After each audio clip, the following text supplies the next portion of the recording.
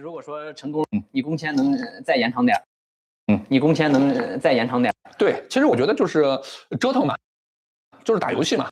既然你拿的这个移民的剧本就是，既然你拿的这个移民的剧本就是这样，是吧？妈的，这个 Plan A 不行，Plan B 不行，Plan C 甚至不行，Plan 那就继续玩呗，对不对？那你说我这个能力不够是吧？那妈的我要回去，那我觉得我也。那你雇主担保这条路是，那你雇主担保这条路是彻底放弃了吗？还是？那你雇主担保这条路是彻底放弃了吗？还是？对，当我们了解到这个真实的这种情况之后呢？对，当我们了解到这个真实的这种情况之后呢，我觉得这个是有问题的。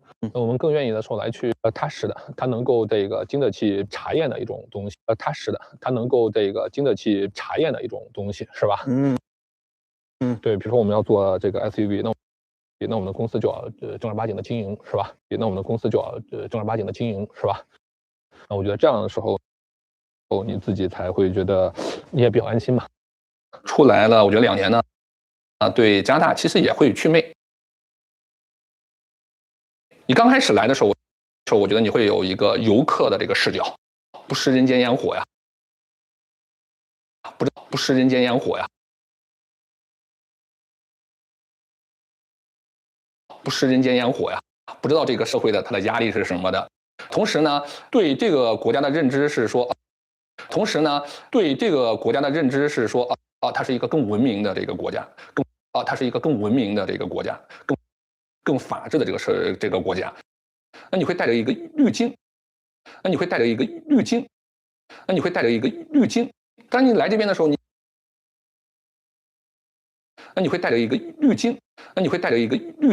当你来这边的时候，你也会经历过这种妈的这个白人，你也会经历过这种妈的这个白人，我靠，素质低得一塌糊涂，我靠，素质低得一塌糊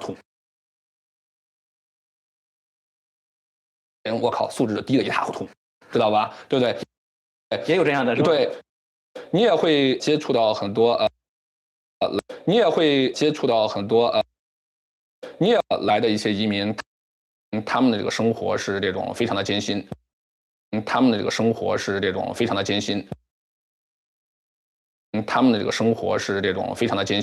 你也会发现这个社会的时候，如果你没有钱的话，也是寸步难行的，对不对？如果你没有钱的话，也是寸步难行的，对不对？如果你没有钱的话，也是寸步难行的，对不对？那你会看到的这个社会，所以我觉得你就慢慢的时候，这个祛魅了。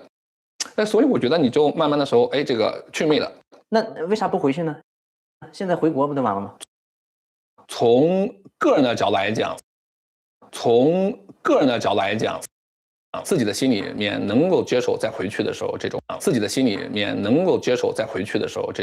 但是呢，比如说我老婆，她觉得这边还挺好。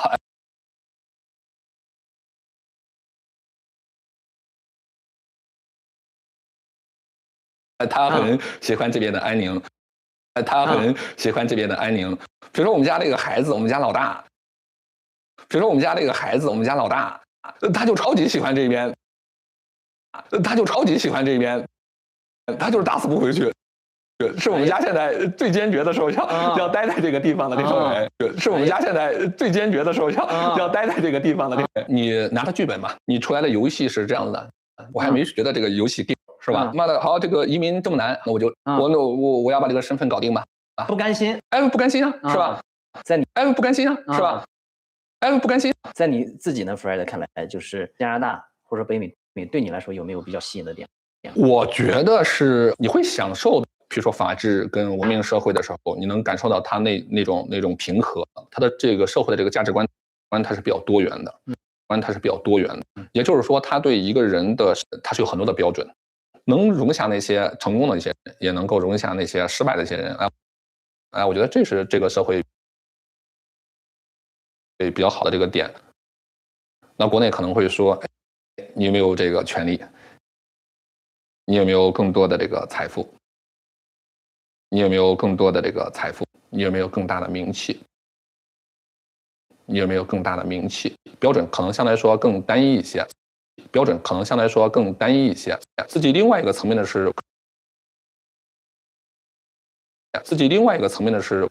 可能就是这个过去这1个月又交了这个学费，过去这1个月又交了这个学费，我突然之间觉得哇 ，I'm back。我过去几年在移民的过程当中 ，I'm back。我过去几年在移民的过程当中，你处于一种能量收缩的状态，你处于一种能量收缩的状态，那么现在就会突然之间就觉得，哎，你有重燃这种创业的这个激情，你有重燃这种创业的这个激情，你有重燃这种创业的这个激情，就是我遇到挫折，但是一般你挫折是打不到我的。你既然给我这么差的剧本，那妈的，我要把这个剧本变成另外一种结果来看。那妈的，我要把这个剧本变成另外一种结果来看。这种不甘心，或者说这种被激起来这种，或者说这种被激起来激情也好，挑战也好，也体现在你各种选择不同的移民路。我 A 不行我就 B，B 不行我就 C， 反正我不放弃，是不是？对，我会觉得如果加拿大不行，我就去折腾美国去。反正得行，我就去折腾美国去。反正得在北美闹个身份再说。对啊，反正得在北美闹个身份再说。在你的脑海里面，其实很多时候不是这个，是在寻找各种的可能性，是在寻找各种的可能性。他有没有其他更多方案？也会，他有没有其他更多方案？也会跟后面被骗也都埋下了伏笔。因为思想也会跟后面被骗也都埋下了伏笔。也会跟后面被骗也都埋下了伏笔。因为思想是 open 的，你重新去想来去建立你的社交关系，你重新去想来去建立你的社交关系，所以你对所有的陌生人是开放的。陌生人的这种防备的心理的时候，陌生人的这种防备的心理的时候呢，就会下降很多。你所有现在的移民还是找中介办的吗？你所有现在的移民还是找中介办的吗？还是自己办了就？中介某种意义上的时候，我觉得有一点；中介某种意义上的时候，我觉得有一点；中介某种意义上的时候，我觉得有一点骗吧。利用一些信息的不对称，利用一些信息的不对称，利用一些信息的不对称，宣传各种美好、各种承诺，甚至宣传各种美好、各种承诺，甚至其实跟你签了合同，但是呢，来了之后你发现哦不对原来他讲的东西并不如他所说的。同时呢，他有些这种合同的东西呢，他也不能按照这个契约的时候来去跟你去执行，他也不能按照这个契约的时候来去跟你去执行。你自己在这边你适应了，你跟很多路子也清楚了，你跟很多路子也清楚了，你跟很多路子也清楚了，你的语言能力的时候也在提升了，你的语言能力的时候也在提升了。其实移民这个事儿呢，我会认为说你能 DIY 就 DIY， 你的成本会比较低，是吧？你即使说这个事儿你不成功了，那你在这个里面的这个沉没成本是吧，也是比较低的。那其次呢，我会觉得这个，反正这些所有的这种移民国家，它的政策其实都是清清晰晰的写在上面的，是吧？它的政策其实都是清清晰晰的写，只要自己愿意研究，是吧？只要自己愿意研究，是吧 ？AI 有这么方便，是吧？你自己说你语言不清楚，其他东西你用 AI 帮你解决。我觉得可能某种程度上比那些这个中介，我觉得可能某种程度上比那些这个中介或者是一些持牌之类的些人或者是一些持牌之类的些人可能还更靠谱一些。是在什么样一个情形下？是在什么样一个情形下你遇到了这个交学费？交学费啊！交学费。我当时在10月份，因为我想把我们的频道，那我就在上面去发。那后有人就来去关注你，电话去看一下，它是一个读书频道，有一个人在那边读书，我分享各种这种鸡汤、文学、诗词之类这些东西，文学、诗词之类这些东西。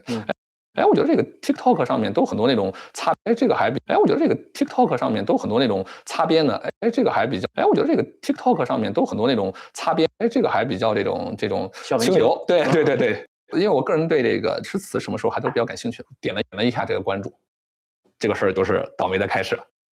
在私信里面可以跟你聊，他说这个自己是香港富途证券的一个分析师助理，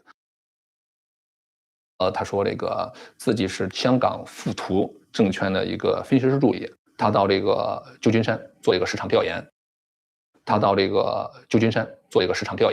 他会问你是不是海外的华人呢？我说算是。他说我们能不能加个 WhatsApp？我说那行吧。你加他当时的目的是啥？是因为他说到你心上了，还是因为她是个美女？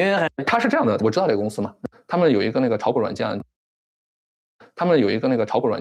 那做这个金融干嘛东西呢？那我觉得，哎，这个认识一下朋友多好，了解投资。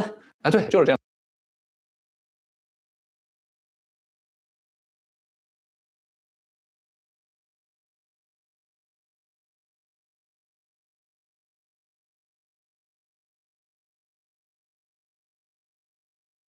kết hợp ánh mắt, câu nói, cái miếng mảng trong tình huống đó lại thành một. Kết hợp ánh mắt, câu nói, cái miếng mảng trong tình huống đó lại thành một. Kết hợp ánh mắt, câu nói, cái miếng mảng trong tình huống đó, nó kịp tất cả mọi thứ nó phải vô chung một cái nguồn để đi tới, chứ không có ai diễn hài. Nó kịp tất cả mọi thứ nó phải vô chung một cái nguồn để đi tới, chứ không có ai diễn hài mà lên sân khấu tự nhiên ta mất cười đâu. Rất nhiều diễn viên hài bước ra là người ta sẽ cười cái đùng, hồi xưa anh Hữu Lộc. Rất nhiều diễn viên hài bước ra là người ta sẽ cười cái đùng, hồi xưa anh Hữu Lộc dạy rằng là đó là hài tăng đầu, tức là khi mình bước ra người ta cười á là do thứ dạy rằng là đó là hài tăng đầu, tức là khi mình bước dạy rằng là đó là hài tăng đầu, tức là khi mình bước ra người ta cười á là do thứ nhất là cái giao diện mình, cái mặt mình sao đó, cái body mình bự, hoặc là thứ nhất là cái giao diện mình, cái mặt mình thứ nhất là cái giao diện mình, cái mặt mình sao đó, cái body mình bự, hoặc là mình ốm nhôm nhất là bước ra là gọi là hài tăng đầu, là bước ra là vỗ tay, hoặc là mình ốm nhôm nhất là bước ra là gọi là hài tăng đầu, là bước ra là vỗ tay trời mắc cười tới cuối cùng là phải trình diễn, là phải performance đó, phải trình diễn từ đầu tới cuối cùng là phải trình diễn, là phải performance đó, phải trình diễn từ đầu tới cuối. Mà diễn hài xưa nó khó lắm, vì tất cả các sinh hoạt như mình biết là từ đầu tới cuối. Mà diễn hài xưa nó khó lắm, vì tất cả từ đầu tới cuối. Mà diễn hài xưa nó khó lắm, vì tất cả các sinh hoạt như mình biết là nổi tiếng là trống đồng 126, 130 rồi năm quan 3 năm, là mỗi nhóm hài chỉ có 10. Nổi tiếng là trống đồng 126, 130 rồi năm quan 3 năm, là mỗi nhóm hài chỉ có 10 tới 15 phút thôi. Thì trong 10 tới 15 phút đó là phải cười liên tục và dồn dập, và những mảng về sau, những phút cuối thì phải càng cười mạnh hơn để mình kết. Và những mảng về sau, những phút cuối thì phải càng cười mạnh hơn để mình kết. Và những mảng về sau, những phút cuối thì phải càng cười mạnh hơn để mình kết cái tiểu phẩm đó. Nên nó khó, rất khó để diễn hài là vì sao? Họ ngưng cười là mình thất cái tiểu phẩm đó. Nên nó khó, rất khó để diễn hài là vì sao? Họ ngưng cười là mình thất cái tiểu phẩm đó. Nên nó khó, rất khó để diễn hài là vì sao? Mình thất bại. 12 phút diễn thì làm gì có chuyện sau 1 phút mới được cười. Sau 15 giây là phải có cái mắc cười rồi. Nó khó vậy đó. Cực khó. Trong các loại diễn xuất diễn hài là cực khó.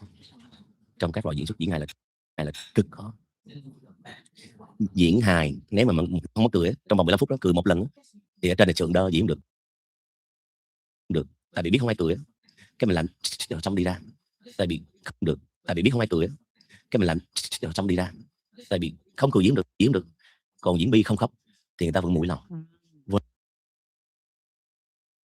Diễn được, còn diễn bi không khóc thì người ta vẫn mũi lòng. Với cái câu chuyện đó tôi thấy buồn vì câu chuyện đó, nhưng bởi vì với cái câu chuyện đó tôi thấy buồn vì câu chuyện đó, nhưng bởi vì không có set xin họ được nên họ không khóc, nhưng họ vẫn mũi chứ tự nhiên, bởi vì không có set xin họ được nên họ không khóc, bởi vì không có set xin họ được nên họ không khóc, nhưng họ vẫn mũi chứ tự nhiên mẹ con chia ly vậy mà mình cũng là từng là đứa con mình, maybe mình là tự nhiên mẹ con chia ly vậy mà mình cũng là từng là đứa con mình, maybe mình là người mẹ. Nhạc lên, ánh sáng đi mờ xuống. Nhạc lên, ánh sáng đi mờ xuống. Tội ghê. Thì ở trên này vẫn diễn tốt, mặc dù không thích. Tội ghê. Thì ở trên này vẫn diễn tốt, mặc dù không thích. Tội ghê. Thì ở trên này vẫn diễn tốt, mặc dù không thích. Không thích xin tùy vào từng người. Còn diễn hài không mất cười lên. đi anh Bảy đi thôi anh Bảy, đi tập thể dục, sao hôm nay cũng sống hay sao vậy đó, mà dưới không vỗ tay không cười là ở trên đổ mồ hôi. Ngộ thật bởi vì bị tâm lý. Ngộ thật bởi vì bị tâm lý. Ủa sao những đường khó hơn lại đi? Tại sao là 10 khó? Muốn một cuộc sống nó đầy màu sắc về hài hước á. Dù rằng những người hai là những người muốn một cuộc sống nó đầy màu sắc về hài hước á. Dù rằng những người hai là những người luôn giấu cái phần buồn về mình á. Những người luôn giấu cái phần buồn về mình á. Mình muốn tạo tiếng cười á, và mình nghĩ hài không bao giờ thiếu được cuộc đời này. Mình muốn tạo tiếng cười á. Mình muốn tạo tiếng cười á, và mình nghĩ hài không bao giờ thiếu được cuộc đời này. Nó là giai đoạn thôi. Ví dụ như hiện tại chương trình ca nhạc đang cách này, nó là giai đoạn thôi. Ví dụ như hiện tại chương trình ca nhạc đang cách, concert đang cách, reality 2 năm hoặc là 3 năm nữa thôi. Những chương trình cách, concert đang cách, reality show đang cách. Nhưng mà theo Giang nghĩ 2 năm hoặc là 3 năm nữa thôi, những chương trình hài chắc chắn sẽ trở lại ở một 2 năm hoặc là 3 năm nữa thôi, những chương trình hài chắc chắn sẽ trở lại ở một cái giao diện mới, chứ không có nghĩa là đứng lên cái nó qua hai cọc mất ở một cái giao diện mới, chứ không có nghĩa là đứng lên cái nó qua hai cọc mất có mất cười. Nó sẽ là một cái chương trình nào đó, nhưng mà cũng sẽ hài, chắc chắn hài, không thể thiếu trong cuộc sống được. Thế thì mình tò mò là Giang giống ai trong gia đình, mọi người có hài hước gì không? Không hề. Trong dòng họ 3 đời nhà tôi, nội ngoại chưa có ai. Đây là trong dòng họ 3 đời nhà tôi, trong dòng họ 3 đời nhà tôi, trong dòng họ 3 đời nhà tôi, nội ngoại. Đây là đời đầu tiên đúng không? Chưa có đi làm nghệ thuật luôn. Đây là đời đầu tiên đúng không? Chưa có đi làm nghệ thuật luôn. Chứ đừng nói về hài. Chưa có đi làm nghệ thuật luôn. Maybe là nhiều người nói là giống mẹ em, tại vì mẹ Đừng Giang mất rồi, mẹ Giang mất 40 năm. Một sự tích cực rõ ràng. Mặc dù lại ém cái phần đó ở sâu bên trong. Giang nhắc rất nhiều đến cái chữ là được khán giả thương. Trời thương. Tôi từng có những cái sự thương mà tôi nghĩ rằng là chắc là cái đó là cái ân huệ của mình, cho nên những cái gì mình đang gặp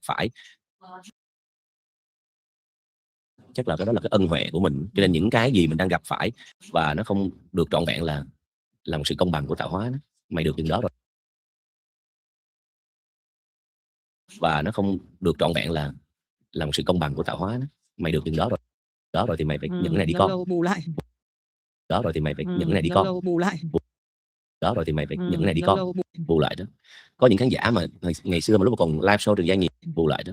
Có những khán giả mà ngày xưa mà lúc mà còn Giang nhiều đó, là họ đi từ Cà Mau đón xe lên, vừa tới nơi vừa coi xong, để cái mắm có được gì cực vậy tôi? Sao có cực vậy? Tao mê mày lắm, tao khoái mày, để cái mắm có được gì cực vậy tôi? Sao có cực vậy? Mày tôi lên nó coi mày cười chút xíu tôi về, mai tao đi vuông nữa là đi nuôi tôm á.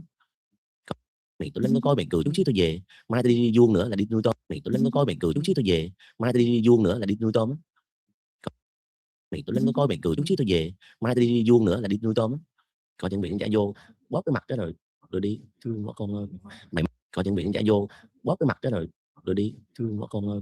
Coi chân biển trả vô bóp cái mặt đó rồi đi thương bỏ con ơi. Cười quá. Cái sự mà cũng nhiều biến cố cho mày không? Cười quá. Cái sự mà cũng nhiều biến, nhưng mà khán giả vẫn còn thương đến giờ này. Đó là vừa rồi là mới công bố là vừa rồi là mới công bố là Trường Giang sẽ trở lại với điện ảnh sau 5-6 năm vắng bóng. Mọi người vào nói là Trường Giang sẽ trở lại với điện ảnh sau 5-6 năm vắng bóng. Mọi người vào nói là gì chứ em không biết, hay giờ em đi coi đó. Nhưng mà hồi xưa nhá, là có rất nhiều các cái buổi gặp gỡ trực tiếp. Mình nhận được cái thương đó. Thì mình thấy bây giờ Giang vẫn rất là chịu khó đi quay những cái chương trình là Muốn Ăn Phải Lăn Vào Bếp này, đúng không? Khó đi quay những cái chương trình là Muốn Ăn Phải Lăn Vào Bếp này, đúng không? Đúng không? Đi vào và tiếp xúc rất là gần với mọi người. Đây, đúng không? Đi vào và tiếp xúc rất là gần với mọi người. Đây có phải là cái cách để mình cảm được rõ cái thương không? Mình nói cái điều đấy. Đây có phải là cái cách để mình cảm được rõ cái thương không? Mình nói cái điều đấy bởi vì rõ ràng bây giờ mạng xã hội ấy, rất là khó để biết là người ta thương mình rất là khó đo và chạm thấy, thì mình không rất là khó đo và chạm thấy. Mình không biết là có quan trọng với một người nghệ sĩ mà làm lâu trường nghề, mình phải cảm được cái thương đấy, mình thậm chí mình phải sờ nắm được. Mình phải cảm được cái thương đấy, mình thậm chí mình phải sờ nắm được. Mình phải cảm được cái thương đấy, mình thậm chí mình phải sờ. Riêng ở chương trình muốn ăn phải lau vào bếp, chuyện ra đi làm không. Riêng ở chương trình muốn ăn phải lau vào bếp, chuyện ra đi làm. Mình biết nấu ăn nên mình làm chương trình nấu ăn.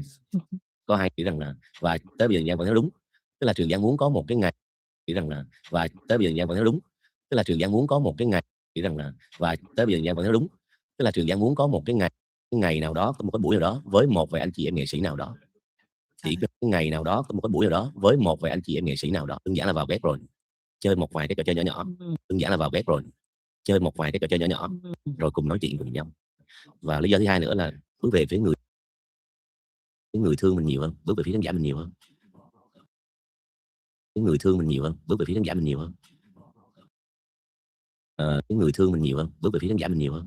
Cũng đến nhiều vùng thì cũng có những vùng cũng đến nhiều vùng thì cũng có những vùng cực thành phố, những vùng kinh tế tốt hơn. Nhưng mà khi mình đi về phía cái người thành phố, những vùng kinh tế tốt hơn, nhưng mà khi mình đi về phía cái người nghèo nhiều hơn á, cái mình cảm thấy nó nhẹ hơn.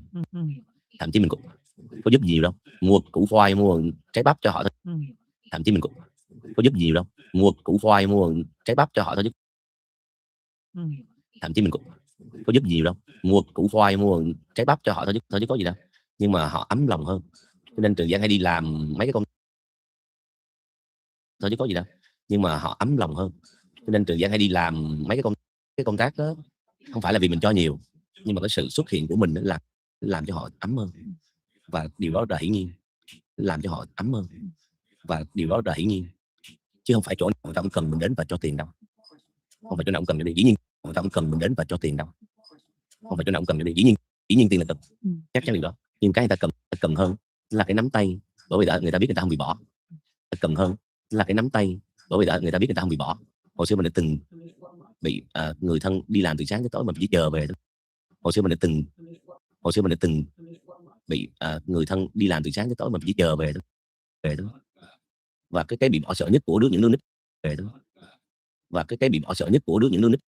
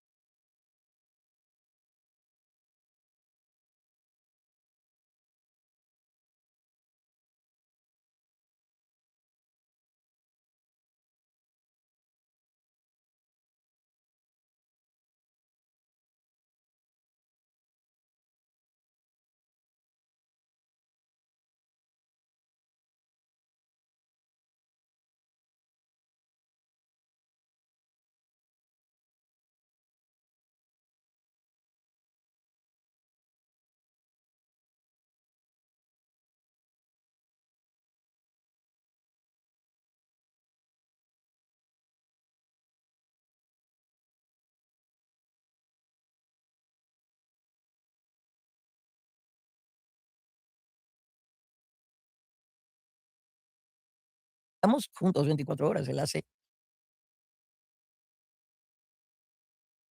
No estamos juntos 24 horas, él hace tantas cosas, pero sale de viaje y me levanta. No estamos juntos 24 horas, él hace tantas cosas, pero sale de viaje y me levanto a lavarme los dientes y hay una notita ahí, bebé, te voy a extrañar, te quiero. Me levanto a lavarme los dientes y hay una notita ahí, bebé, te voy a extrañar, te quiero. Puse fotos de algunas de ellas en el disco en el vinilo y si lo quiero. Puse fotos de algunas de ellas en el disco en el vinilo y si lo ven digital.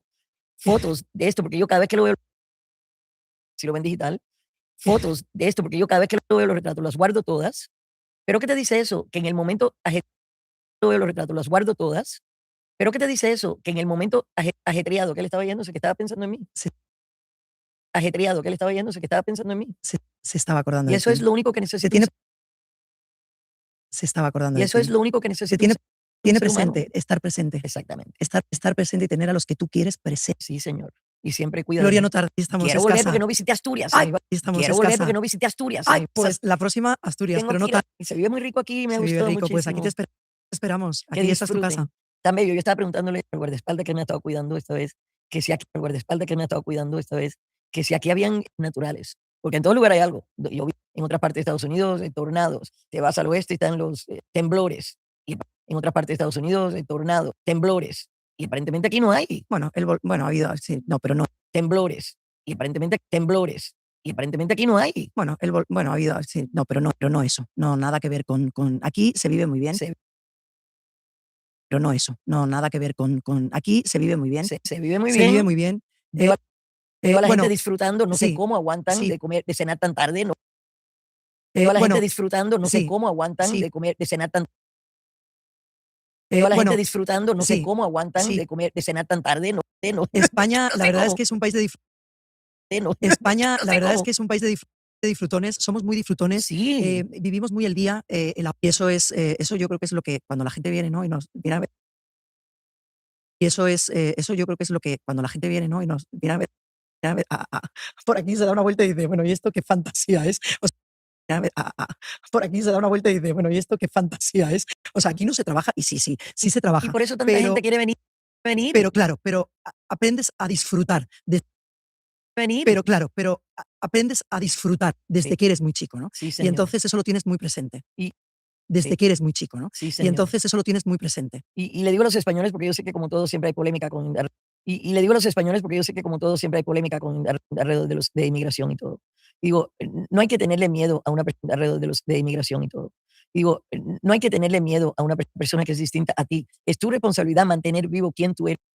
Persona que es distinta a ti. Es tu responsabilidad mantener vivo quién tú eres. Ellos no pueden acabar con la cultura española simplemente porque traen tú eres. Ellos no pueden acabar con la cultura española si te traen otro pedacito de cultura ahí. Nadie ha acabado con mi cubanía, aunque te traen otro pedacito de cultura ahí.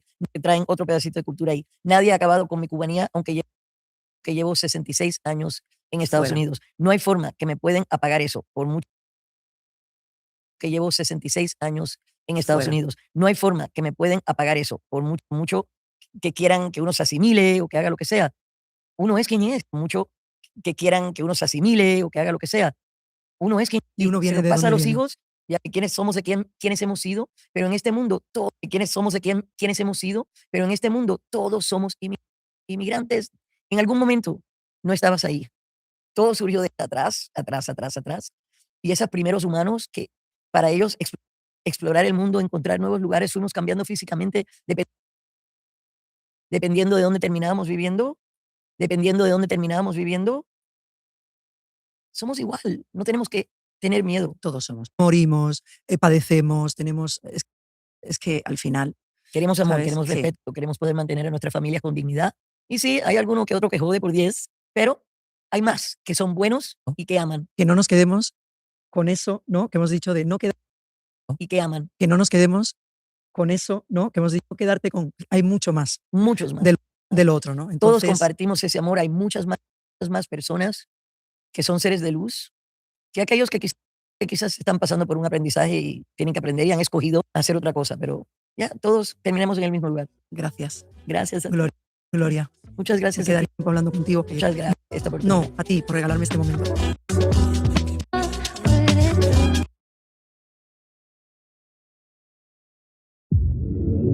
Podium Podcast. Lo mejor está por escuchar. Con 80 años no podemos parecer de 50. Hemos sido educadas en esta Con 80 años no podemos parecer de 50. hemos sido educadas en esta servicialidad, en cuidar de los demás. Tiene derecho mi pareja, pues, a hacer la comida. Servicialidad, en cuidar de los demás. Tiene derecho mi pareja, pues, a hacer la comida o recoger la cocina o hacer la lista de la compra de una manera más flexible. La comida o recoger la cocina o hacer la lista de la compra de una manera más flexible y no que todo esté, bueno, pues que pase por mi control. ¿Por qué es tan importante? Flexible y no que todo esté, bueno, pues que pase por mi control. ¿Por qué es tan importante incluir la sexualidad en el autocuidado? Importante incluir la sexualidad en el autocuidado. Importante incluir la sexualidad en el autocuidado. Muchísimas mujeres no conocen su cuerpo, jamás han puesto un espejito. Muchísimas mujeres no conocen su cuerpo, jamás han puesto un espejito en las piernas para saber dónde está cada parte de nuestros genitales. Una tía acomplejada hablando de sus mierdas. Así definió este podcast el otro día un usuario. Así que sí, usuario, estoy acomplejada y tengo mierdas. El otro día un usuario. Así que sí, usuario, estoy acomplejada y tengo mierdas para dar y regalar. Así que hoy vamos a hablar de algunas de ellas. Si te tengo mierdas para dar y regalar, así que hoy vamos a hablar de mierdas para dar y regalar, así que hoy vamos a hablar de algunas de ellas, si te parece. Para empezar, no medito al levantarme, que es muy recomendable. Si te parece. Para empezar, no medito al levantarme, que es muy recomendable. Primero, porque no sé hacerlo. Segundo, porque es probable que si estoy callada. Primero, porque no sé hacerlo. Segundo, porque es probable que si estoy callada 5 minutos me quede dormida. Y si no me quedo dormida, también es probable que 5 minutos me quede dormida. Y si no me quedo dormida, también es probable que me ponga a pensar en la lista de la compra, o si he tendido la lavadora, o si que me ponga a pensar en la lista de la compra, o si he tendido la lavadora, o si me voy a encontrar una bola con olor a bayeta al llegar a casa, quién sabe. Si me voy a encontrar una bola con olor a bayeta al llegar a casa, quién sabe. Parece ser que la meditación no va de eso, así que no la hago. Tampoco me bebo un vaso de agua templada con limón en ayunas. Vomitaría. Muchos días no ceno y acabo comiendo a la 1 de la mañana cereales directamente de la caja. No ceno y acabo comiendo a la 1 de la mañana cereales directamente de la caja, o pan duro con mayonesa de bote, o polvorones caducados, o todo lo anterior.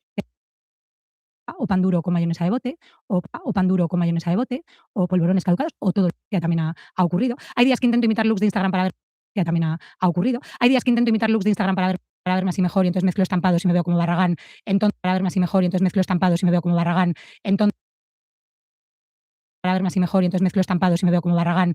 Entonces me doy cuenta de que quizá no sea buena idea, tardo más, llego tarde donde. Entonces me doy cuenta de que quizá no sea buena idea, tardo más, llego tarde de donde iba, mala idea también innovar.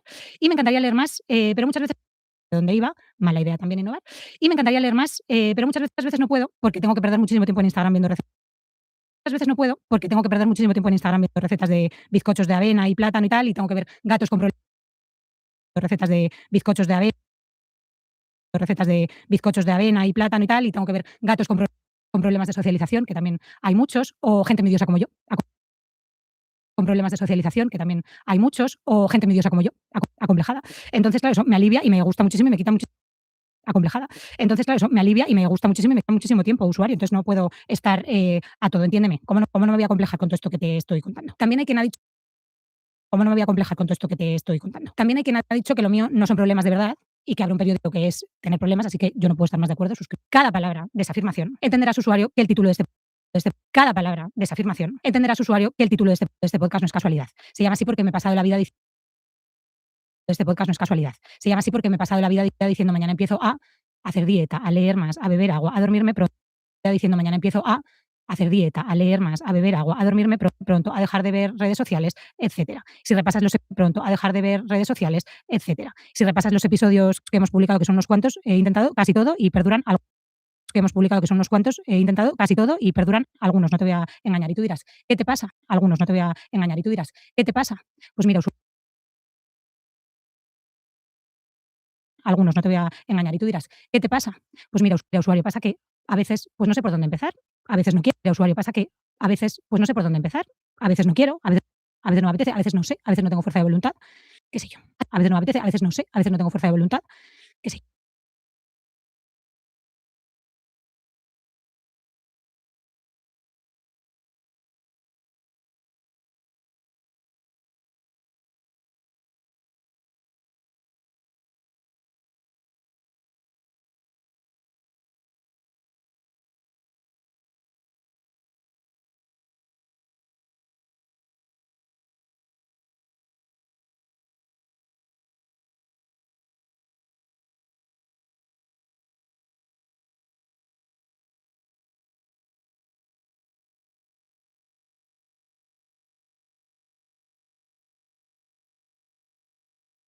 Est-ce que tu savais que la France possède le deuxième plus grand territoire maritime? Est-ce que tu savais que la France possède le deuxième plus grand territoire maritime au monde?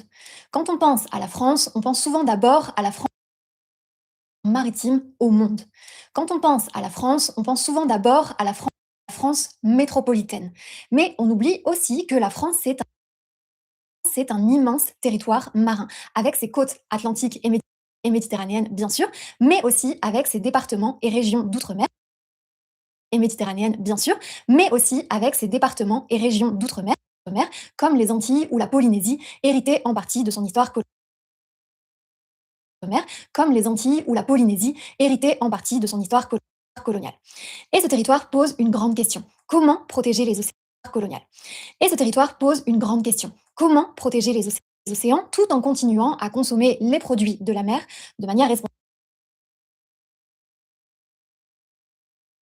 Océans tout en continuant à consommer les produits de la mer responsables. C'est le sujet de l'épisode d'aujourd'hui. Il s'appelle Laurent Debasse, il est océanologue, c'est-à-dire qu'il étudie les océans, et il a fondé Planète Mer, une association qui travaille pour la protection de l'environnement marin. Avec Laurent, on a parlé du gigantesque protection de l'environnement marin. Avec Laurent, on a parlé du gigantesque territoire marin français, des menaces qui pèsent sur les océans et des solutions pour mieux les protéger. Salut, salut, salut et bienvenue dans un nouvel épisode de French Mornings, le podcast. Ce podcast, je t'aide à progresser en français grâce à des conversations naturelles, des interviews et des sujets passionnants. À entendre aujourd'hui est d'un niveau assez avancé, mais pas de panique, tu peux la suivre plus facilement grâce à la transcription gratuite préparée. Il te suffit de cliquer sur le lien en description, entrer ton email et tu peux préparer. Il te suffit de cliquer sur le lien en description, entrer ton email et tu pourras télécharger gratuitement le PDF de l'épisode. Tu y retrouveras la transcription complète, un glossaire avec le vocabulaire et les expressions importantes. Transcription complète, un glossaire avec le vocabulaire et les expressions importantes et un exercice de compréhension. Et pour les plus sérieux d'entre vous qui veulent progresser en français de manière structurée, des cours adaptés à leur niveau, je vous rappelle que vous pouvez retrouver tous mes cours adaptés à leur niveau. Je vous rappelle que vous pouvez retrouver tous mes cours de français du niveau débutant à avancé sur mon site internet frenchmornings.com. Et je vous souhaite une très bonne écoute. frenchmornings.com. Et je vous souhaite une très bonne écoute. Bonjour Laurent, comment vous allez? Ça va bien, merci. Avant de commencer à parler plus en profondeur des territoires marins français, est-ce que vous pouvez vous présenter pour les auditeurs? Alors, je m'appelle Laurent Debasse, je suis océanologue de formation et je dirige une association dont je suis aussi le océanologue de formation et je dirige une association dont je suis aussi le cofondateur qui s'appelle Planète Mer. Alors, je suis le cofondateur qui s'appelle Planète Mer. Alors, Planète Mer en 2 mots, c'est la mission qu'on s'est donnée, c'est agir ensemble. Alors, Planète Mer en 2 mots, c'est la mission qu'on s'est donnée, c'est agir ensemble pour retrouver un équilibre durable entre vie marine et activité humaine. Ensemble pour retrouver un équilibre durable entre vie marine et activité humaine, parce que c'est bien ça l'enjeu aujourd'hui, avec 3 grands domaines d'activité humaine, parce que c'est bien ça l'enjeu aujourd'hui, avec 3 grands domaines d'action, la protection de la biodiversité marine et littorale, la gestion la gestion des ressources de pêche et la restauration des écosystèmes dégradés. Voilà. La gestion des ressources de pêche et la restauration des écosystèmes dégradés. Voilà. La gestion des ressources de pêche et la restauration des écosystèmes dégradés. Voilà. Voilà. Et on développe ça sur la France et même à l'étranger, puisque voilà. Et on développe ça sur la France et même à l'étranger, puisque la restauration, on l'a fait en Indonésie, dans la province de Raja Ampat. Et la restauration, on l'a fait en Indonésie, dans la province de Raja Ampat. Et d'où est-ce qu'il vient cet engagement? Est-ce que vous avez grandi Et d'où est-ce qu'il vient cet engagement? Est-ce que vous avez grandi près de la mer? Alors, je crois que c'est venu. Moi, au départ, je suis. Près de la mer? Alors, je crois que c'est venu. Moi, au départ, je suis lyonnais, donc la mer était quand même un peu loin, mais par contre, nos parents. Je suis lyonnais, donc la mer était quand même un peu loin, mais par contre, nos parents nous emmenaient à la mer systématiquement l'été. Et je pense que. Nos parents nous emmenaient à la mer systématiquement l'été. Et je pense que, évidemment, c'est là qu'a commencé l'intérêt pour la mer. Après.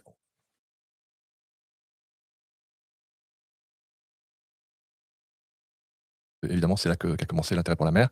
Après, évidemment, c'est là qu'a commencé l'intérêt pour la mer. À l'époque, il y avait le commandant Cousteau, qui était évidemment une figure emblématique. À l'époque, il y avait le commandant Cousteau, qui était évidemment une figure emblématique. Et les premiers films de Cousteau, moi, j'étais marqué par ça dans mon enfance. Et un jour, j'ai fait la jonction entre ces images du commandant Cousteau et des études que je pouvais faire. Et c'est comme ça. Et ces images du commandant Cousteau et des études que je pouvais faire. Et c'est comme ça que je suis arrivé à Marseille il y a maintenant plus de 40 ans pour faire mes. C'est comme ça que je suis arrivé à Marseille il y a maintenant plus de 40 ans pour faire mes études d'océanologie. Et après, vous êtes resté. Faire mes études d'océanologie. Et après, vous êtes resté basé à Marseille pour. Alors, je suis pas resté basé à Marseille. resté basé à Marseille pour... Alors, je suis pas resté basé à Marseille parce qu'en fait, je suis parti en Polynésie française pour faire ma thèse. À Marseille parce qu'en fait, je suis parti en Polynésie française pour faire ma thèse sur le changement de sexe des mérous. Après, j'ai fait ma thèse sur le changement de sexe des mérous. Après, j'ai fait un petit tour en Indonésie. Je suis rentré à Rennes. Je suis reparti en Thaïlande pour travailler pour les Nations Unies à Bangkok, pour l'organisation des pour travailler pour les Nations Unies à Bangkok, pour l'organisation des Nations Unies pour l'alimentation et l'agriculture. Mission des Nations Unies pour l'alimentation et l'agriculture. Je suis revenu à Paris, après je suis revenu à Marseille, voilà. OK. Je suis revenu à Paris, après je suis revenu à Marseille, voilà. OK. Donc un petit tour du monde Voilà, pour le travail. Et justement, quand on parle des territoires marins français, moi je trouve qu'on n'en parle pas assez justement parce qu'on se rend pas compte de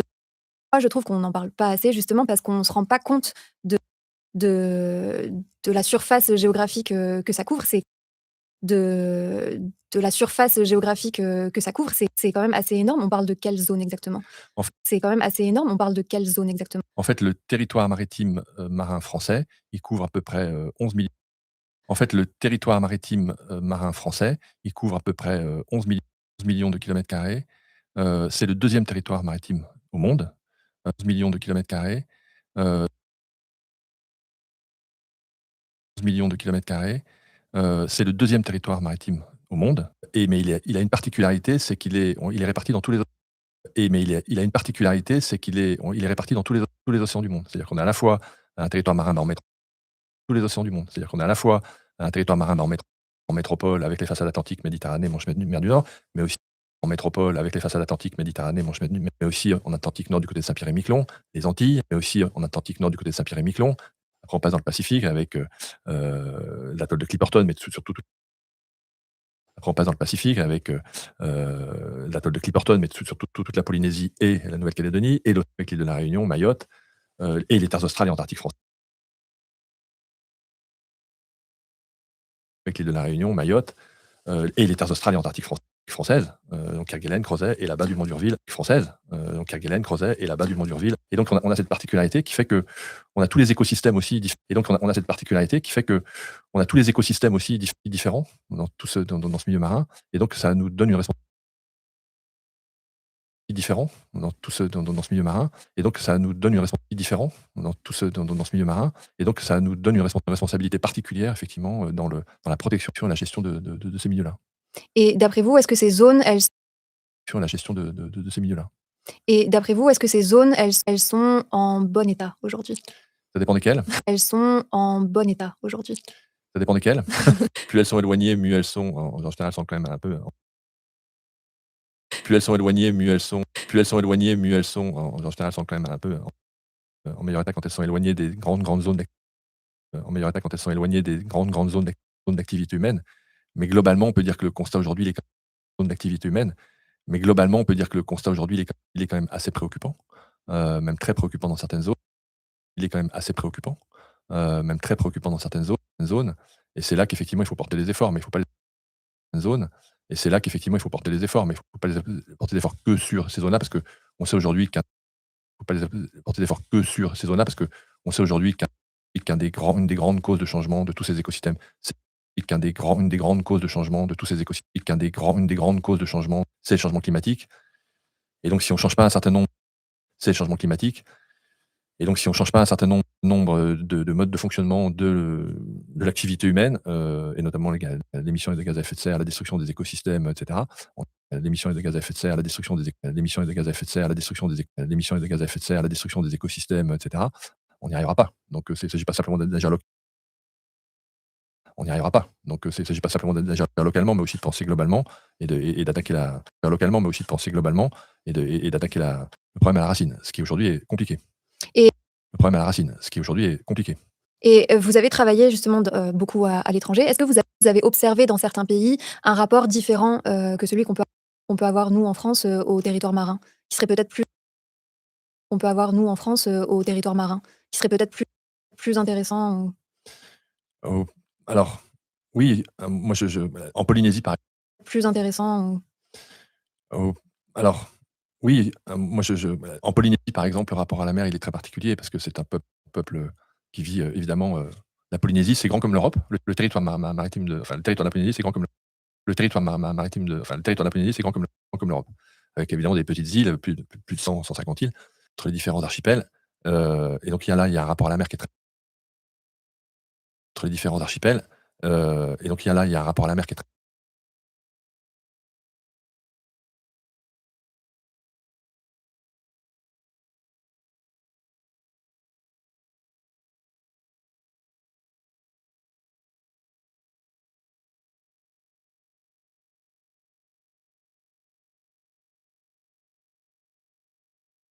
はい、今回もゆうさんに、来てもらいました。ありがとうございます。よろしく。今回のテーマは、今回のテーマは、自然と景色で何を考えるかでしたっけ？はい。でしたっけ？はい。でしたっけ？大丈夫？そうだよ。何を考えるかだね。そう。何を考えるかだね。どう？そうね。自然の中で何にも考えないかも。そう。これね、コロナが始まったばっかりの頃にコロナが始まったばっかりの頃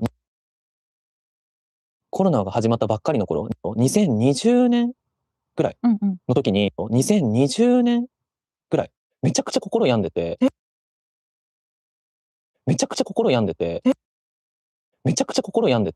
そうなんだ。で、その時にどうやってこう、ダメな自分をプラスになってもとにかくゼロに近づけ昔の自分に近づけるために、なんか心を休ませなきゃっていうのいろんな本を読んだんだけど、その時に瞑想ってあるじゃん。瞑想。瞑想。で、その時に瞑想ってあるじゃん。瞑想。で、無になるのと、綺麗な景色を見て、わあ綺麗だって思うのは、同じ効果があるって。そうなんだ。そう。夕日見てて自分の人生ダメだなってあんまりなくないかもね。わ、綺麗。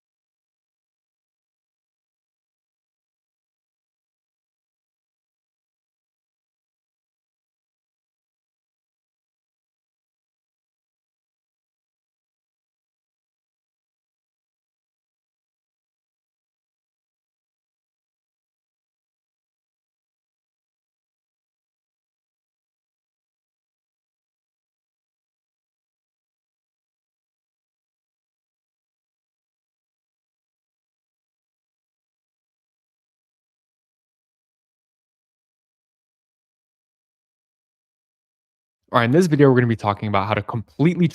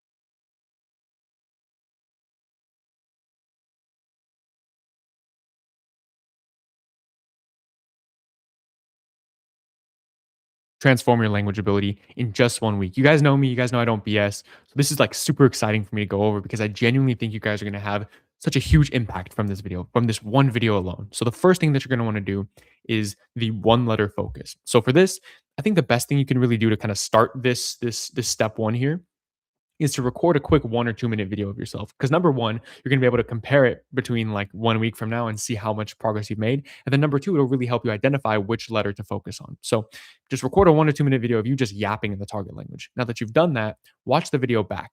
You're going to notice that your pronunciation might not be perfect. Of course, it's not perfect, right? My pronunciation is not perfect. Most people's pronunciation isn't. But really try to pay attention to the one letter, the one sound in the language that you think is the worst out of all of them. It can kind of hurt your feelings to do this, right? And even as an intermediate learner, even as an advanced learner, no matter how good you are in the target language, you will see huge results from doing this. Even if you're fluent already, even if you're C1 level already, you will still see huge results. So like, don't underestimate this. Don't think that you're above this. Honestly, do this. I did this with Vietnamese. I'm continuing to do it with Vietnamese, and my accent is getting better and better. And even my fluency and my confidence is getting better and better as a result. So don't underestimate this. Find the one letter that you say the worst out of all of them. And now what you're going to want to do is really drill this letter. What you're going to want to do is really focus on it, hone in on it. Whenever you get any sort of input in your language, listen to words carefully that have this letter in them. If you kind of find it hard to like isolate one letter in particular, maybe your accent is just so good to the point where you can't pick out any deficiencies, or maybe your accent is like mine was in Vietnamese a couple years ago, where it's so bad that everything is a deficiency, so you can't even pick out one letter. What you're going to want to do is open up a YouTube video that basically just goes over the alphabet in your target language. There's a ton of these. It's super easy to find. Just search like Spanish alphabet, how to pronounce the Spanish alphabet or something like that, right? Whatever target language you're studying. And you're going to find a video and basically just go through and repeat after every letter that they say.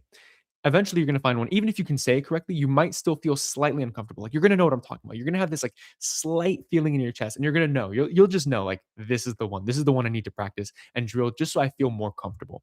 So basically, from here, there's 3 actions that you can take from here. The first one I already went over, which is basically just paying more attention to this sound whenever you get language immersion. Super important, super helpful.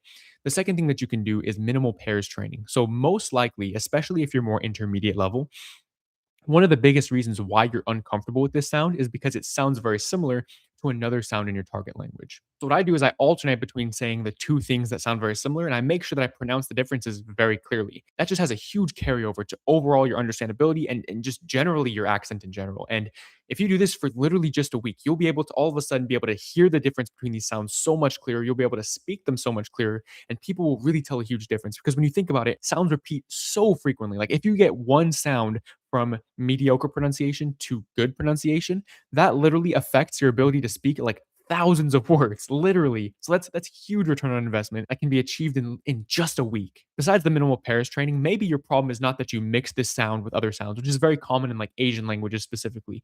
But maybe your problem is that you just say it like an English speaker. Like, for example, the Japanese who sound, you say it like fu. Or maybe in Spanish, you say the T like an English speaker. So you'll say tiempo instead of tiempo or something like that, right? Like, I don't even know how to speak Spanish. I'm assuming that's like how that works. What I would do for that is simply just say it in your target language over and over. Don't even bother with like trying to contrast it to English. You might just confuse yourself for no reason. Basically, just listen and repeat with a bunch of words that have this specific sound, and don't even worry about doing any sort of like compare and contrast. Just literally focus entirely your entire attention on the native language audio of that one specific sound that you're struggling with. And trust me, you'll see massive improvement over just a week. So that's step one, the one letter focus. I know what you're thinking, like, wait, that was just step one? Yeah, bro. I told you, I'm going to transform your language ability completely. This is just step one. Step number 2 is learning how to listen in the target language. This might sound a little bit weird, and I don't see enough people talking about this. This is actually so important. So every language has their own way of expressing to the speaker that they're listening. And when you really think about it, if you ever get into a conversation in your target language, 50% of the time you're going to be listening. So if you learn how to listen in a very natural way, then 50% of your conversation becomes much more natural and native like, and the native speaker feels much more comfortable around you, which literally will like double how good your conversation is. So this is super important. This is something that can be learned very quickly, but it will take a kind of like a longer time for you to be able to just simply do it effortlessly without thinking. But to manually implement it, you can do very quickly.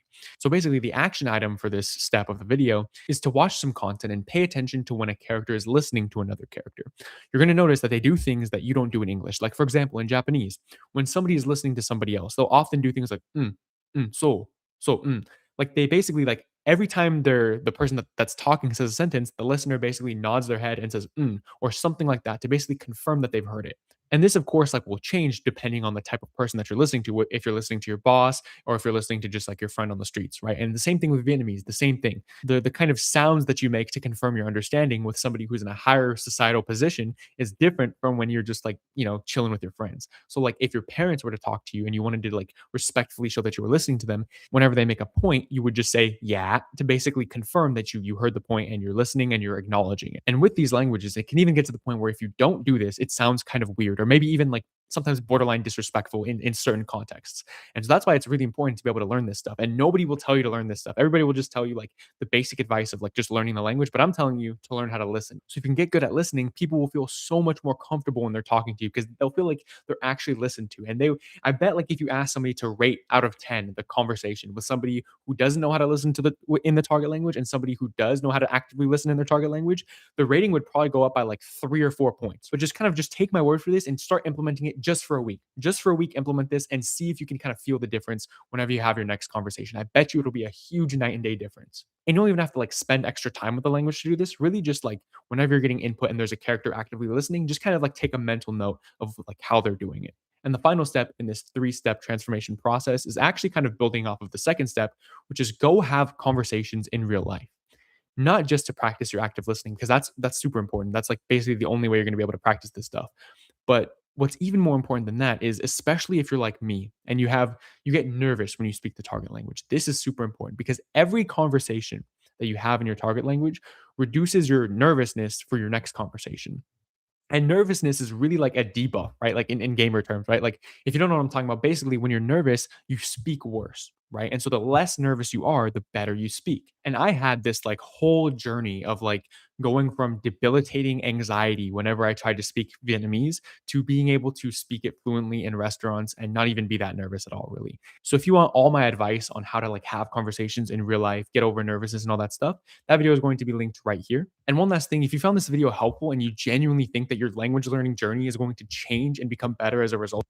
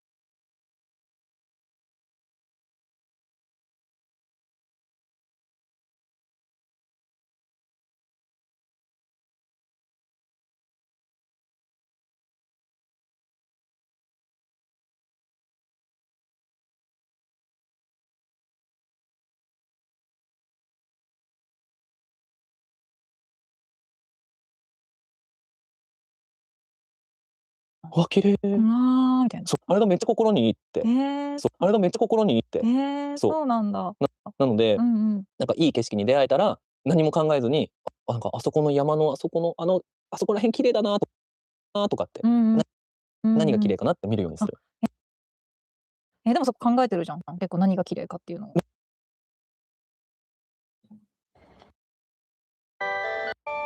おはようございます。7月3日金曜日の溝口駅長朝ライブです。今朝は雨降ってないです。おはようございます。7月3日金曜日の溝口駅長朝ライブです。今朝は雨降ってないですね。ですけど、また明日ぐらい雨なのかな。はい、まあですけれども、まだですね。ですけど、また明日ぐらい雨なのかな。はい、まあですけれども、まだ梅雨はしばらく続きそうな感じですかね。7月中旬ぐらいまでは雨が続くでしょう。まだ梅雨はしばらく続きそうな感じですかね。7月中旬ぐらいまでは雨が続くでしょうか。またなんか台風も来るらしいですね。はい、なかなか、雨の季節、でしょうか。またなんか台風も来るらしいですね。はい、なかなか、雨の季節、覚悟はしてますけれども、なんかで、雨が止むと今度はまた高温になるという覚悟はしてますけれども、なんかで、雨が止むと今度はまた高温になるという予報も出ておりました。また夏の暑さ、とんでもない暑さは勘弁してほしいなと思う予報も出ておりました。また夏の暑さ、とんでもない暑さは勘弁してほしいなと思います。はい。今日はですね、雑談なんですけど、昨日夜、アメトーク思います。はい。今日はですね、雑談なんですけど、昨日夜、アメトークやってましたね。鉄道ファンクラブ。私、すっかり忘れてたんですけど、やってましたね。鉄道ファンクラブ。私、すっかり忘れてたんですけど、7時のニュース見るつもりで、テレビつけたらアメトークやってて、結局2時間、7時のニュース見るつもりで、テレビつけたらアメトークやってて、結局2時間最後まで見ちゃいました。ちょっと見た感想を雑談的にお話ししようかなと思っております。見ちゃいました。ちょっと見た感想を雑談的にお話ししようかなと思っております。皆さんもご覧になった感想あれば、ぜひコメントで教えてください。はい。では、皆さんもご覧になった感想あれば、ぜひコメントで教えてください。はい。ではコメント見てまいります。今井さん、7月1日、残電車で七夕電車が走っています。ではコメント見てまいります。今井さん、7月1日、残電車で七夕電車が走っていますと。7月にずっと走るんでしょうかね。はい。七夕で言いますと。7月にずっと走るんでしょうかね。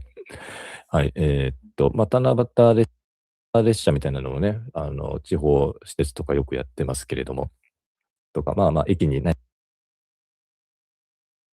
列車みたいなのをね、地方施設とかよく列車みたいなのをね、地方施設とかよくやってますけれども、とか、駅にね、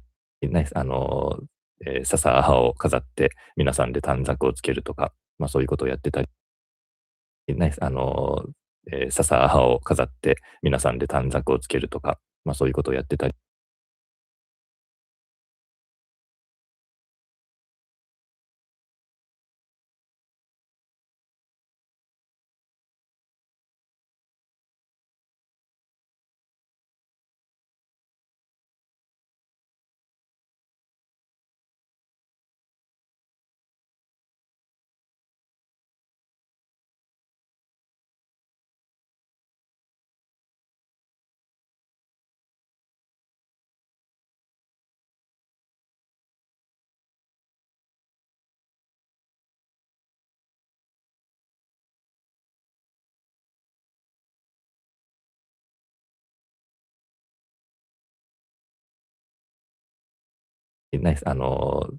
笹を飾って皆さんで短冊をつけるとか、そうたりもします。動詞に書いたああいうのもやってみるといいのかもしれませんね。たりもします。動詞に書いたああいうのもやってみるといいのかもしれませんね。皆さんだったらどんな願い事、短冊に書くでしょうか。うちの子供たち、皆さんだったらどんな願い事、皆さんだったらどんな願い事、ね、短冊に書くでしょうか。うちの子供たちもすっかりやらなくなりましたね。さすがに大きくなってきたんで。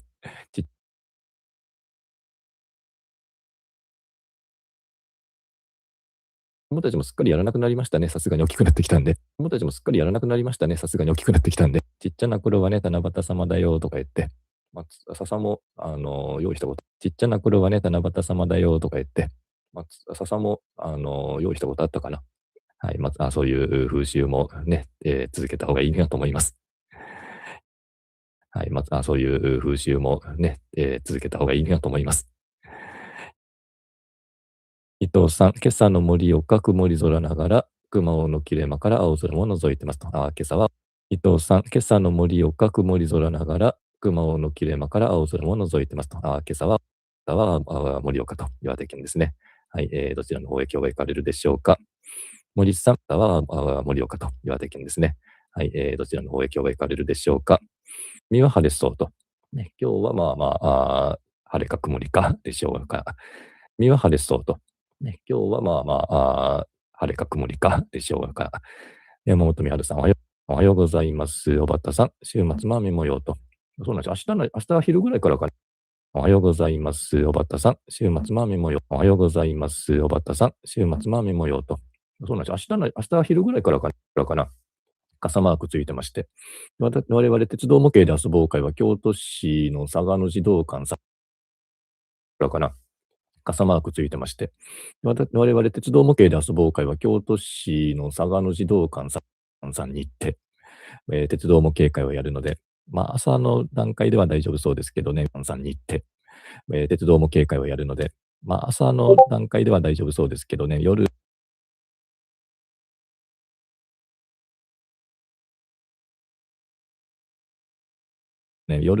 というか帰り時間は、雨に降られそうです。夜というか帰り時間は、雨に降られそうです。中谷さんおはようございます。田内さん、雨のない今日一日草からしますと。ね、そうそう、晴れてる間にいます。田内さん、雨のない今日一日草からしますと。ね、そうそう、晴れます。田内さん、雨のない今日一日草からしますと。ね、そうそう、晴れてる間にやることいっぱいありますよね。小西さん、今朝のなら晴れてます。そんなに朝は暑くなくていいですと。本当ね、涼しいのがありがたいですね。日中はそこ暑くなくていいですと。本当ね、涼しいのがありがたいですね。日中はそこそこ上がりますけど、ちょっとムシムシ感がね、そこそこ上がりますけど、そこそこ上がりますけど、ちょっとムシムシ感がね、リランスも出ますけれども、そのね、30度から35度とか、そういう暑さではないので、まだ耐えれるかなって感じ。そういう暑さではないので、まだ耐えれるかなって感じ。白水さん、おはようございます。牧野さん、昨日まで早番勤務でしたが、今日は定時勤務リラールでした。ありがとうございます。牧野さん、昨日まで早番勤務でしたが、今日は定時勤務リラールでした。ありがとう。牧野さん、昨日まで早番勤務でしたが、今日は定時勤務リラールでした。ありがとうございます。岩家さん、高野山6、梅雨の晴れ間とは言えませんが、雨は降ってません。週末また踊っています。岩家さん、高野山6、梅雨の晴れ間とは言えませんが、雨は降ってません。週末またお出かけ予定ですが、しっかりした雨の予報にテンションが下がってますと。お出かけ予定ですが、しっかりした雨の予報にテンションが下がってますと。行く場所にもよりますけれどもね、もちろん晴れてる方がいいんですけれども。行く場所にもよりますけれどもね、もちろん晴れてる方、行く場所にもよりますけれどもね、もちろん晴れてる方がいいんですけれども。はい、ありがとうございます。バンバさんもおはようございます。新本さんおはようございます。小西さん、雨遠く生では見れないんで、録画したのをします。新本さんおはようございます。小西さん、雨遠く生では見れないんで、録画したのをします。新本さんおはようございます。小西さん、雨遠く生では見れないんで、録画したのを仕事帰ってきてから見ました。面白くてついつい最後まで見てしまい、仕事帰ってきてから見ました。面白くてついつい最後まで見てしまい、寝たのが3時。それは3時。で、何時に起きたんでしょう。はい、それは3時。で、何時に起きたんでしょう。それは3時。で、何時に起きたんでしょう。お疲れ様です。はい、ちょっとここまでにしましょうかね。続きはまた後ほど読みます。お疲れ様です。はい、ちょっとここまでにしましょうかね。続きはまた後ほど読みますので、よろしくお願いします。で、昨日のアメトークですね。こちら見るとはなし、読みますので、よろしくお願いします。で、昨日のアメトークですね。こちら見るとはなし、話に見ちゃったんですけれども、面白いですね。話に見ちゃったんですけれども、面白いですね。鉄道ファンクラブと題してね、鉄道大好き芸人やタレントさんが集まっての、と題してね、鉄道大好き芸人やタレントさんが集まっての、トークショーですけれども、やっぱりね、内容云々はともかく、あれだけの人数揃うとね、けれども、やっぱりね、内容云々はともかく、あれだけの人数揃うとね、圧がすごい。さすがにね、MC の蛍原さんとか、圧がすごい。さすがにね、MC の蛍原さんとか、ああいう回の時はだいたい MC 側はね、ちょっともう、盛り上がりを引いてみてるみたいな。だいたい MC 側はね、ちょっともう、盛り上がりを引いてみてるみたいな。圧倒されるみたいな絵になるんですけれども、やっぱり鉄道ファンが圧倒されるみたいな絵になるんですけれども、やっぱり鉄道ファンが集まるとね、熱気がすごいなと思いました。なんかテレビ番組でね、ああいうのやるとね、熱気がすごいなと思いました。なんかテレビ番組でね、ああいうのやるとね、なんかちょっと鉄道ファンって、ちょっと異質というか、変な奴らみたいに見られ、なんかちょっと鉄道ファンって、ちょっと異質というか、変な奴らみたいに見られ、なんかちょっと鉄道ファンって、ちょっと異質というか、変な奴らみたいに見られがちなんですけれども、もうあれだけ熱量がね、あると。見られがちなんですけれども、もうあれだけ熱量がね、あると。もう認めざるを得ないというか。で、なんだかんだ言ってああいう番組が盛り上がるっていうのは、なんだかんだ言ってああいう番組が盛り上がるっていうのは、やっぱり隠れ鉄道ファンとかね、ゆる鉄、マニアとかね、鉄道ファンっていう、やっぱり隠れ鉄道ファン、とかね、ゆる鉄、マニアとかね、鉄道ファンっていうほどではないけれども、鉄道が好きな人が多いんだろうなっていうのをね、改めて感じます。私はやっぱり、番組の内容というよりも、改めて感じます。私はやっぱり、番組の内容というよりも、自分自身が講演をする側の、改めて感じます。私はやっぱり、改めて感じます。私はやっぱり、番組の内容というよりも、自分自身が講演をする側の、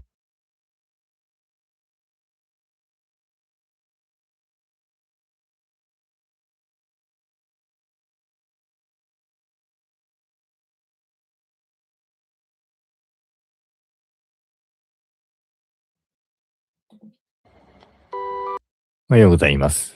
7月2日木曜日の溝口駅長朝ライブです。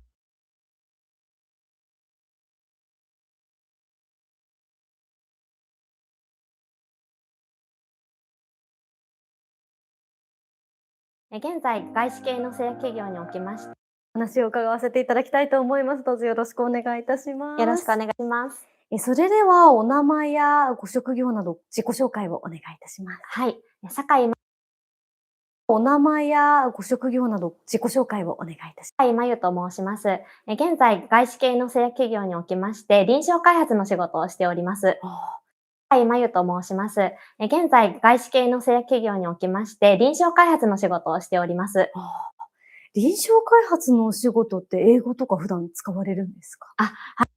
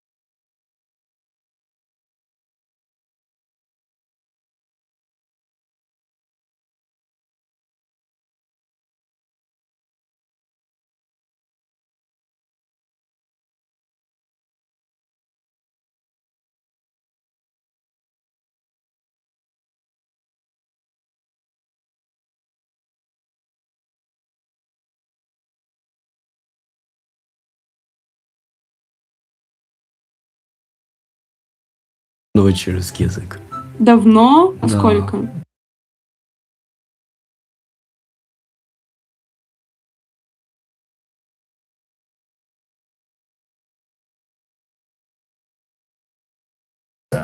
I know. From there It's on, oh, you're going. Yeah, it's like you don't know if you've actually made progress. It's the relative gain of like a few thousand words is harder to detect. Yeah, that's why it's so important to have like the stats, right? Without stats, you can't look back and say, I make these gains and now I can go further on, because you realize that the intermediate plateau is you just have to do like few times more work than you did for beginner, and you'll get there, right? Or what do you think about the intermediate plateau? Yeah, I mean, basically what you said. It's like if you're a beginner and you learn 50 words in a week and then 50 words in the next week, it's like, oh, I've just doubled my vocab. But then once you're like, I don't know, 10,000 words or something, it's like, oh, that's going to take another few years to double. It's like a big difference of seeing those gains. And because I always see like this the charts for the intermediate, that the gap from beginner to intermediate, like 1 and 2, just gets way wider. And I don't think most people know much about that, because they just think if I do the same amount of work at the same amount of time, I should be an intermediate by now, generally. But I don't think they really think about the actual hard work needed to get past the intermediate plateau. No. Yeah, because like how long do you think it took you to get past the intermediate plateau to the higher levels, like N2, for example? I guess I can say exactly what level I was at, because I did take the JPT officially. So at the start of 2023, I was like, I don't know, maybe N5. late N5, which is kind of like beginner. And then I took the N3, which is kind of, I would say, like middle intermediate in 2024. You skipped So N4? that was, yeah, I mean, I think there's no reason to take the N4 really, unless you want to have like the accountability of like, I've achieved it. But there's no like actual application of the N4. Like you can't use it for like any, I don't know, to get a job, for example, or something. Not that I would need the JLPT for that. But anyways, yeah, so roughly like, I don't know, 2 years or so to get to N3, and then N2 I took last year, end of last year. So, I mean, if you're saying like intermediate plateau to overcome being from N3 to N2, I don't know if that's a reasonable metric. I think because N2, the gap between N3 and N2 is actually wider compared to you go from N5 to N4, N4 to N3, right? It's a lot bigger generally, right? Exactly, yeah. And even from N2 to N1, which is kind of what I'm in right now, like my initial goal this year, like when I did like my New Year's resolution or whatever they call it, I was like, oh, I should do N1 at the end of the year.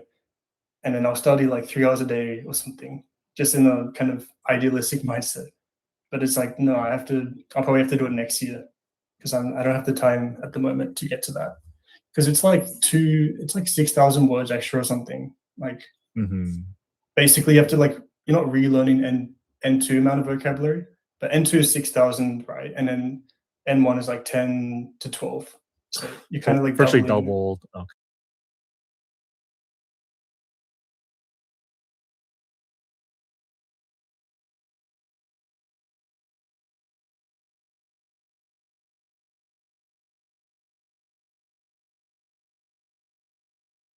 말할 때는 카라 선배님들 얘기할 때가 라고 알고 있는, 수빈 씨가 흥분하면서 말할 때는 카라 선배님들 얘기할 때가 말고도 또 흥분하면서 얘기할 때가 있군요.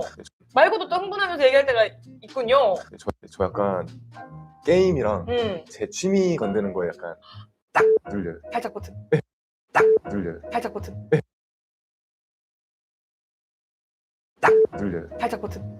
게임 못 한다고, 볼링 못 친다 이런 거 하면은 게임 못 한다고, 볼링 못 친다 이런 거 하면은 볼링 뭐 몇 쳐요? 컨디션 좋으면은 막 140 치는 날도 가끔 있어요. 컨디션 좋으면은 막 140 치는 날도 가끔 있어요. 몇 치세요? 수빈 씨는 이길 것 같아요. 수빈 씨는 이길 것 같아요. 아, 막 누르시네. 볼이 있어요? 아, 마이볼이요? 아우, 그런 거 반칙이죠. 마이볼 쓰세요? 네, 아우, 그런 거 반칙이죠. 마이볼 쓰세요? 네, 저는 마이볼. 아, 그럼 그건 안 쳐주는데. 하우스볼을 안 쳐줘요, 사실. 왜요? 마이볼 있는 사람들은 하우스볼을 안 쳐줘요, 사실. 왜요? 마이볼 있는 사람들은 하우스볼을 안 쳐줍니다. 주변에 있으신 정도면은. 수빈 씨가 제일 잘 치는 게. 네, 있으신 정도면은. 수빈 씨가 제일 잘 치는 게. 제가 제일 못 칠 때랑 비교하면 제가 제가 제일 못 칠 때랑 비교하면 제가 이길 거예요. 인정. 근데 이게 다리 떨어요. 인정하면서. 근데 이게 다리 떨어요. 인정하면서. 불안 증세. 저 볼링 진짜 잘 치고 싶어요. 불안 증세. 저 볼링 진짜 불안 증세. 저 볼링 치고 싶은데. 볼링을 잘 치고 싶으면 볼이 있어요. 볼이 있어야 돼요. 제작해봐야겠네. 볼이 있어야 돼요. 제작해봐야겠네. 얼마 제가 나중에 알려드릴게요. 잘 만드는. 게임도 하시는구나. 게임은 한창 미치게 하다가 네. 요즘에는 바빠서 거의 못하는 편. 또 하시는구나. 게임은 한창 미치게 하다가 네. 요즘에는 바빠서 거의 못하는 편이고. 어떤 게임 했어요? 전 롤. 저는요 다이아라고 혹시 티어 아시나요? 저는요 다이아라고 혹시 티어 아시나요? 높네요. 네, 다이아도 찍었었고요. 저번에 좀 높네요. 네, 다이아도 찍었었고요. 저번에 좀 높네요. 네, 다이아도 찍었었고요. 좀 바빠갖고 뭐 에메랄드에서 마무리를 했으면은 뭐 실력은 다이아. 좀 바빠갖고 뭐 에메랄드에서 마무리를 했으면은 뭐 실력은. 너무 잘하는 거 아니에요? 다이아면? 그렇죠. 아니, 너무 잘하는 거 아니에요? 다이아면? 그렇죠. 아니 그래서 이제 또 수빈 씨 하면 네. 카밀리아 중에 제일 유명한 사람이잖아요. 카밀리아 중에 제일 유명한 사람이잖아요. 그렇게 됐습니다. 부정하지 않을게요. 우와, 어땠어요? 실제로 딱 선배님분들 뵀을 때 우와, 어땠어요? 실제로 딱 선배님분들 뵀을 때 궁금해요. 누나들을 진짜 다시는 못 볼 거라고 궁금해요. 누나들을 진짜 다시는 못 볼 거라고 생각을 했는데 마마에서 오신다 해서 와 이렇게 했는데 생각을 했는데 마마에서 오신다 해서 와 이렇게 했는데 이틀로 나뉜다는 거예요. 그래서 제발 같은 날 하게 해달라는 게 같은 날 이틀로 나뉜다는 거예요. 그래서 제발 같은 날 하게 해달라는 게 같은 날이 됐어요. 그래서 나 저 현장 가서 무대 앞에서 봐도 같은 날이 됐어요. 그래서 나 저 현장 가서 무대 앞에서 봐도 돼요? 이렇게 했는데 또 저희 바로 지청자도 저희가 못 본대요. 봐도 돼요? 이렇게 했는데 또 저희 바로 지청자도 저희가 못 본대요. 그래서 진짜 찢어지는 가슴 부여잡고 이제 무대 열심히 하고 이제 끝나자마자 그래서 진짜 찢어지는 가슴 부여잡고 이제 무대 열심히 하고 이제 끝나자마자 땀도 안 나고 이제 막 달려가서 모니터를 갔거든요. 목소리 다른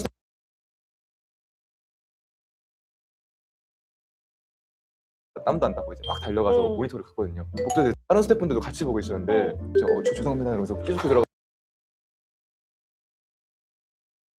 들어가서 앞에 가서 드라마 아니에요?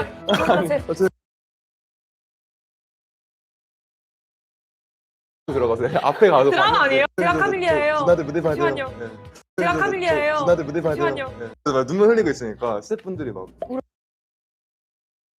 눈물 흘리고 있으니까 스태프분들이 막 울었어요? 거기서 보면서 울고 있었어요 제가. 울었어요? 네, 제가. 근데 스태프분들이 막 보면서 미친 사람 본 듯이 이렇게 경계를 막 하면서 보시길래 근데 본 듯이 이렇게 경계를 막 하면서 보시길래 수근수근 이러면서 수근수근 이러면서 너무 졌어요. 너무 졌어요. 물 드세요. 감사합니다. 천천히. 예. 술 잘 드시네요. 계속 하고 싶죠? 네. 계속 하고 싶죠? NF 애들 이제 알겠네. 알겠어요? NF 애들 이제 알겠네요. 재밌네, 재밌다, 신난다. 재밌어요? 다행이다. 그리고 나서도 또 규리 선배님이랑 네, 이제 알겠네요. 재밌네, 재밌다, 신난다. 재밌어요? 다행이다. 그리고 나서도 또 규리 선배님이랑 같이 유튜브도 하시고. 맞아요. 그리고 나서도 또 규리 선배님이랑 같이 유튜브도 하시고. 맞아요. 초대해 주셨어요. 또. 그때도 있잖아요. 최. 맞아요. 초대해 주셨어요. 또. 그때도 있잖아요. 최. 맞아요. 초대해 주셨어요. 또. 그때도 있잖아요. 최에서. 맞아요. 다 보셨네요. 원래 오셔가지고. 맞아요. 그때 진짜 놀랬을 것 같아요. 사실 뭔가 진짜 첫 방송이다 보니까 첫 개인 예능이니까 잘하고 싶은 마음에 제 긴장을 하다 보니까 그때 뭐 촬영 현장에 좀 하나도 기억이 안 나고 막 열심히 얘기하게 급급했던 것 같아요. 막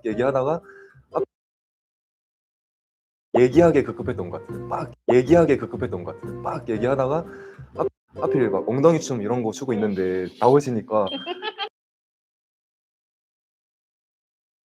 하필 막 엉덩이 춤 이런 거 추고 있는데 나오시니까 막 꿈 같았죠, 꿈. 예. 그때 당시가 막 꿈 같았죠, 꿈. 예. 그때 당시가 막 꿈 같았죠, 꿈. 예. 그때 당시가 막 꿈 같을 것 같아요. 약간 맞아요, 맞아요. 이게 지금 현실이 맞나 이럴 것 같아요. 왜냐면 꿈 같을 것 같아요. 약간 맞아요, 이게 맞아요. 지금 현실이 맞나 이럴 것 같아요. 그때 엄청 네. 잘하셔가지고 그니까요. 목소리가 규리 선배님이 아닌 그때 엄청 네. 잘하셔가지고 그니까요. 목소리가 규리 선배님이 아닌 들리더라고요, 진짜. 맞아요. 카밀리한데도 몰랐을 것 같아요. 맞아. 들리더라고요, 진짜. 맞아요. 카밀리한데도 몰랐을 것 같아요. 맞아요, 진짜 너무 잘 소개해줬어요. 그래가지고 아니 근데 이거 어떻게 말해야 되지 이거? 아니 이런 거 때문에 비말을 못한다. 아니 이런 거 때문에 비말을 못한다고 하는 게 이런 거 약간 진짜로 얘기해야 되니까. 못한다고 하는 게 이런 거 약간 진짜로 얘기해야 되니까. 사실 규리나라고 얘기하면 마음 편한 건데 아니 근데 이건 내가 해서 안 해주지.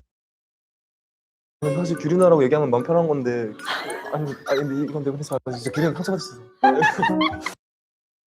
진짜 규리는 상처받았어. 진짜 규리는 상처받았어. 아니 근데 봐봐요. 네. 모아 중에 한 명이 데뷔를 했어요. 네. 수빈 오빠 너무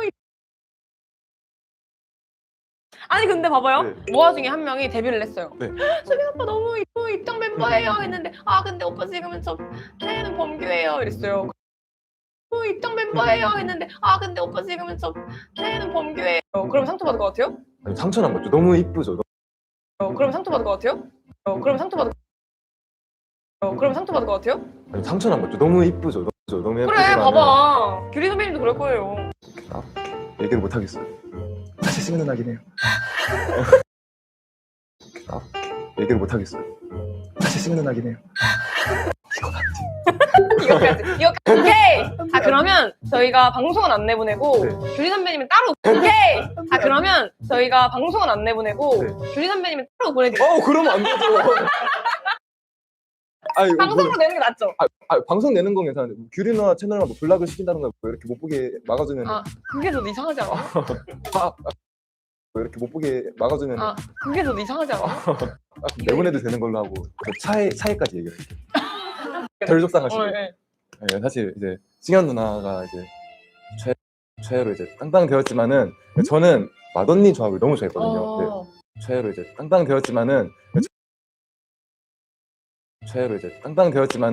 저는 맏언니 조합을 너무 좋아했거든요. 네. 승현 누나 최애로 이제 땅땅 되었지만은 저는 맏언니 조합을 너무 좋아했거든요. 네네. 그리고 규리 누나 그 둘을 너무 좋아했어서 규리 누나가 또 이제 그리고 규리 누나 그 둘을 너무 좋아했어서 규리 누나가 또 이제 인간적으로 너무너무 아름답고 아이돌로서뿐만 아니라 인간적으로 너무너무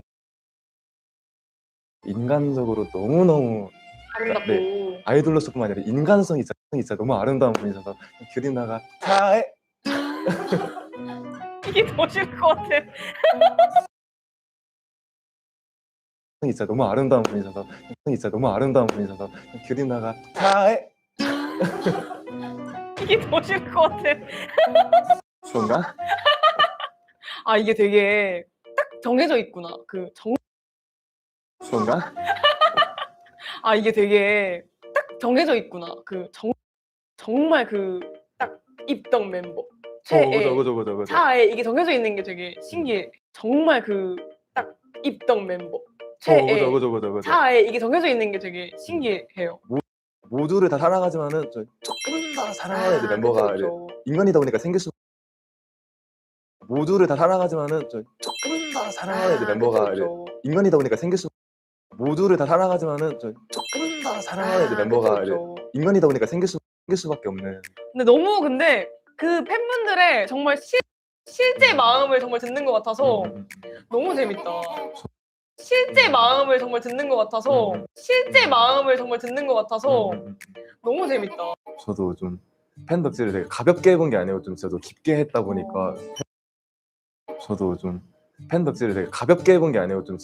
했다 보니까 팬분들의 마음을 다 너무 잘 알아서.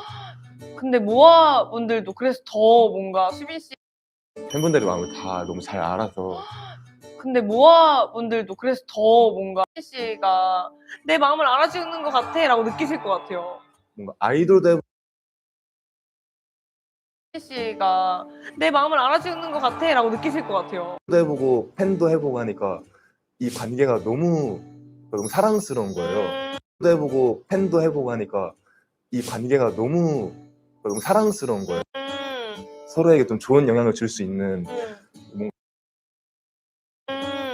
서로에게 좀 좋은 영향을 줄 수 있는 뭔가 가벼운 취미 정도로 그 이상의 것이라고 생각을 하기 때문에 뭔가 가벼운 취미 정도로 그 이상의 것이라고 생각을 하기 때문에 팬분들도 너무 감사하고 카라 누나들도 너무 감사하고. 그쵸. 만약에 수빈 씨가 지금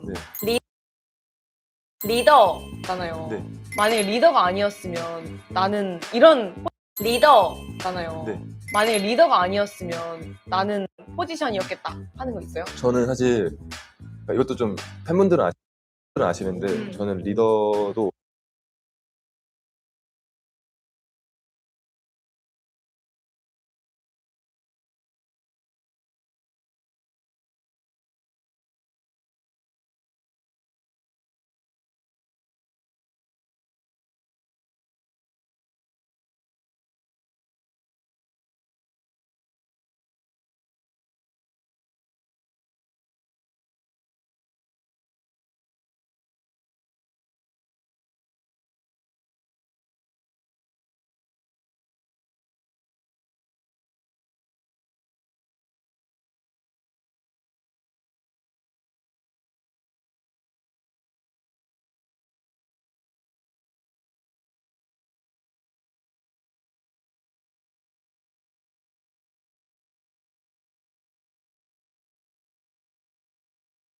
对，就是这样的一个想法。后来他就给你聊这些这个诗词，苏东坡传呀，怎么着这件事儿。苏东坡传呀，怎么着这。他为啥要跟你聊诗词？他为啥要跟你聊诗词？他的频道是那种文学频道，因为你关注了，所以他认为你一定是对诗词感兴趣。对，所以他认为你一定是对诗词感兴趣。对，他们会设一堆的这些矩阵，他们会设一堆的这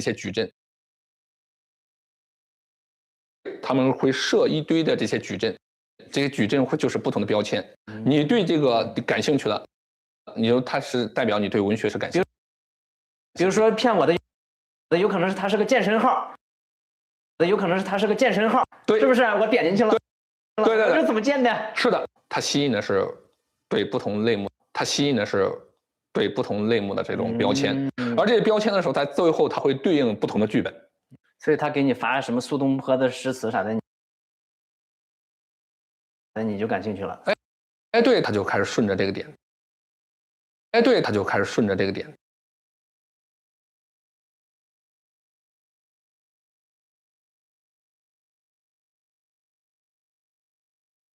哎，对，他就开始顺着这个点，当就开始跟你聊了。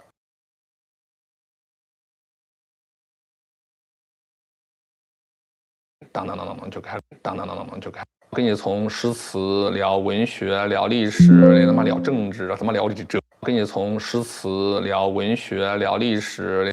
我当时非常诧异一点说，说为什么有一个人能跟我聊的这么的投机。第二个的时候呢，大家会聊一些工作。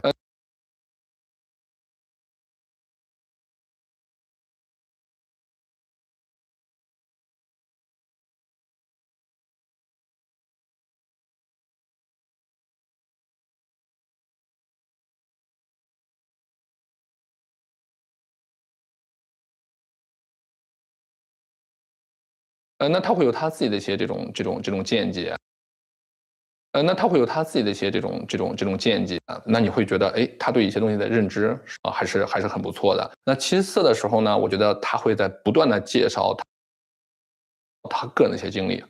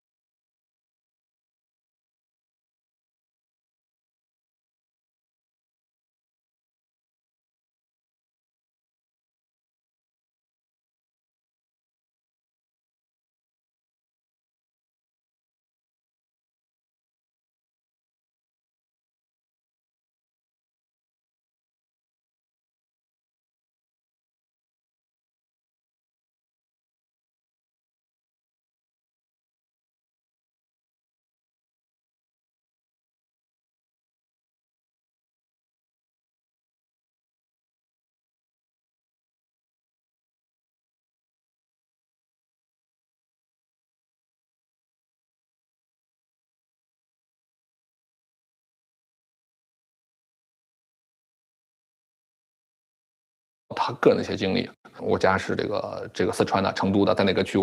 我爸是干嘛的？我妈是干嘛的？我爸是干嘛的？我妈是干嘛的？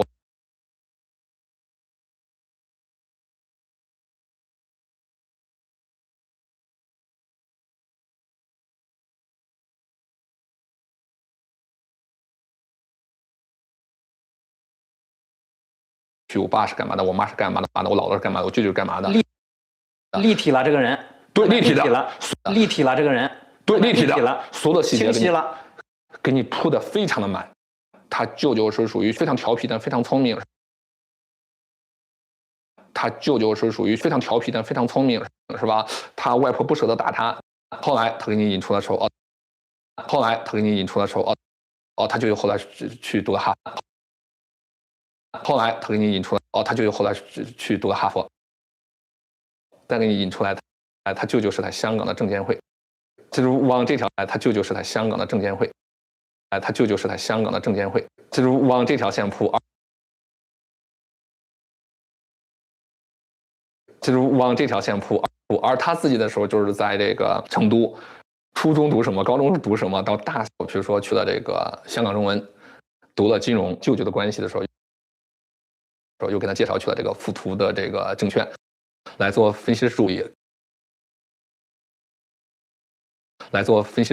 跟了一个比较厉害的一个人，这个人是因为他舅舅帮过他，所以的时候才愿意去带他，就是他把很多条线给你细节非常的饱满，会非常的这种真实，会给你主动发语音，发他自己的照片，对，主动发语音，发他主动打电话，还会给你主动视频。当然我现在知道了，因为视频用的是 AI。这期间一直是个菜，是不是？对，就是在这条线的时候呢，我会觉得他会跟我聊出什么，会跟你聊的时候灵魂共振，知己拉成了。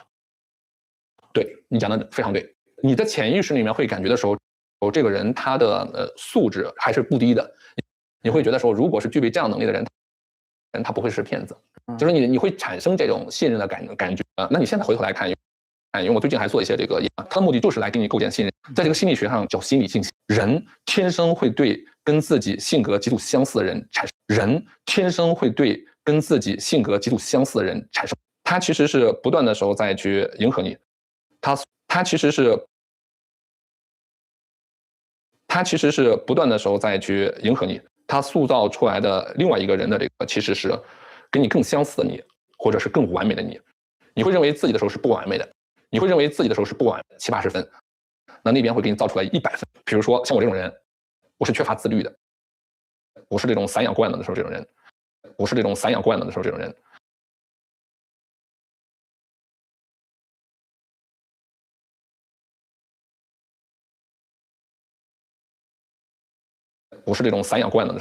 他会给你造出一个极度自律的。他每天的时候这个时间表是排了几点起床，几点上班。中午几点午休，完了晚上的时候还要学习。他跟你讲的时候，我要学这考 CFA 啊，我要去向上，怎么着这件事儿啊，我要去向上，我到几点的时候就会睡觉，就是他会给我到几点的时候就会睡，就是他会给你营造出一个，你身上所缺的那部分的东西。而这个里面的时候，你会对这个人产生一种向往，他怎么这么棒，是吧？他怎么这么棒？他和你视频的时候，他露脸了吗？露脸。他和你视频的时候，他露脸了吗？他这个长相也是你喜欢的。他的画面是有点糊的，只能看清。他的画面是有点糊的，只能看清是个女的，是不是这意思？只能看清是个女的，是不是？不是，你能看清这个画像，那但是你会觉得他跟那个照片，我觉得某种意义上其实有点脸盲，知道吧？对，你有主动给他打过电话、发过视频什么的？没有。那你为啥不呢？其实我觉得大部分时间是，他其实在掌握一些主动权。你其实很像是这个游戏里面被安排的那个人。其实你现在回想出来，其实很像是一个剧本，别人非常熟悉这个剧本，他把你安排进去，其实是一步一步的时候这个诱导你，他把你安排进去，其实是一步一步的时候这个诱导你，你要怎么去做。他推进的时候一定会有他的这个节奏，他在哪个点要给你打电话，他把足够多的这个信息，一部分是通过文字跟你表达，构建各种的细节，构建一种画面感。构建一种画面感。那其次，它再会通过就是说语音或者是这个视频的方式的时候来去逐步加强你这种信任感。来去逐步加强你这种信任感。我觉得是一些高密度的这些信息，我觉得是一些高密度的这些，我觉得是一些高密度的这些信息，他想快速建立这种信任，他想快速建立这种信任，这东西很像什么入股的感觉，你被人，这东西很像什么入股的感觉，这东西很像什么入股的感觉，你被人操控了，说白了，你被人操控了，说白了，有点这种感觉。你们俩聊的最嗨的时候，每天大概多长时间都用来聊天？我觉得可能会有3-4个小时，全用来聊天。我觉得可能会有3-4个小时，包括语音，包括文字，甚至是视频。视频其实比较少，毕竟有时差嘛。他给你塑造的这个时差是他在香港，他给你塑造的这个时差是他在香港。你每天当时会非常期待跟他聊天？会，你每天当时会非常期待跟他聊天？会，你到一个点的时候会产生那种你是有情绪的。对方的剧本如果是足够的精细，对方的剧本如果是足够的精细，我可能觉得和大部分人的时候应该都会中招。从最开始一个普通的陌生人，然后慢慢的变成知己，然后慢慢的变成知己，变成知己以后，这个你跟他之间的感情又会不会有点稍微暧昧一点？会，他会给你主动释放暧昧。他怎么给你释放的暧昧？他怎么给你释放的暧昧？他就比如说就会你那个什么时候要不要来香港来去玩玩啊？怎么着这东西？什么时候要不要来香港来去啊？怎么着这东西？他并不是说有那种色情或什么之类的，不是。他并不是说有那种色情或什么之类的，我觉得他就是针对你这种色情太 low 了。对，就是这种暧昧是一种，这种暗示的时候会代表了你大脑可能会想到说，哎，你对未来可能是不是有些这个期望？你对未来可能是不是有些这个期望？对不对？关系会不会更进一步？对，这时候你的内心的时候其实是非常不舒服的，你的理性跟你的感性会在，因为你这边有老婆，对，有背叛感，是不是？对，有背叛感，是不是？对，对方所操作这个东西的时候，还是有他非常厉害的一些点。其实后面你跟他这个聊天的时候，他会，其实后面你跟他这个聊的时候，他会说他打字速度比较慢，因为他不是一个人，他是一个团队。就是你再去聊那些，比如说诗词文学之类的东西，我可能是噼里啪啦就打出来了，他可能要接你的话的时候，他并没那么快，他们可能有其他组的人，我他妈要这个对 AI 什么的上这咕噜去，对，他通过 AI 啊什么这个时候东西来去整。我后来才知道说，为什么他们愿意用 WhatsApp 可以同时在5个终端上登录，WhatsApp 可以同时在5个终端上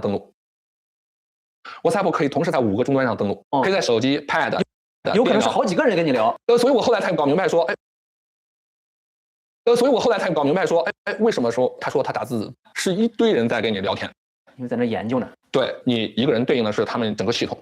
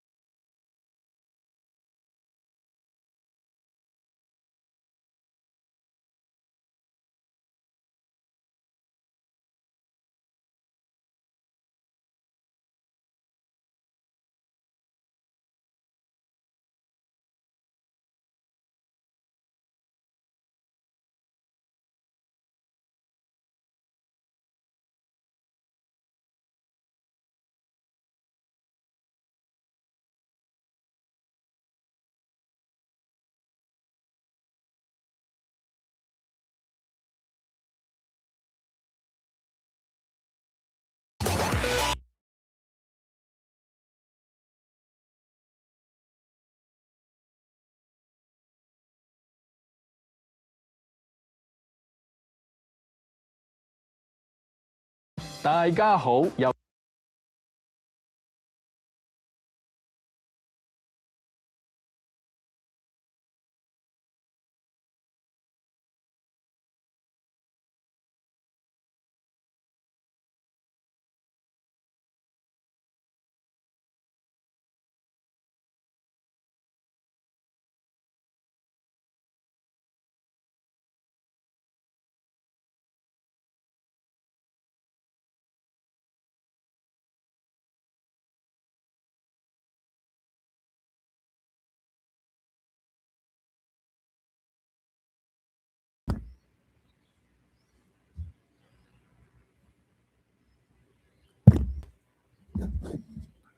Hello, hello. I think it should be fine now. I'm guessing it's fine.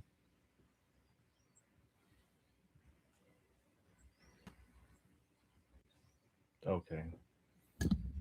Mandarin Cantonese probably is a goal today. It's a big one.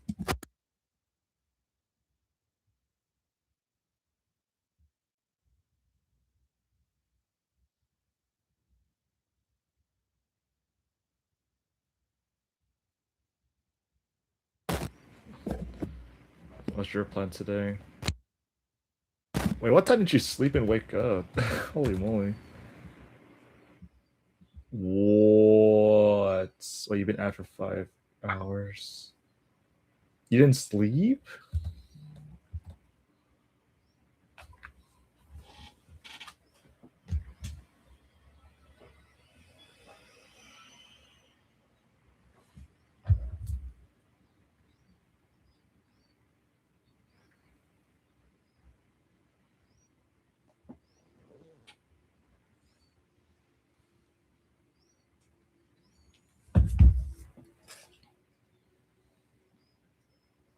Wait, you didn't. So you were on the stream at 7 a.m. or up to 7 a.m. yesterday, but you didn't sleep from there on? Wait, you've been into all nighter?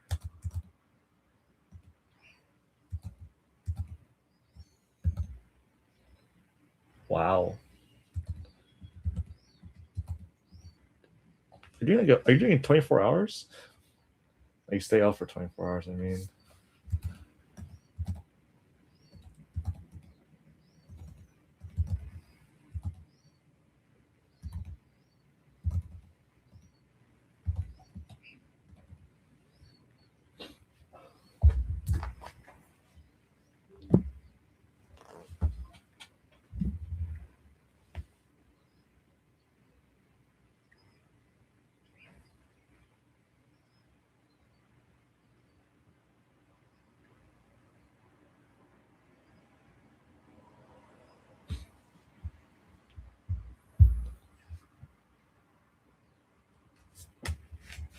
Yeah, I'm curious too. That was longer than my stream in general.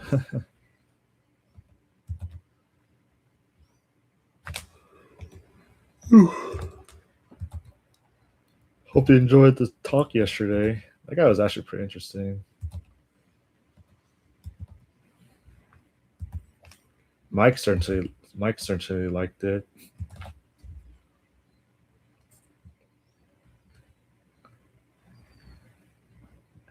Pretty cool interview. His app looks very promising. I really like the subtitle stuff more than Link.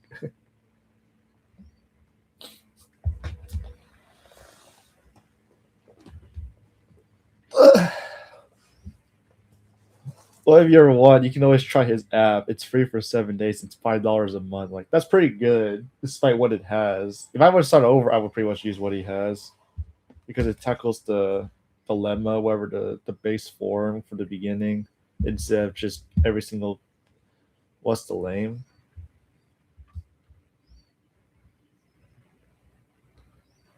If you actually hover to his username, I think you should try it because it's free for 7 days. You can cancel because it's his app. He just made it.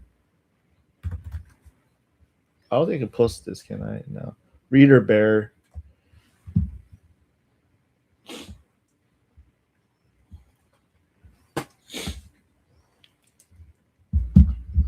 It's kind of cool. He's trying his best to solve Mike's problem the most. I think there's a lot of fans of Mike that made application. The Trinity Force. You got Japanese, Chinese, and Mandarin. Like Chinese, Japanese, Mandarin, Korean. There you go. The Trinity Force.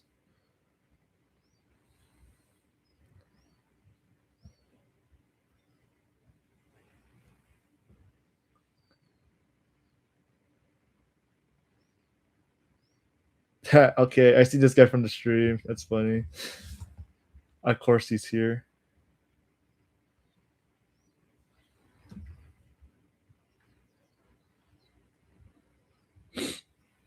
Yeah, 70 child, no credit card required. I think you should try it, Neo, for 7 days. It couldn't. It doesn't hurt, right? Just 7 days.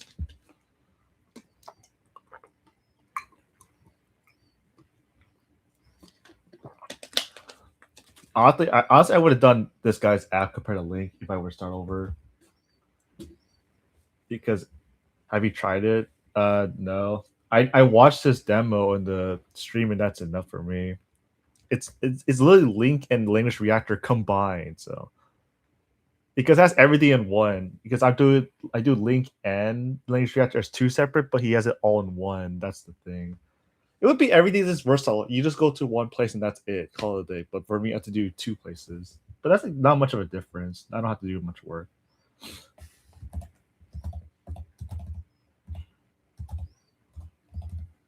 Like I have to. This is one area I have to do. Well, I can't really do my method on his website, I think, but at least it's better for those who actually want to focus and read, I suppose. Because my method is actually really rare, I guess. Unless you do Anki, then it's not that rare.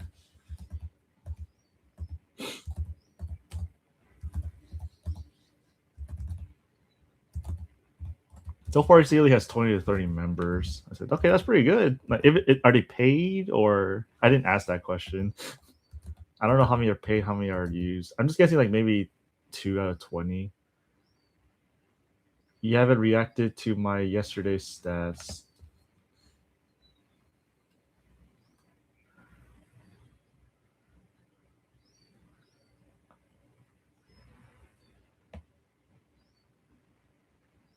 HSK2, an hour, 23 minutes of grammar. Whoa. Japanese, Anki. There you go. I also brain dead. I didn't even look at most things yesterday. I like how the guy said, "You're the man." I was actually laughing. I saw this, but I forgot to actually click the react button. I find it so funny. You're the man. You're the man. Wow. I told you. It's okay. It makes it funnier. Is this the same Len that we know? Like, why is there 2 Len?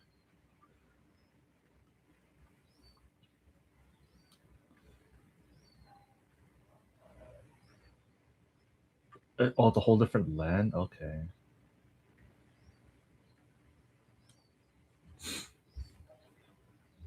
Interesting. Anyways. It's okay. They don't need to know.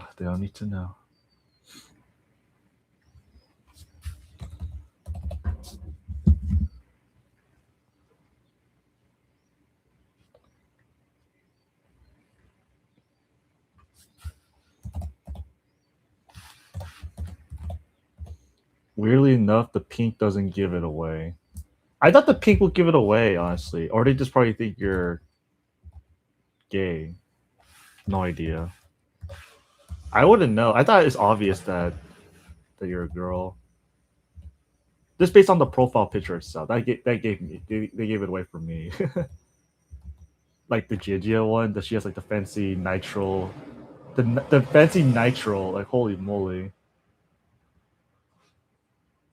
That's she even says Gigi like the bigger sister.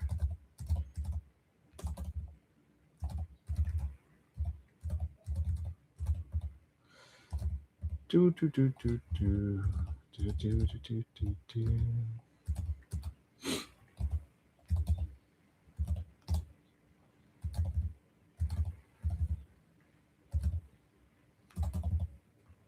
Hope the guy developed this app. There's actually another guy who actually created another good app. His name was Ben.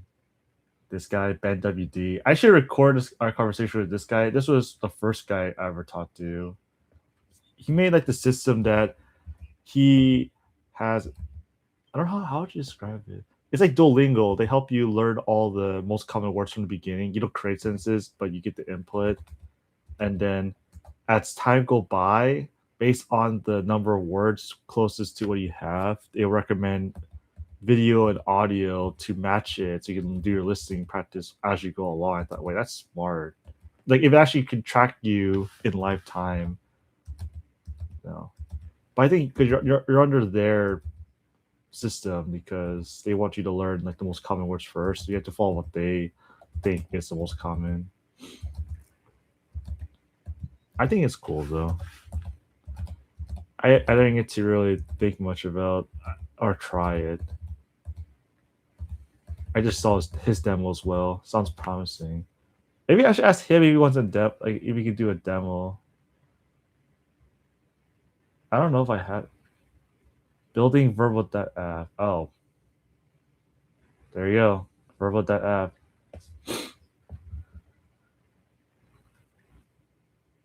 Actually, never generally. Currently in private beta, subscribe below to update in early access.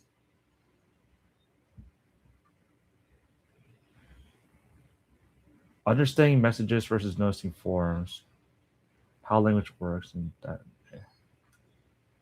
Yeah, it's always everything is from Mike's channel because all of them are very Japanese focused. Last video, I gave you a preview of Verba. I know he advertises fully on our Discord, but I really generally never watched it fully. But I guess I should watch it a little bit. It's my language learning tool. Why not? It's going to be released in the next few weeks or so. Should make it clear that Verba is very early stages, and it's pretty basic functionality right now. And it's also going to be in beta, so I can get feedback. And I'm looking for people who are invested in what I'm doing and want to influence the direction that I go with this product. But if you want to use Verba right now, this is what this video is going to be about. You can use it in CIJ, which is soon to be renamed to Natural Japanese. But this is a really fantastic website where they give you comprehensible inputs, super simple Japanese content that is, you get a lot of visual cues so you can understand and affirm meaning. It's ironic because he's not a language learner. He's just an entrepreneur that I don't know why he wants to focus language in that language sector. He said, oh, I don't really learn languages, but before I learned French a little bit, but because he is so busy with his work, he didn't really have time to think about study himself. Meanings. So this is what CIJ looks like when you log in. It's basically a content website, and you can filter the videos by your level. All the videos are rated by difficulty. You can filter by your favorite teacher. It keeps track of what videos you've watched, and there's all these other neat features like a playlist, so you can add a queue of videos that you want to watch, and it will just autoplay the next one and just go through one after the other. So how can you use Verba inside CIJ right now? Well, CIJ has this fantastic functionality. If you go to this /userscripts URL, you can paste in your own JavaScript, and that JavaScript gets injected into the website so that you can add your own functionality into CIJ if you want it to behave differently. And what I've done is I've built a script that integrates Verba functionality into CIJ, so you get an interactive Verba transcript for any CIJ video that appears alongside the video. So all you have to do is go to the user scripts settings for your CIJ account, and you just paste this snippet here. Oh, heck no. What? And then that's all you need to do. So hit save, go back to the CIJ main page, refresh the page, and now what you're seeing is these buttons that are appearing at the bottom left of all these videos. So right now there's a queue of, there are so many CIJ videos that the Verba backend system is slowly working through processing all of them. Oh, comprehensive input Japanese. But if you want to request a specific transcript to be prioritized, and then we'll take a look at this video that has been analyzed and we'll see what happens. So the CIJ transcript tab has been replaced by the Verba transcript tab. And as you can see, this is Verba UI that's been embedded into CIJ. But before we take a look at this, I just want to direct your attention to this little icon here in the top left of the tab. If you click this, it's going to move the transcript beside the video. All right, so okay, typical. So let's hit play on this video and see what happens. So now the video is playing. You'll see that these words are being. How did he get this highlighted as they're being spoken? If the transcript goes out of sight, you get this button that appears that takes you back to where the current word is. I suppose so. Verva.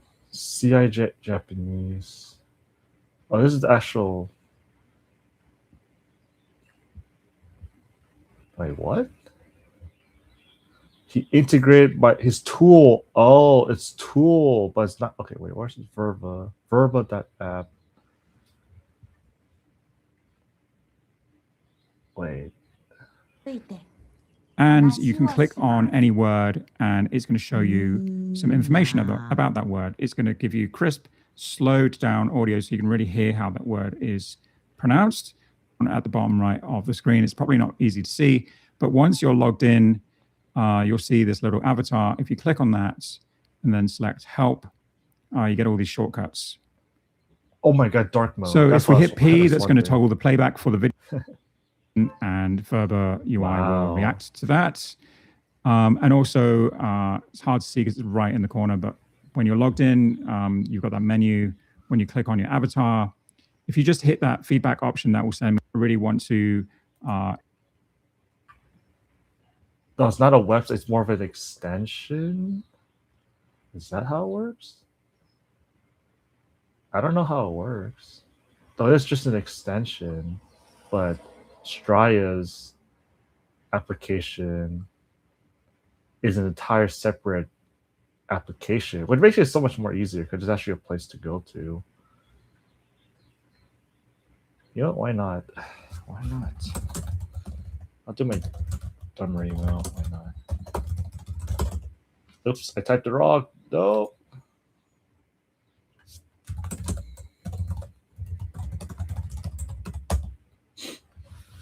Verification code. Hey man, so fancy.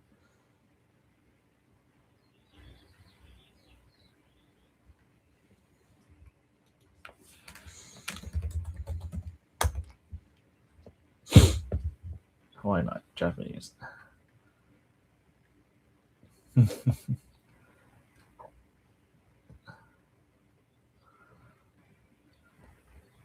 Kill, Hashiru, Tosuru, Iya, Jibun.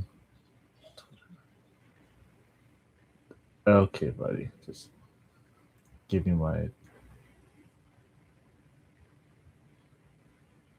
I don't know that one. I don't know that one either.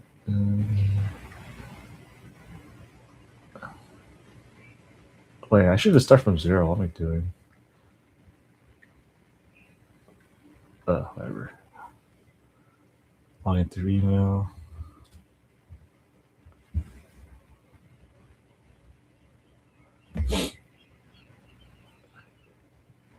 Start from scratch, install save videos, Netflix transcript, and wow, so he has an import, he has a extension too.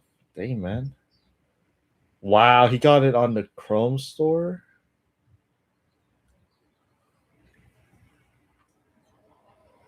Okay, buddy. Wait, that's cool.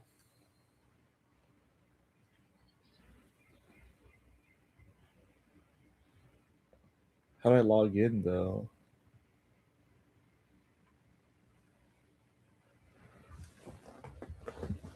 Import some content to start building your vocabulary. Okay. I guess I'll go find something. Could it be anything?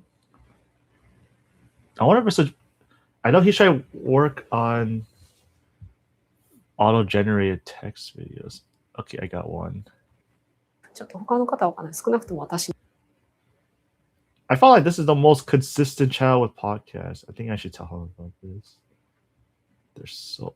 Wait, how consistent are these subtitles? Please have subtitles. Please have subtitles. Dang it. Never mind. However. All right. Import page. I don't think it's that consistent, but let me see. Let me try it.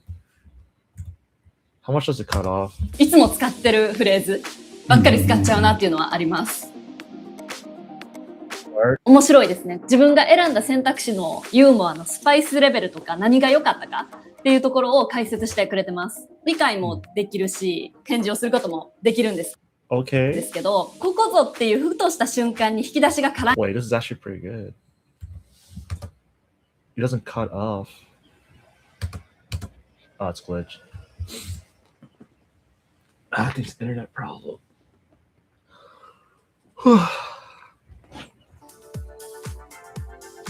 Yeah, give me a second. I'm just testing. とりあえずスターターモードをやってみようと思います。Good. 例文があってどう返すかっていうのを選択肢から選べるみたいです。Wait, that's so clean. Conversation between two people and the script doesn't cut out. One more.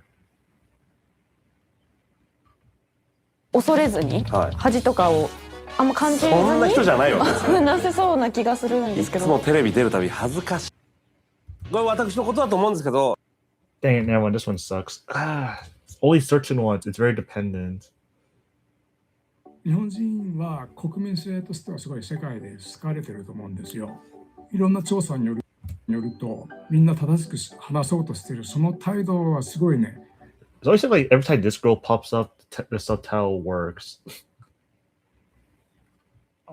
Interesting. Yeah, every time there's like this brown background, there's always like Japanese subtitles provided. How often does it show up though? いつかこう、Okay, 英語使う仕事、頻繁に使う仕事をしたいなと思っていて。思うんですけど、特にパタペラ。なんかたわいもない話を何回も繰り返して終わったみたいな話は耳にしていたので。キャリア上で何か割と国内中心の仕事だったんですけど、まあ今はグローバル。Oh my god, wait. It's so dependent. So why does it work for that case? Not much content, but it's a good start, I suppose. Patapura.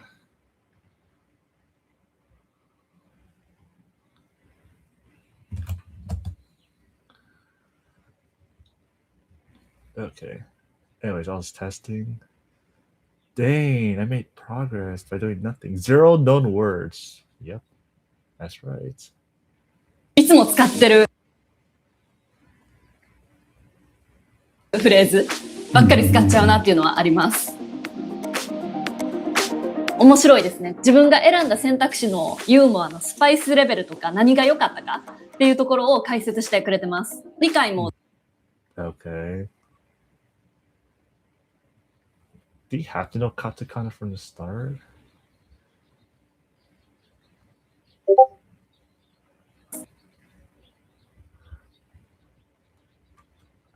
How can I just learn the word? Oh, you have to do it like individually, and you need to know the hiragana katakana from the start. Okay. I guess that's better for exposure, but... Suru. Is this keywords for this one? There's no number keywords. There's... Okay, they have the A, S, and D to skip. So what if I just want to do articles?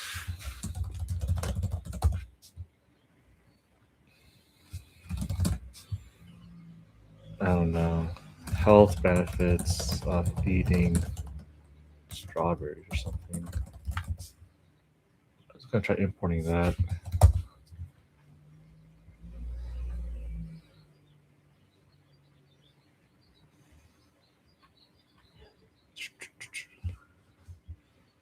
Okay,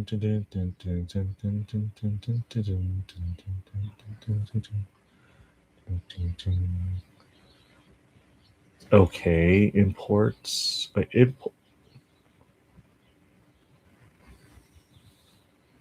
Jesus. At least there's dark mode. Is there a light mode? Take tests. Update. You can update your thing. Oh, I'll do light. Ooh, that's bright. Is there a sound for these?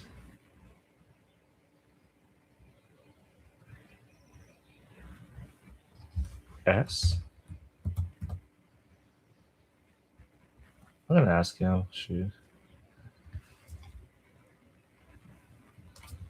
Is there audio or pronunciation for the words you encounter, or is it complete silent? If I want to hear a word,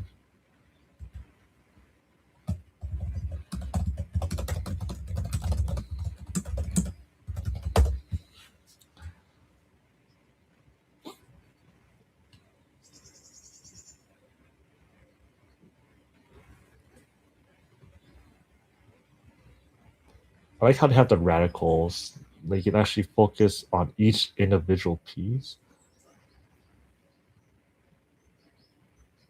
Is K? K? No. So basically, I can't do this for speed. That's one thing. What is she?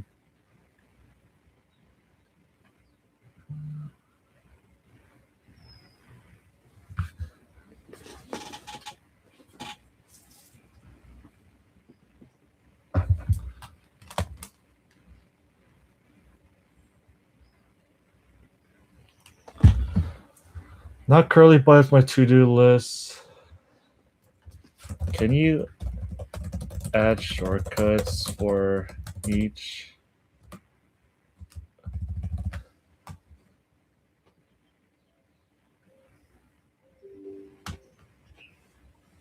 Status UL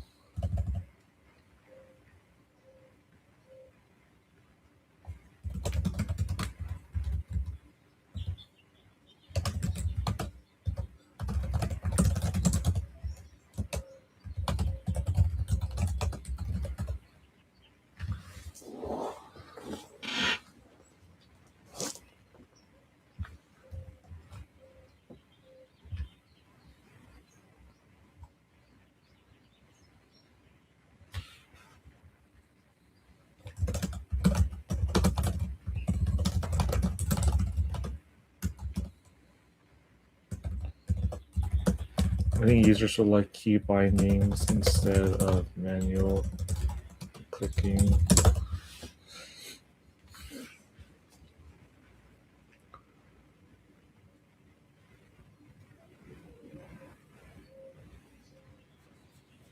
All right. Sounds good.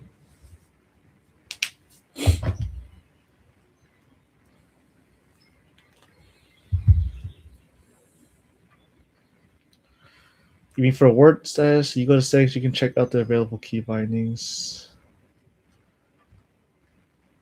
Oh. Hover over word 1, 2, 3.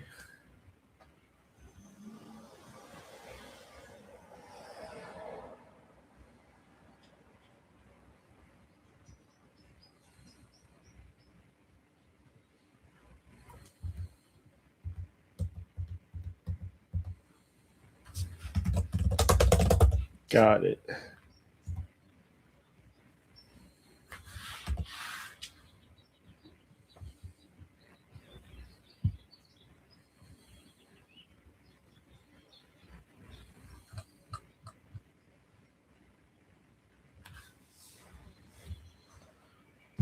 Whew.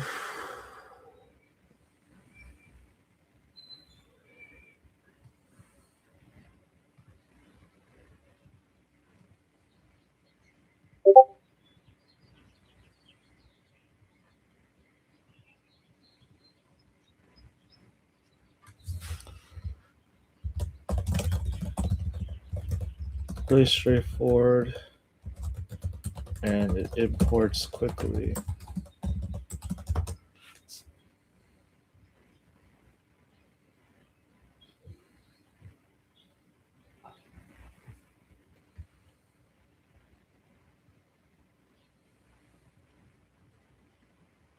ですね。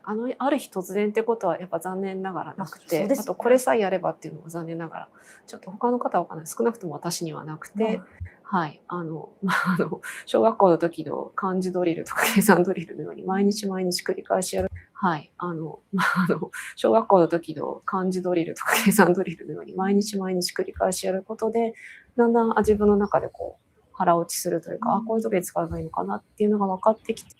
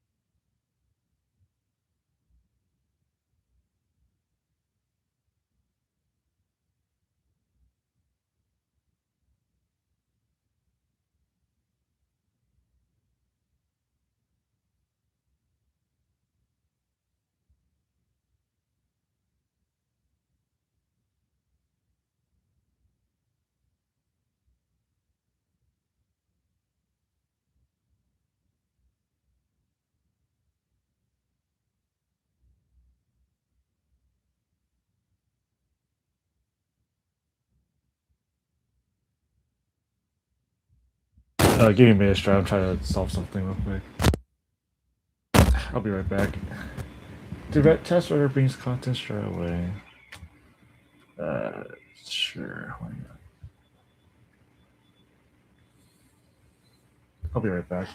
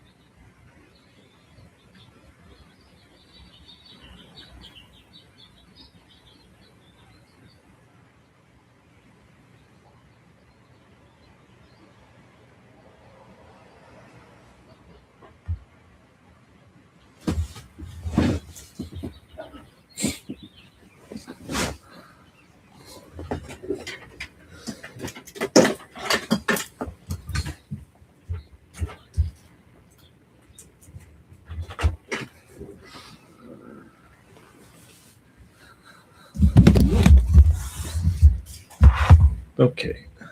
Let's see.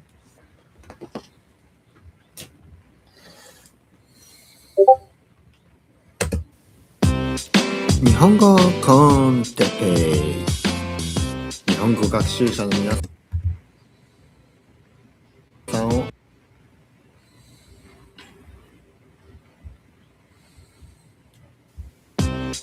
日本語コンテペイ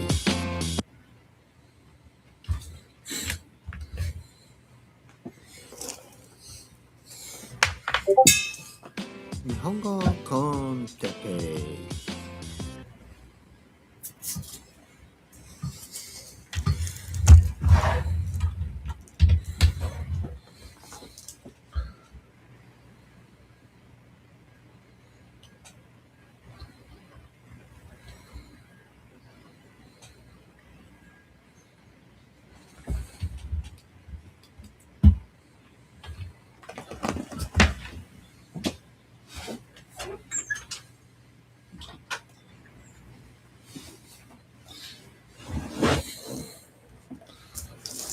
Oh, I kind of get what you mean. So when you click on the button, then it takes you. Okay, now yeah, it works. It works.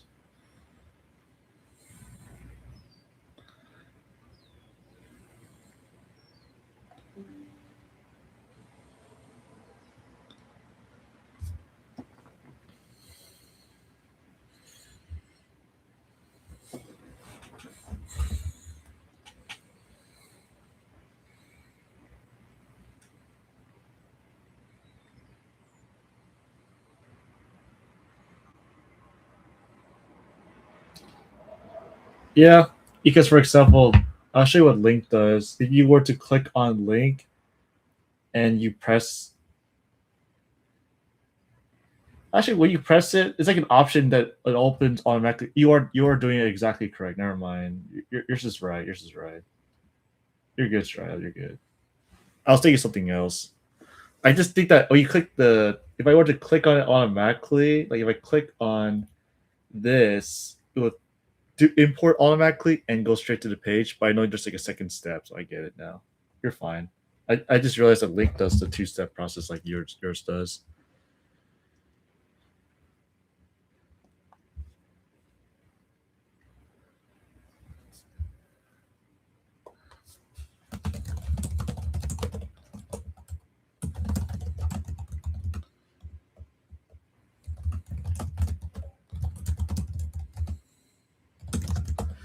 Crazy that you know all these words. Looks like gibberish to me. It's okay. Just you should see Mandarin then, or Korean. Korean can get just as ugly. Wait, are you back, Zaya? Like, are you back?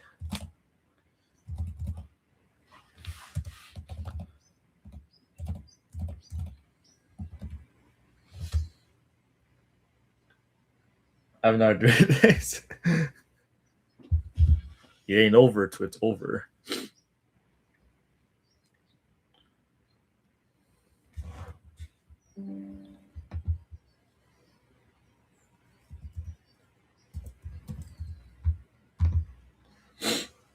I got my laptop and kind of having a working setup though. I can just do a little bit of work right now.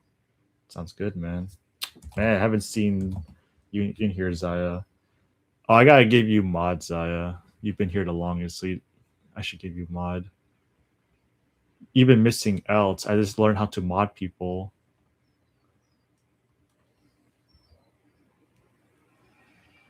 How do I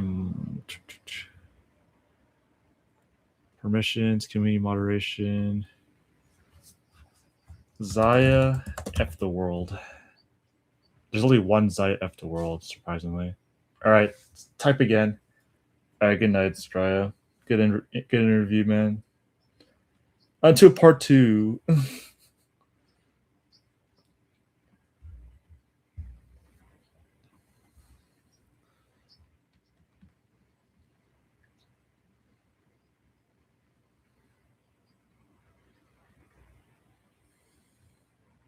Surely.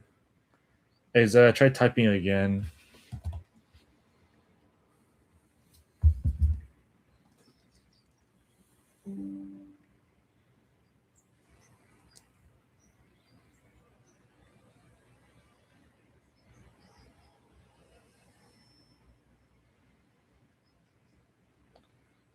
I know Tifu.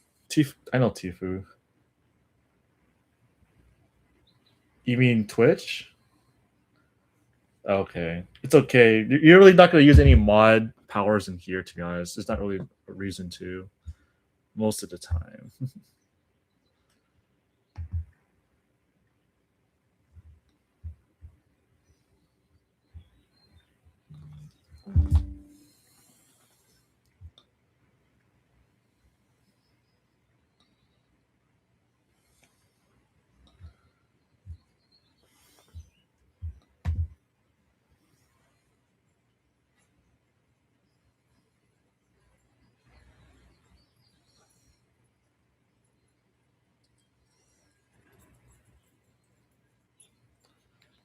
There's never any problems with language learners. The only thing I think about useful. Oh yeah, when you're gone, I got spammed by bots, but Neo took care of them.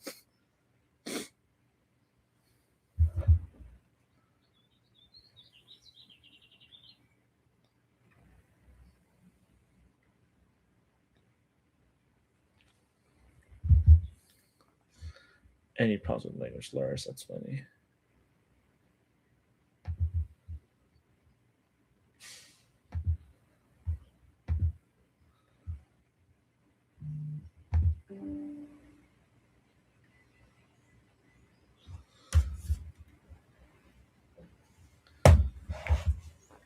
Okay. I guess I should do more work. Why the heck not?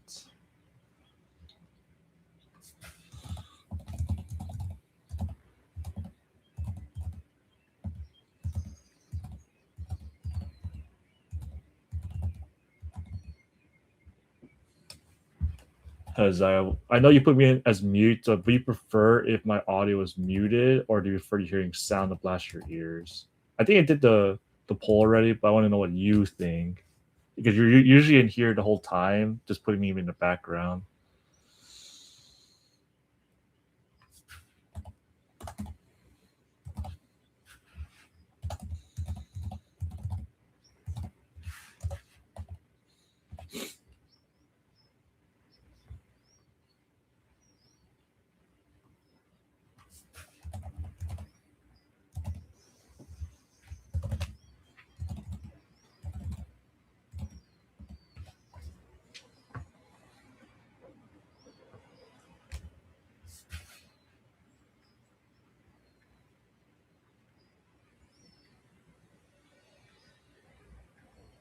So I should probably like keep the mic muted or just have the volume very, very low.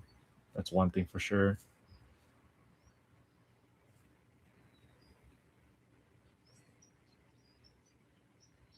All right, I'll probably just do that, have it more muted. I'm trying to figure out OBS so that I can reduce the volume a lot lower. No, the audio for sure, not my voice. I kind of realized that. Yeah, I'll try to figure out OBS, but it won't be nice to me.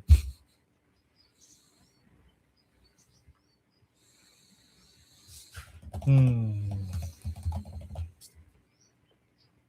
guess I'll just chill then. Why not?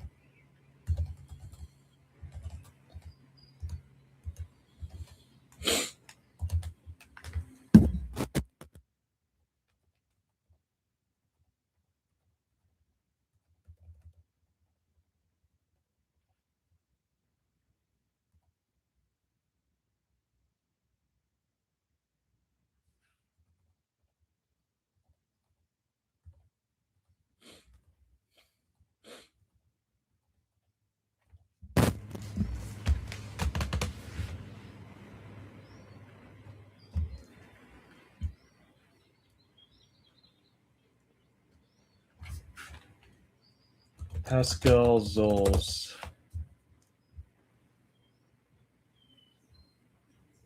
Oh, it could.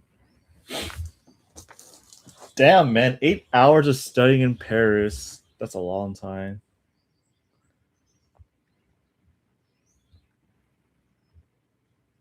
You got some consistency to study 8 hours every single day. Probably a student for sure. Whole different level, man.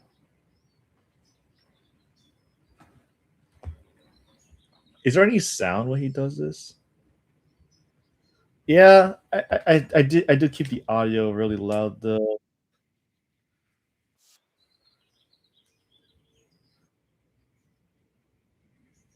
Ah, I see.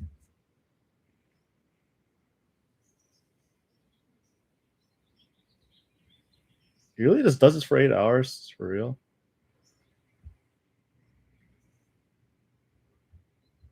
What is all these? He gets so many Arabic speakers.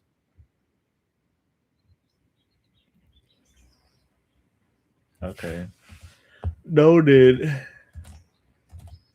Yeah, I'm trying to set OBS so that the volume, I can do like the volume how it's just very, very low so that people know I'm doing something. Because I did the poll, right, on YouTube. It says majority vote wanted to hear the audio that I'm listening to. I'm like, okay, I don't know how that works anymore because people usually leave when they come in, but yeah, 23 votes, 87% says yes, I want the volume on, and 13% no, let me chill. So I don't know about that. I guess I do need more of a balance, I'm guessing. I'll definitely work better.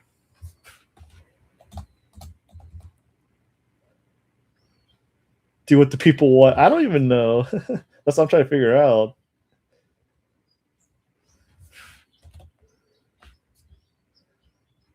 If they want the ears to be blasted, I'll blast their ears. It's not going to be the best sounding, but I think that when there's audio, people leave faster. They just think it's cool to see for like 10 seconds and leave, but I don't think they would stay. That's the thing. Like you and Neil, you guys stay the longest despite the situation.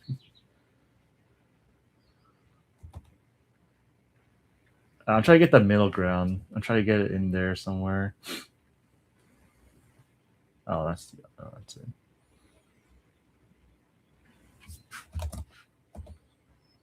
I need to figure out OBS real though.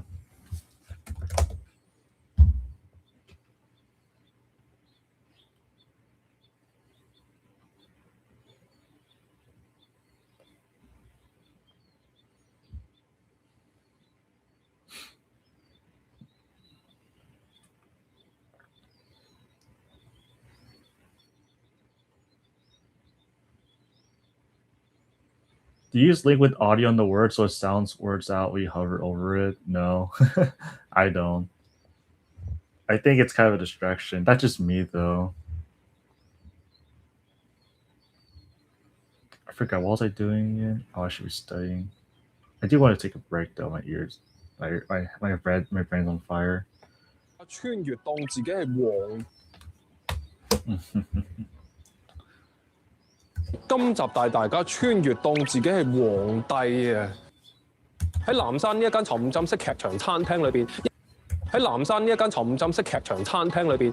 I probably should do a bunch of private streams just to test it out. 喺南山呢一間沉浸式劇場餐廳裏邊，一邊穿越一邊玩遊戲，一邊穿越一邊玩遊戲，一邊互動一邊食宮廷煙，一邊互動一邊食宮廷煙。誒，係咪係咁望住我件衫？誒，係咪係咁望住我件衫？好有型咧，係嘛？帶大家去好有型咧，係嘛？帶大家去嗱，我呢套咧就係2026嘅最新款嚟嘅，係咪特別潮啊？特別韓風啊？係嘛？ Before you take a break, please send me the photo you use for your thumbnails. If you're comfortable doing that, and the list of your languages you're studying, like you want the flag representation. But you want the actual thumbnail directly, or you want the individual pieces?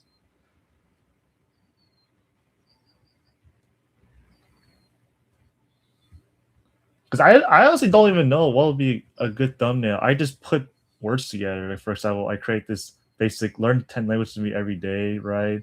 And I just have the banners, I have a picture and blah blah blah. I have learning 10 languages day number blah blah blah.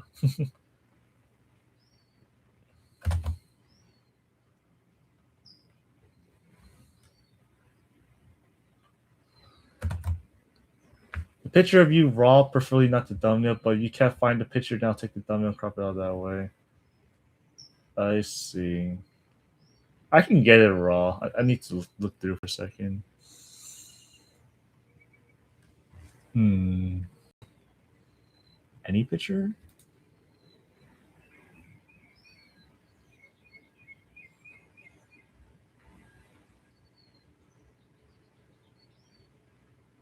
I guess I could just start with the profile. That's one thing. A picture of multiple pictures, preferably even, gives you variety. Yeah, I can find it for sure. Let's see.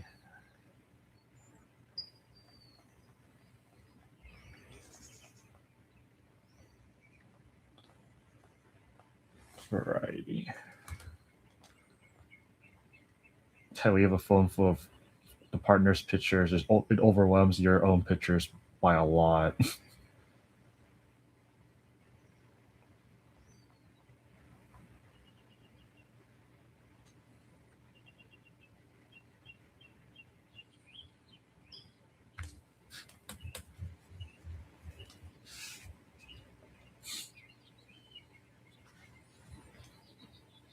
Discord. The photos of, that's love. That photos of your partner. Oh, because they take your phone, take selfies, right? That's one thing.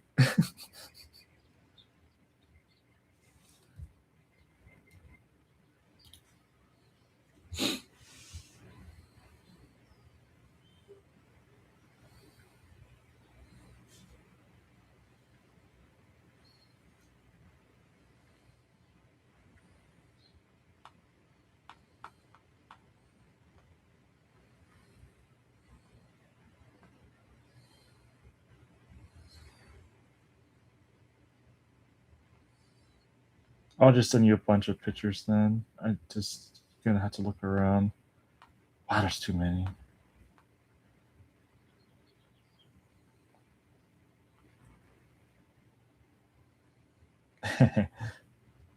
This one's funny too. Okay, that was a little too much. That one's cool.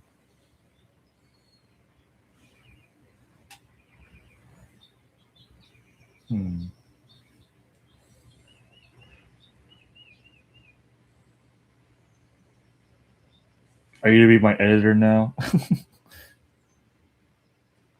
Oh, I got so many pictures from Paris. I think this will be good.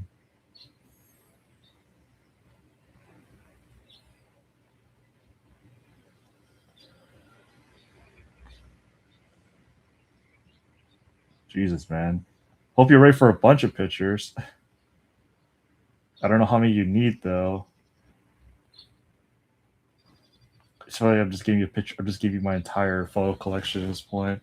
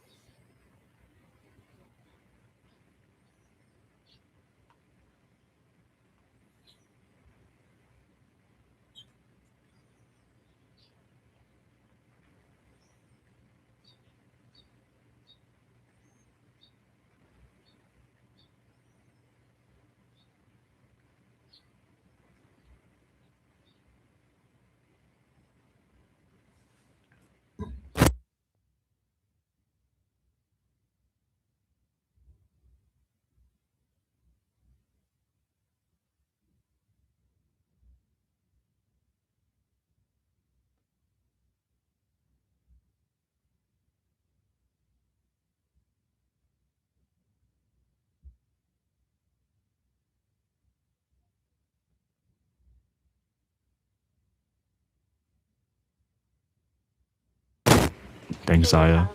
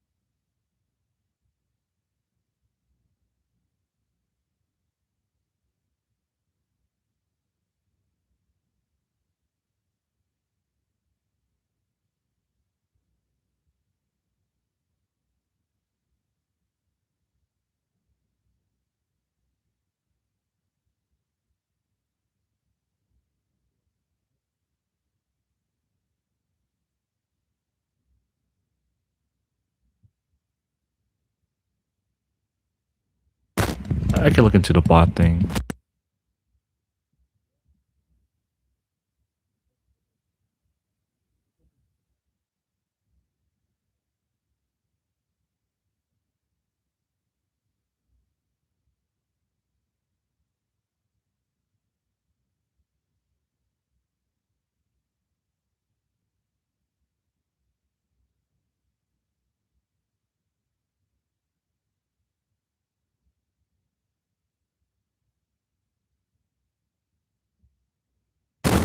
It's all good, Saya.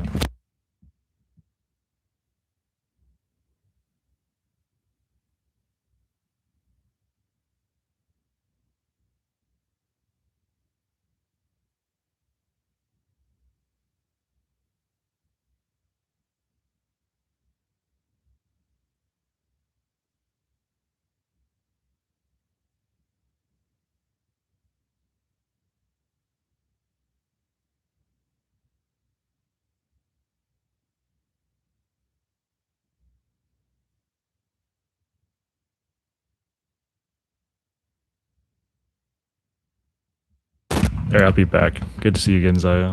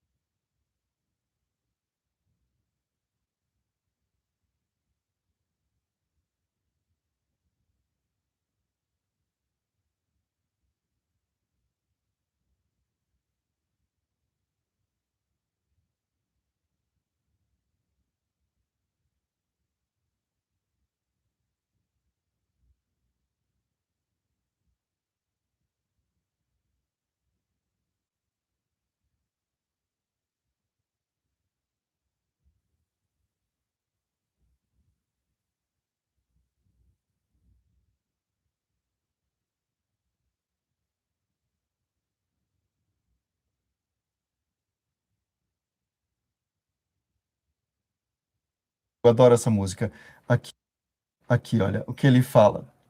E, Thomas, ela pode funcionar também como as músicas do Jorge Ben podem funcionar para você aprender mais sobre futebol. Sim, bom. Ó, ele falou, tabelou, driblou 2 zagueiros. Ele fez uma tabela com alguém, né, jogou a bola para alguém devolveu rapidinho, driblou 2 zagueiros, passou por 2 zagueiros.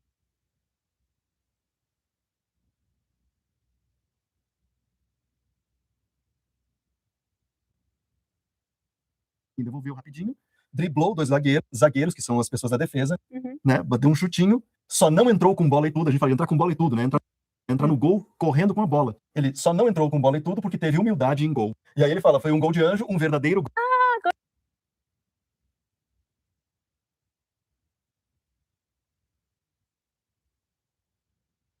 好似韓國嗰啲皇帝咁咧，好似韓國嗰啲皇帝咁咧。如果唔啱唔緊要，如果唔啱唔緊要追好。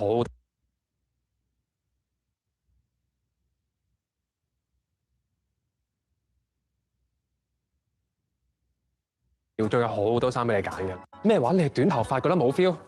咩話？你係短頭髮覺得冇 feel？ 呢排唔係發菜啊，唔係紫菜啊。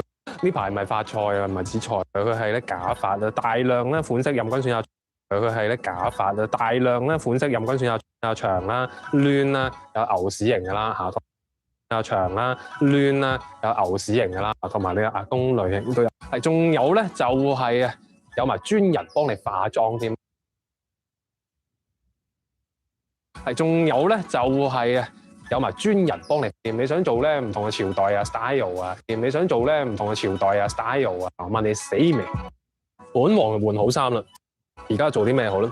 梗係攞住我起始新手嘅盤川，梗係攞住我起始新手嘅盤川，梗係攞住我起始新手嘅盤川去玩翻鋪啦！去玩翻鋪嗱，穿越咗之後咧，每個人新手上路咧都。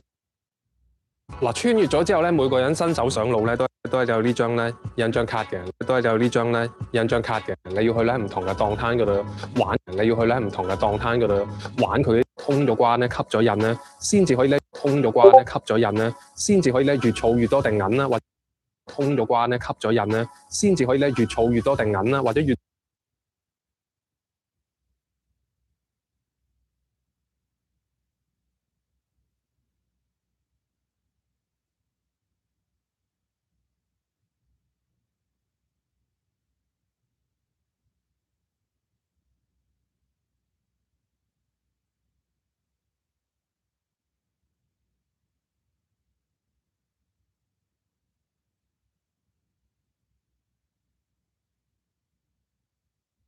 通咗關咧，吸咗印咧，先至可以咧越儲越多定銀啦，或者通咗關咧，吸咗印咧，先至可以咧越儲越多定銀啦，或者越嚟越儲得多 credit 咧，突然間就去，或者越嚟越儲得多 credit 咧，突然間就去拍賣啦。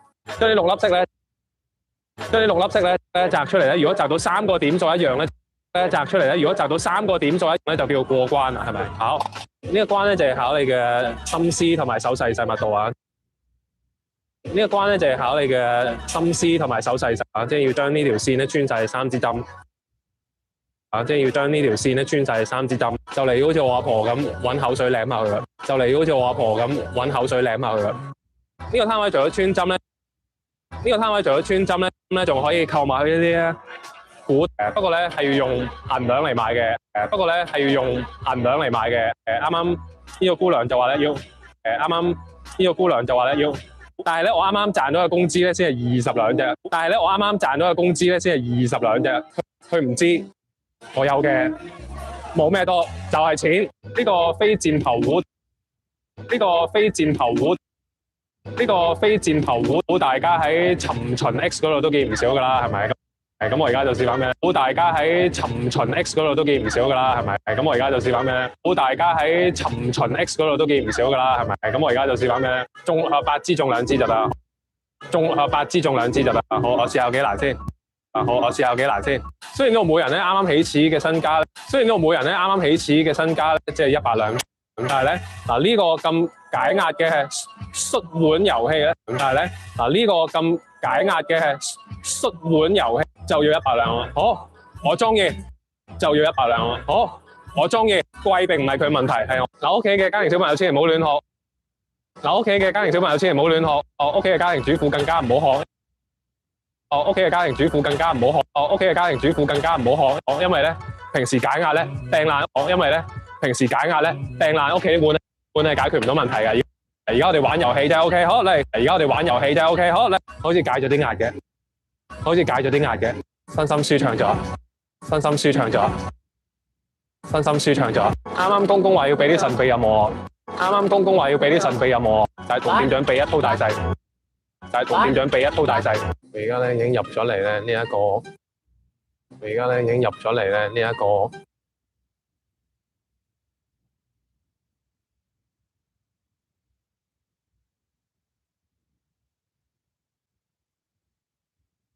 而家咧已經入咗嚟咧宮廷夢境仙境嗰度啦，宮廷夢境仙境嗰度。嗱，呢一種沉浸式宮廷餐廳咧。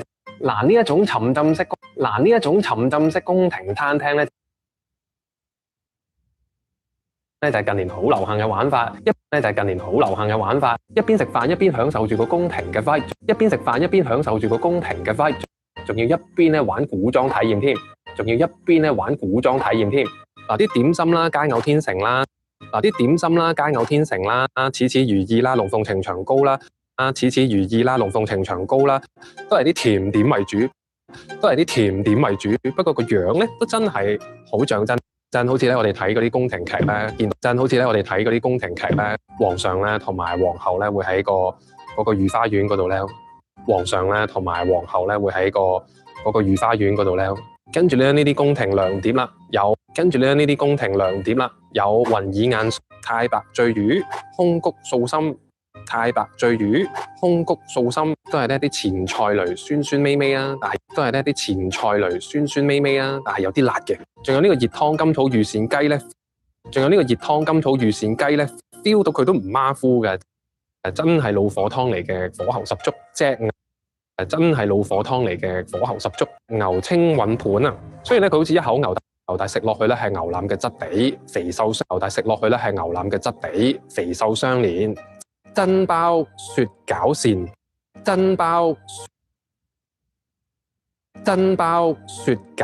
嗱呢隻鮑魚就貨真價實啦，同埋咧啲鮑汁咧都熬得幾入味喎，肉盤尋月影，用上咗兩隻大蝦啦，配埋有啲西式嘅煮法，但係咧用咗中式嘅芡汁。金鮮炊肉餅，金鮮炊肉餅，金鮮咧就講緊上邊嘅呢個，吹咧就係下邊有個火咧一路咧煮熱住，而肉餅咧就係下邊咧冚咗塊肉餅，件事咧好似食緊鰻魚壽司咁啊！好大塊魚咧冚住咗一塊細細嘅肉餅，食落去咧都似我哋平時蒸魚啊，同埋仲有青魚豉油添，肉餅咧都係一個好家常嘅口味，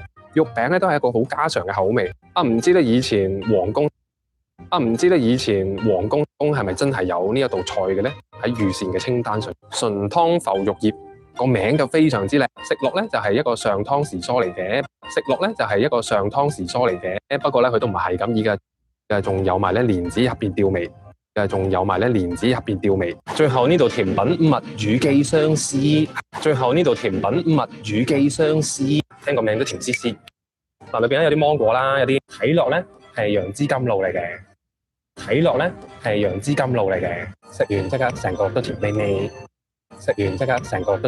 若然你好似我咁，先玩第一 round 遊戲贏咗，俾人抽上台，然後喺第二 round 上台玩遊戲都贏，就可以得到呢一張。下次再嚟呢度食飯同埋沉浸式咧，就可以免一個人嘅錢啦，阿媽，我得咗啦。皇上，这输入场次以等候入台。嗱，但係每日嘅場數都唔同嘅，嗱，但係每日嘅場數都唔同。嚟之前咧，記得上網 check 清楚啦。嚟之前咧，記得上網 check 清楚啦。同埋咧，記得要喺開場之前至少半個鐘。同埋咧，記得要喺開場之前至少半個鐘就嚟開始換衫啊、化妝。就嚟開始換衫啊、化妝，同埋玩下佢嗰啲演員 opening 啊，同埋攤位。作為一個打工仔咧，除咗請假以外咧，作為一個打工仔咧，除咗請假以外咧，都要諗平時咧點樣去儲錢，然後咧用嚟喺自己想去嘅地方啊。咁但係咧用嗰啲錢咧都要可能計過度過嘅。咁啊，所以咧今集請嚟嘅嘉賓咧就係我哋嘅旅遊 creator 阿 T 咧就可以同我哋講解下呢樣嘢啦。你好，阿 T 你好。咁不如同大家講下你最瘋狂嘅窮遊體驗係點樣？你最瘋狂嘅窮遊體驗係點樣？可能我最瘋狂咧就係我上年啦，去咗12日去歐遊，但係淨係使咗1萬。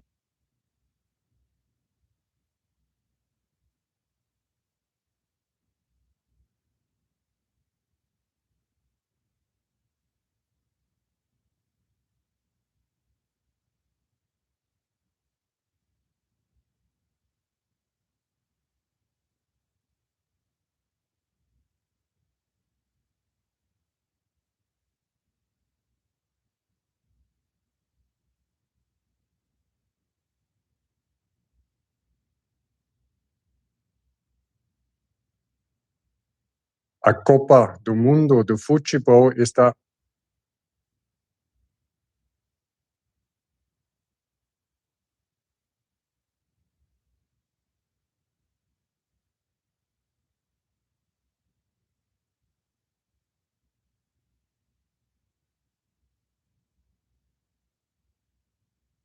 Em inglês, temos as if clauses, padrão para principalmente 3 variantes. Em inglês, temos as if clauses, padrão para principalmente 3 variantes, frases condicionais. If I have money, I will buy a car. If I had money, I hadn't been sick. I hadn't been sick. Existe também em português, não é? Seria ótimo se você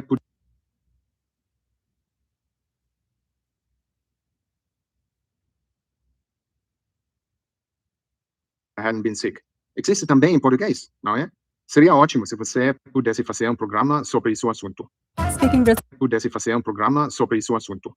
Speaking Brazilian, episódio 3. Olá, eu sou a Virgínia. E eu sou. Bem-vindos ao Speaking Brazilian Podcast. Neste podcast, você vai ouvir conversas autênticas em português brasileiro. Eu sou Conversas Autênticas em Português Brasileiro. Eu sou Virgínia, professora brasileira, e estou aqui com o Rob. Oi, gente. Sobre o que? Hoje vamos falar sobre if clauses em português e outras coisinhas mais. Então o nosso assunto de hoje é mais gramatical. Gramático. É dramático o assunto, é gramático. Mas, antes de começarmos, gostaria de lembrar que nós oferecemos a transcrição. Mas, antes de começarmos, gostaria de lembrar que nós oferecemos a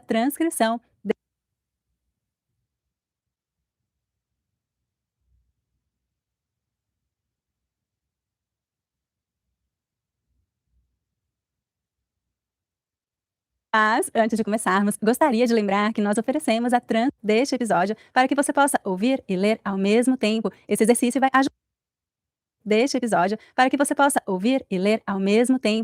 ajudá-lo a desenvolver sua compreensão oral e ampliar seu vocabulário. Para baixar a transcrição, use o link que está na descrição deste episódio. Visite o site speakingbrasilian.com. E nesse mesmo lugar você pode nos enviar perguntas pra gente. Nos próximos episódios. Sim. E coloque dica de onde você é. Algumas pessoas dizem, algumas não dizem. E coloque dica de onde você é. Algumas pessoas dizem, algumas não dizem. Se você nos disser de onde você está nos mandando mensagem, a gente vai saber de onde dizem. Se você nos disser de onde você está nos mandando mensagem, a gente vai saber de onde, né, cada pessoa, quantos lugares. É curioso pra gente. De onde, né? Still doing good, Neo. But check out his back. It's Zaya. The third mod. De onde, né, cada pessoa, quantos lugares. É curioso pra gente. A gente adora saber de onde vocês são. Então, quando enviar sua pergunta,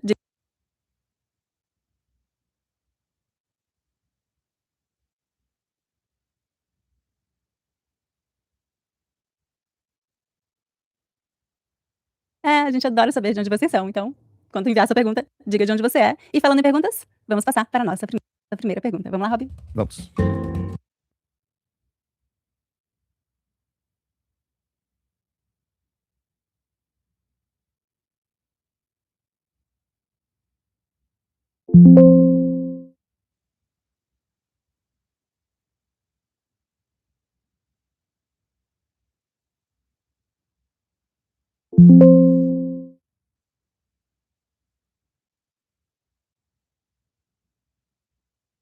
primeira pergunta. Vamos lá, Rob? Olá, Virginia. Aqui é Michael, de Alemanha. Moro em Frankfurt. Adoro seus coisas no YouTube. Tenho uma sugestão. Em inglês, temos as if clauses. Padrão para YouTube. Tenho uma sugestão. Em inglês, temos as if clauses. Padrão para principalmente 3 variantes para frases condicionais. Car, if I had money, I would buy. I would have loved, não é? Seria ótimo se você pudesse fazer programa sobre esse assunto, não é? Seria ótimo se você pudesse fazer programa sobre esse assunto. Obrigado, você é realmente incrível. Obrigado, você é realmente incrível. O Rob também. Muito obrigada pela sua pergunta. Sim, if clauses em português, nós não usamos essa terminologia em português, mas temos estruturas muito similares. Você já tinha pensado nisso, Rob? Quando eu estudei inglês, if clauses em inglês, eu meio que fiz uma analogia, sabe, você traça um paralelo. Mas em inglês, eu meio que fiz uma analogia, sabe, você traça um paralelo. Eu não pensei exatamente como era em português, eu pensei mais como eu não pensei exatamente como era em português, eu pensei mais como justificar em português. É curioso, a gente não fala assim, né, desse jeito mesmo. A gente não usa a terminologia. É curioso, a gente não fala assim, né, desse jeito mesmo. A gente não usa a terminologia if clauses e a gente não usa os termos first conditional, second conditional. A gente simplesmente usa os nomes dos tempos verbais e falamos sobre para que serve, né, aquela construção. Então, vou falar um pouquinho para vocês sobre essas estruturas em português, para você saber como se expressar, como falar sobre hipóteses e português, para você saber como se expressar, como falar sobre hipóteses e Probably. I have no idea. Not gonna lie. I still have the whole day as usual. 4 or 5 hours. I'm crazy. Português, para você saber como se expressar, como falar sobre hipóteses e possibilidades em português, em condições. Então, no inglês a gente tem essas 3 estruturas, mas você vai falar sobre cada uma delas, está sendo uma analogia com o inglês. Você vai falar sobre cada uma delas, está sendo uma analogia. Você vai falar sobre cada uma delas, está sendo uma analogia com o inglês, como se fala em português, é isso? Sim.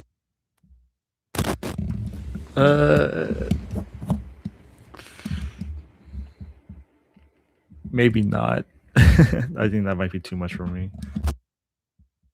O inglês, como se fala em português, é isso? Sim, nós temos estruturas bem similares em português. Então, por exemplo, o primeiro é o first conditional, o primeiro condicional. E para você ter uma estrutura similar, você vai usar a palavrinha se, um tempo verbal chamado futuro do subjuntivo, que é o tempo verbal chamado futuro do subjuntivo, que é o tempo verbal que existe em português, que eu saiba. E a próxima frase, futuro. Todas essas if clauses, essas first conditional, second and third, 2 frases, né? Então, a primeira frase, neste caso, vai estar no futuro do subjuntivo e a segunda vai estar no presente ou futuro, e elas podem mudar de lugar também. Eu vou dar exemplo em frases. Se eu tiver tempo, eu vou... Yeah, I'll take it, exactly. I think I might need to sleep in, because we have a holiday here and called Independence Day, so everyone's pretty much partying, so I don't know if I can sleep well.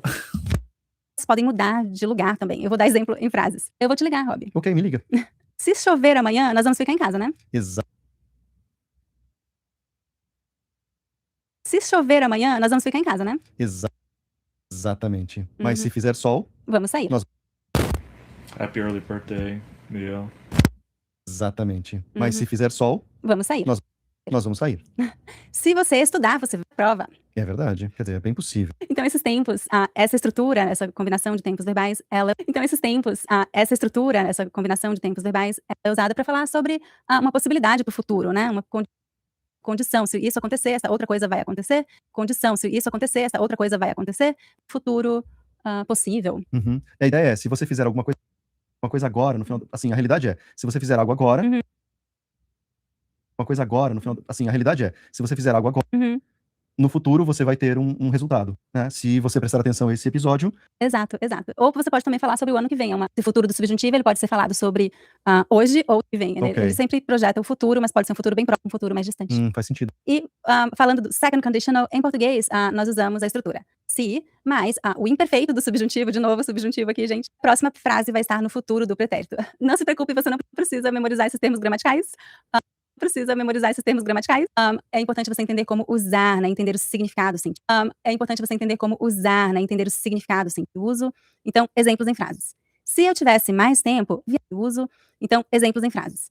Se eu tivesse mais tempo, viajaria. Eu gosto disso. Se eu tivesse mais tempo e dinheiro, eu viajaria mais. Sim, se eu tivesse mais dinheiro, eu viajaria mais. Se ela morasse no Brasil. Brasil falaria português todos os dias. Então, Michael, se você morasse no Brasil, Brasil falaria português todos os dias. Então, Michael, se você morasse no Brasil, você falaria português todos os dias.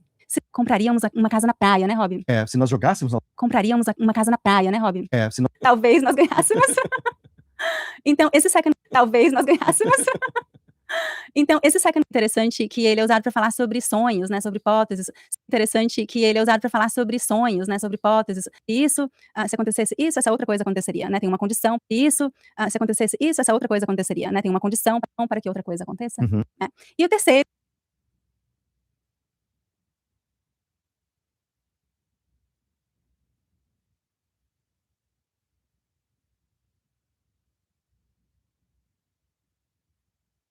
nell'italiano standard, diciamo, però dato che non è una cosa che fa mio marito, non penso, nell'italiano standard, diciamo, però dato che non è una cosa che fa mio marito, non lo so, non so se questa è una cosa inglese, una cosa americana, nordamericana, una cosa che... Non lo so, non so se questa è una cosa inglese, una cosa americana, nordamericana, che una cosa dell'accento italiano che sto imitando. La tua C è molto... Che una cosa dell'accento italiano che sto imitando. La tua C è molto naturale ed è molto realistica. Ok. Però adesso il tentativo era cercare di farti Certo, sembrare sì, naturale ed è molto realistica. Ok. Però adesso il tentativo era cercare di farti Certo, sembrare sì. più con una doppiatrice, diciamo, con Sì, un sì, accento sì. più neutro. Ma Più con una doppiatrice, diciamo, con Sì, un sì, accento più con una doppiatrice, diciamo, con Sì, un sì, accento sì. più neutro. Ma perché gli italiani amano tanto il bidet? Era meglio una seconda volta. Ma perché gli italiani amano tanto il bidet? Era meglio una seconda volta. Bene entrambe, Ok. la seconda è più enfatica. Ok. Bene entrambe, Ok. la seconda è più enfatica. Ok. Ma Ok. perché gli italiani amano tanto il bidet? Ma perché gli italiani amano tanto il bidet? Sì, è un po' come la differenza tra dire ma perché l'hai fatto? E ma perché l'hai fatto? La seconda sembra più Sì. quasi arrabbiata, no? Quasi più assertiva. Ma perché l'hai fatto? Sì. Quasi arrabbiata, no? Quasi più assertiva. Ma perché l'hai fatto? Perché l'hai fatto? Nel secondo caso vuoi sapere il vero motivo per cui l'hai fatto. Perché l'hai fatto? Nel secondo caso vuoi sapere il vero motivo per cui l'hai fatto. Perché l'hai fatto? Sì, ho Rispetto a capito. perché l'hai fatto? Ma perché gli italiani amano tanto il bidet? A cosa Perché gli italiani amano tanto il bidet? A cosa serve? È davvero così necessario? Necessario? Necessario? È davvero così necessario? Necessario? Necessario? Perché sto cercando di esagerare con la C. La C. Necessario? Perché sto cercando di esagerare con la C. La C. Però sì, necessario? Io direi è davvero così necessario? È davvero così necessario? Necessario? È davvero così necessario? Esatto, perfetto. Questo è un accento molto standard, che è l'accento che senti per esempio anche a Roma. Un accento molto standard, che è l'accento che senti per esempio anche a Roma. Le domande, voglio dire, non accento, l'intonazione delle domande. Sì. Le domande, voglio dire, non accento, l'intonazione delle domande. Sì. Fatto? Ti è L'hai piaciuto? fatto? Ti è piaciuto? È davvero così? Fatto? Ti è L'hai piaciuto? fatto? Ti è piaciuto? È davvero così necessario? Esatto, bellissimo. Lei. È davvero così necessario? Esatto, bellissimo. Lei. Vuoi andare avanti? Sì. Ti stai divertendo? Sì, mi sto divertendo tantissimo. La parola bidet. Vuoi andare avanti? Sì. Ti stai divertendo? Sì, mi sto divertendo tantissimo. La bidet non è italiana. La parola bidet? La parola bidet non è italiana. Perfetto. È una parola francese. Aspetta, io ho imparato che si dice inglese con S e francese con Z, è giusto? Sì, nella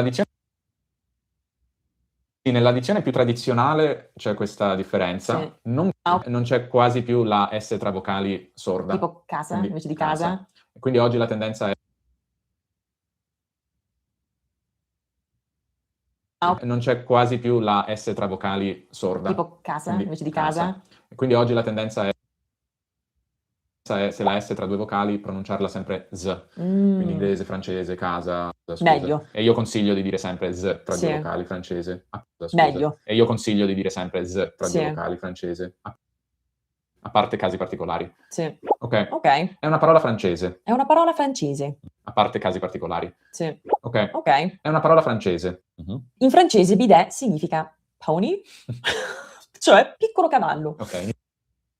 In francese bidet significa pony, cioè piccolo cavallo. In italiano pony. Pony significa pony, Esatto. cioè piccolo cavallo. Quando abbiamo una parola straniera usiamo sempre le vocali aperte, la sillaba accentata, quindi pony, non diremo poni. Pony. C'è questa regola vocale incerta, la sillaba accentata, quindi pony, non diremo poni. Pony. C'è questa regola vocale aperta. Wow. Per cui se si prende una parola straniera si userà la vocale aperta. Vocale aperta. Wow. Per cui se si prende una parola straniera si usa motivo per cui anche bidet, non bidet. Questo perché la posizione che assumiamo quando ci facciamo il bidet è simile alla posizione che assume qualcuno quando va a cavallo, che cavalca. Quando ci facciamo il bidet è simile alla posizione che assume qualcuno quando va a cavallo, che cavalca. Ma prima di tutto... Aspetta. Sì. Questo perché? Ci sono delle cose da correggere qui. Ma prima di tutto... Aspetta. Sì. Questo perché? Ci sono delle cose da correggere qui. Questo perché la posizione che assumiamo quando ci facciamo il bidet... Questo perché la posizione che assumiamo quando ci facciamo il bidet... Allora, è molto interessante la tua pronuncia delle C, molto Ci facciamo. settentrionale. Ci facciamo. Tu dici quando ci facciamo il bidet. Facciamo. Ci Ci facciamo. facciamo. Se vuoi puoi provare a dire quando ci facciamo. Quando ci facciamo. Prova a protrudere ancora di più le labbra.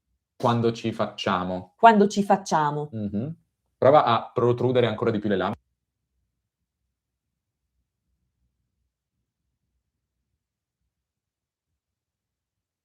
Labbra Ancora di più. Ci facciamo. Esatto, facciamo. Wow. Labbra Ancora di più. Ci facciamo. Esatto, facciamo. Wow. Ci facciamo. Senti anche che un suono più scuro, no? Come Sì. Ci facciamo. Senti anche che un suono più scuro, no? Come Sì. Facciamo. Il bidet. Quando ci facciamo. Quando ci facciamo. Cambia proprio la voce. O la voce. La voce. Hai ragione. La voce. La S di solito. Invece di solito. Sì, hai una S un po' così. Sì, sì. Fai un accento romagnolo, fai un po' così. Vabbè, un accento marchigiano che è un po'... Fai un accento romagnolo, fai un po' così. Vabbè, un accento marchigiano che è un po' romagnolo, così. Sì, sì. Quindi c'è l'accento, così. Parliamo con la S, così. Sì, sì. Quindi c'è l'accento, così. Parliamo con la S, così. Sì, ho questa cosa. Non sempre, però molto spesso. Quindi c'è la S, posizione che... Così. Sì, ho questa cosa. Non sempre, però molto spesso. Quindi c'è la che assumiamo. Forse non a questo punto, forte. dai. Però per questo. aiutare a capire che assumiamo. Forse non a questo punto. Forte, che assumiamo. Forse non a questo punto, forte. dai. Però per questo è la posizione che assumiamo quando ci facciamo il bidet. È simile alla posizione che assume qualcuno quando...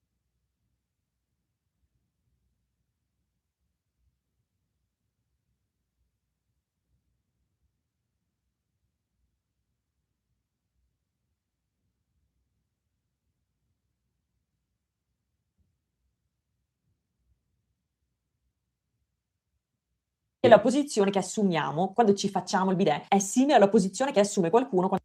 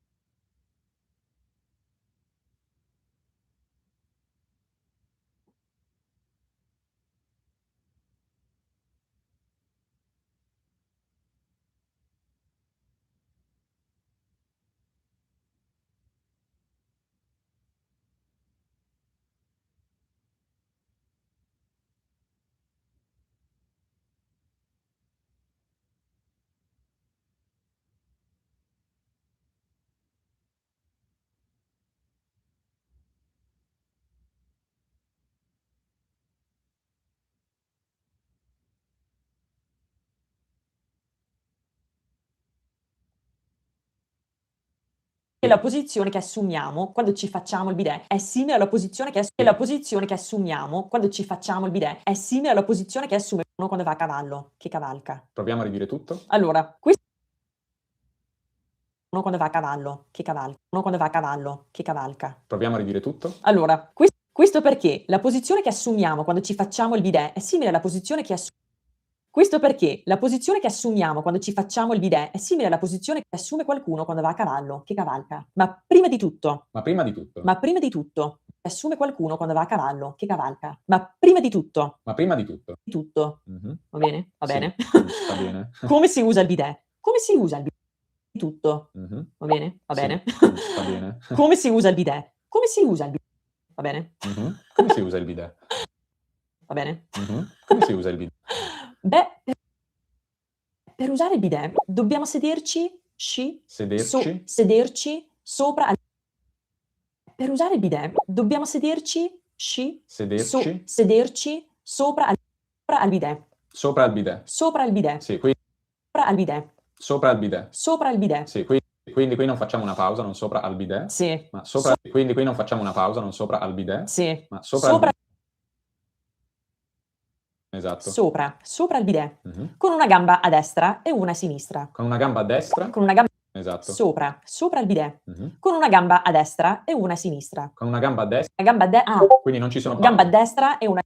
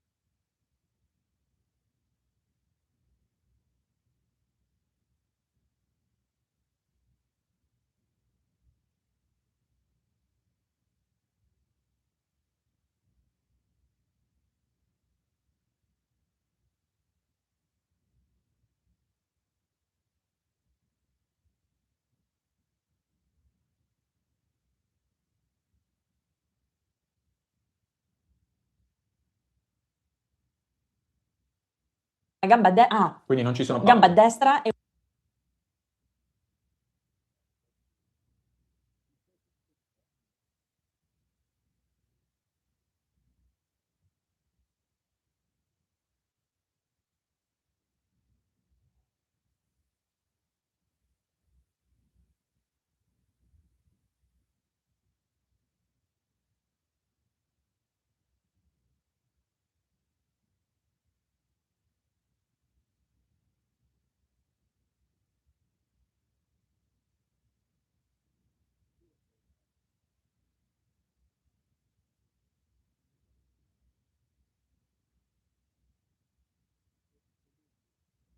una a sinistra. E una a sinistra. Sì, puoi anche raddoppiare le consonanti, ma in ogni caso. E una a sinistra. Sì, puoi anche raddoppiare le consonanti, ma in ogni caso una gamba a destra e non una gamba gamba a destra. E una a sinistra. Mhm. Va bene, va meglio, va bene. Bene, ottimo. Sto bene. Allora, una cosa che fanno molti anglofoni, tu non la fai, è mettere queste pause, questi glottal stop ovunque, quando ci sono è mettere queste pause, questi glottal stop ovunque, quando ci sono parole che iniziano per vocale. Quindi per usare il bidet dobbiamo sederci sopra al bidet con una per vocale. Quindi per usare il bidet dobbiamo sederci sopra al bidet con una gamba.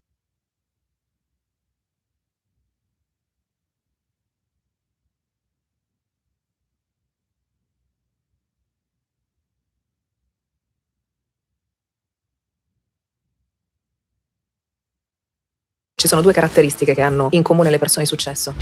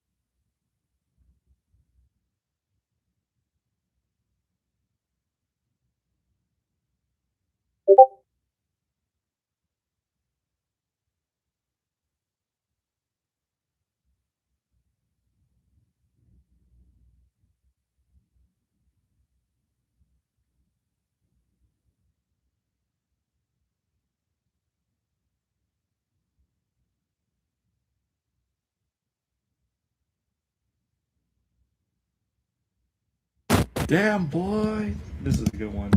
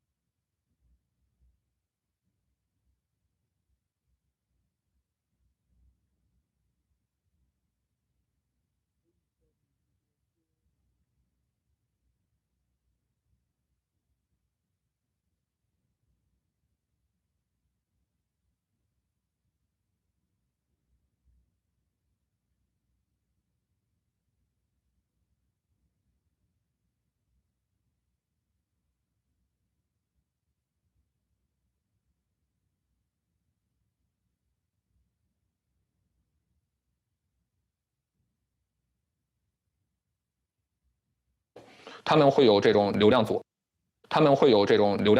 我要塑造什么样的内容，我会把什么样的人给吸引过来。第二个组的时候就是这个聊天组的，他们是经过培训的，懂心理的这些人，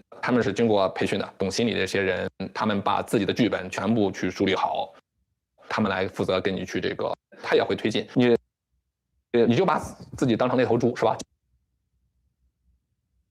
你就把自己当成那头猪是吧？你的情绪的这种变化在心理学上一定是有这种逻辑的。什么时候你能够，比如说什么时候你能够，比如说建立联系，什么时候到哪个点的时候是一个节点，我要再怎么去引入，那还有一些技术组，除了聊天用的那些图片呀，甚至是给你打语音或者打视频里面用的是 AI 呀什么，这是有些所谓的这个技术组。你说你跟网上这个人能灵魂共振？你说你跟网上这个人能灵魂共振？他这么一个骗子，能够把你一个大研究生领了，你觉得他有什么把戏？它其实是一整套的这个，我觉得心理学这个，他们可能会去网上去搜索你的资料，比如说你是做这个自媒体的，他可能会通过你的这个节目，我还能研究你大概是什么样性格的人，挺用心的呢。对，我觉得能骗人的这些人呢，某个方面的时候，他们的能力是非常强的，应该受过点教育，是不是？还不能说有点。我觉得可能这帮人还是很专业的，一定不要小看的时候这帮人。我可能是说，我是这个当中的一个受骗者之一，我是这个当中的一个受骗者之一，但是你回头你在网上你去搜一搜。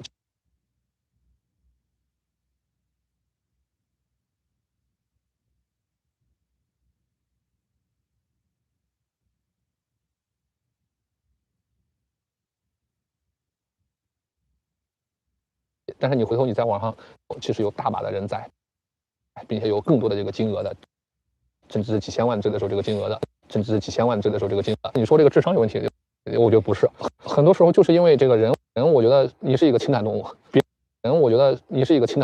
别人其实是通过情感来去突破你这条这种防线，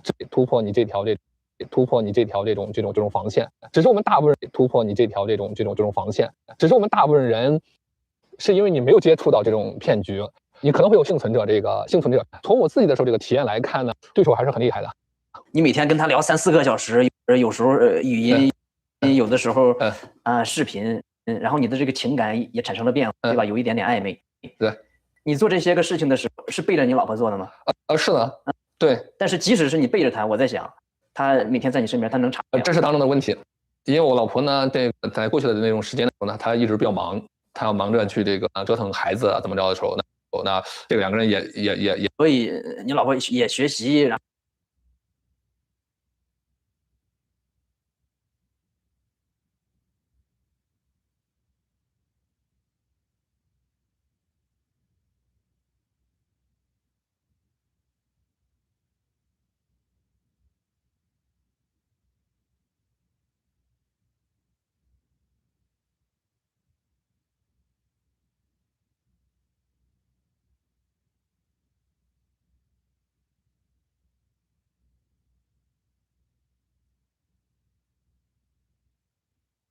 所以你老婆也学习，然后做家务，各种带孩子，比较忙，其实没太注意到你的变化啊，可以这样理解吗？对，所以我觉得是，其实这个被骗这个点呢，它具备了天时地利人和。为什么移民的人的身上会出现一些问题呢？就是第一个，你会离开原来那个环境的时候你的很多过去的那种社交网络的时候你的很多过去的那种社交网络的时候，就某种意义上出现的时候这种事。那第二点的时候呢，就是你可能是在国内的时候。你的这种老人都会帮你带着孩子，夫妻带的自由时间就会多一点，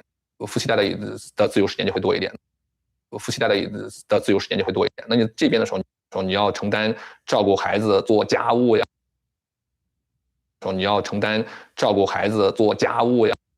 什么什么这东西是吧？这个过程当中的时候呢，夫妻之间也会出现一些问题，你应该干这个事儿，你应该带那个孩子干嘛的东西，就是你会收到的这种，比如说抱怨，会比国内要多很多，你知道吗？有一点趁虚而入的那种感觉，你知道吗？有一点趁虚而入的那种感觉。对，对方其实给你整的东西，其实各种都是赞美，各种是认可，是吧？那会觉得说你在这个现实生活当中的时候没有得到这种满足。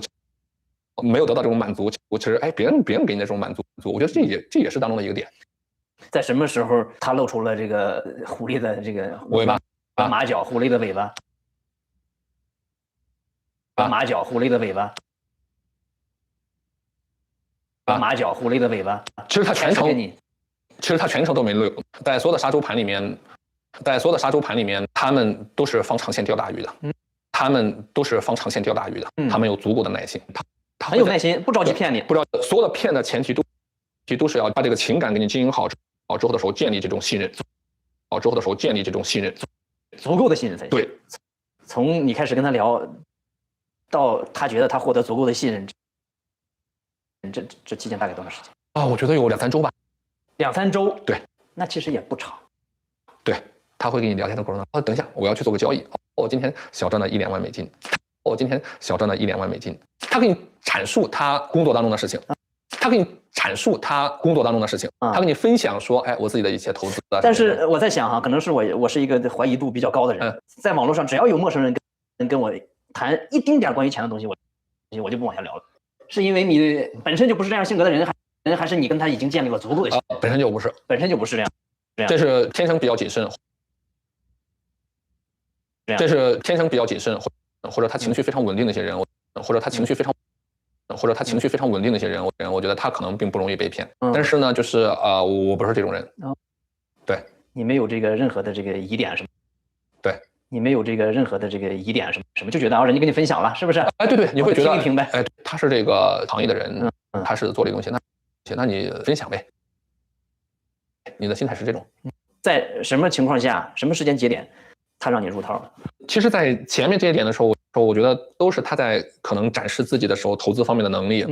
我觉得都是他在可能展示自己的时候投资方面的能力。这里面非常有重要一个点，出现在12月大概9号还是10号，给你我那个下周要培训，我就没时间的时候来去盯这个交易了。就是行情再来的时候呢，我可能就不能在场。要不这样子，我跟我们的老师讲了，我会把你拉到那个 WhatsApp 的这个群里面，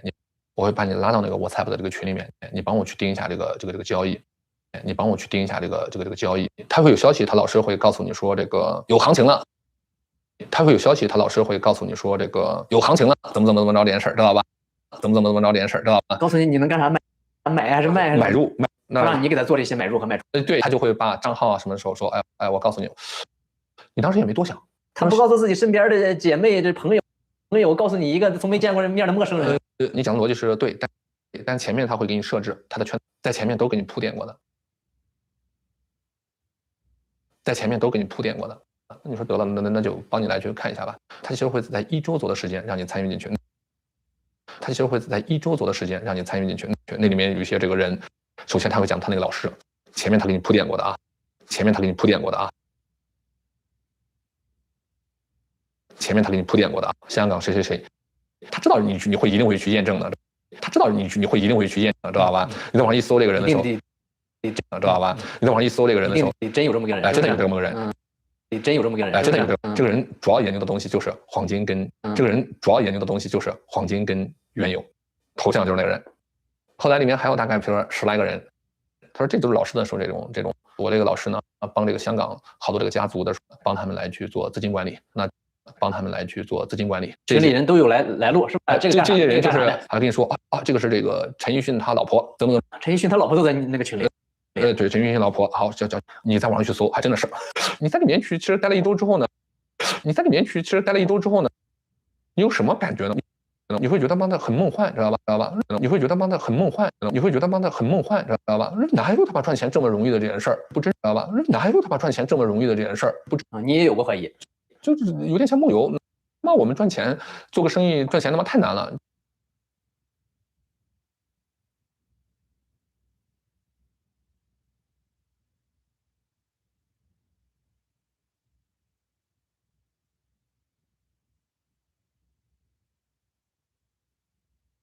係淨係使咗1萬蚊，我其實但係淨係使咗1萬蚊。我其實去咗4個國家啦，咁就包括塞爾維亞啦、北馬其頓啦，咁就包括塞爾維亞啦、北馬其頓、阿爾巴尼亞同埋希臘嘅。咁就呢4個國家啦，咁當中咧佢哋嘅消費啦都比較平啦，咁就呢4個國家啦，咁當中咧佢哋嘅消費啦都比較平啦，咁另外機票我都咁啱買到比較平啦，所以咧就成個體驗夾埋都係1萬蚊，呢個價即係夠去咁多地方，呢個價即係夠去咁多地方。如果1萬蚊嚟講，係都真係你係咪？如果1萬蚊嚟講，係都真係你係咪要？我想問下，你嘅窮遊係真係死慳死抵啦？定係還是即係咦？我哋要住啲青年旅，定係還是即係咦？我哋要住啲青年旅社啊，或者點啊，或者係瞓，即係可能好似之前咧啊，或者點啊，或者係瞓，即係可能好似之前去人哋個屋企度，即係嗰先至可以做到呢個效果咧。咁就完全唔係咁樣嘅。呢個窮遊純粹係講緊消費比較低但係成個旅程咧都係即係真係住酒店，啦，唔會去住青年旅社啦。同埋都冇話真係慳住使去食啲平嘢嘅。咦？咁我哋見到咧就已經有啲相啦。呢個係咩地方啊？咁呢一度咧就係塞爾維亞嘅首都嚟，咁佢嗰度有個城堡啦，咁你都見到其實係有見到呢個河啊，又有森林啊，咁你都見到其實係有見到呢個河啊，又有呢兩張相咧都係喺北馬其頓啦嘅，湖邊小鎮奧克利德嗰度影嘅，咁真係視服嘅心態去住咯，真係視服嘅心態發現係比想象中好好多咯。呢個就係阿爾巴尼亞嘅首都叫做地拉拿啦。咁佢係一個好年輕有活力嘅城市嘅。咁佢城市側邊咧好多嘅壁畫啦，同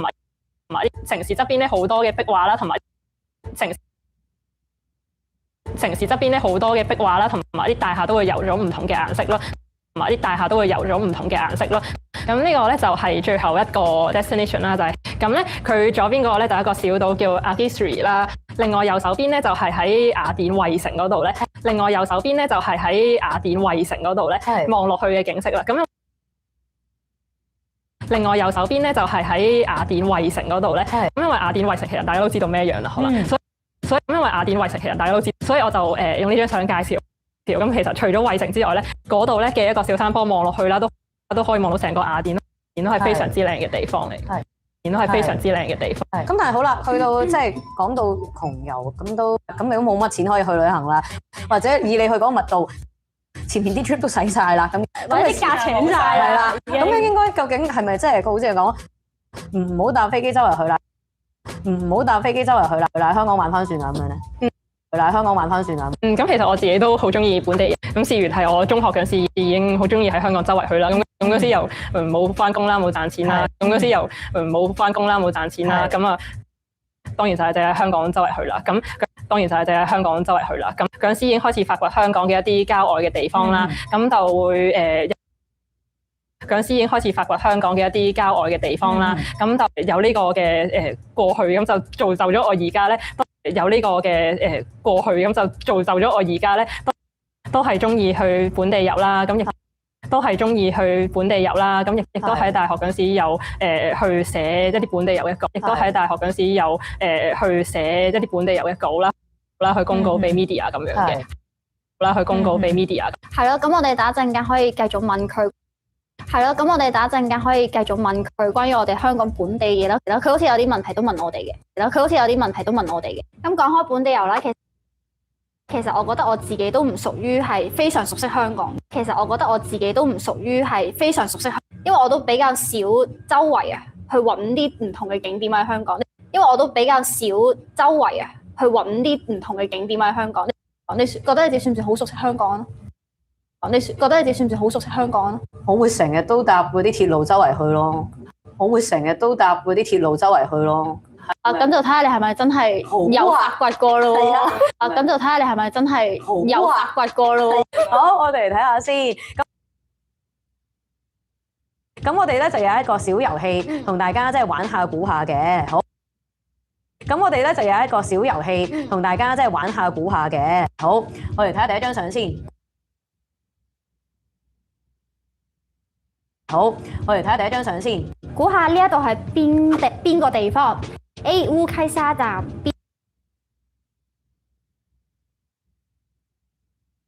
，A 烏溪沙 ，B 荃灣西站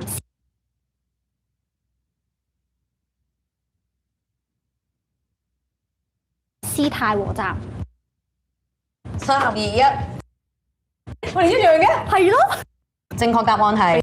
正確答案係。正確答案係 A 烏溪沙站。正確答案係 A 烏溪沙站。呢一張相其實係烏溪沙站嘅牛污水塘啦。呢一張相其實係烏溪沙站嘅牛污水塘啦。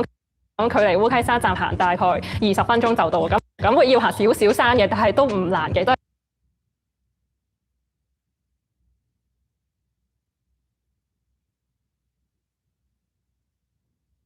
咁會要行少少山嘅，但係都唔難嘅，都係冇行山經驗，基本上都 OK。真係冇行山經驗，基本上都咁就係一個少少嘅水塘啦。咁就係一個少少嘅水塘啦。咁就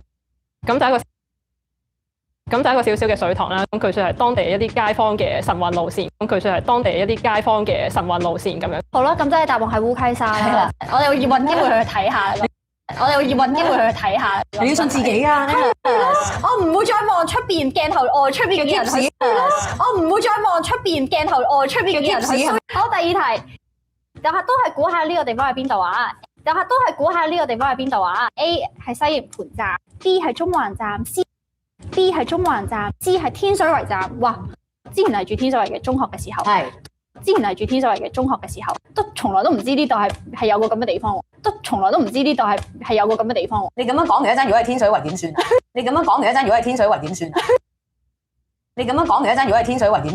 咁啊，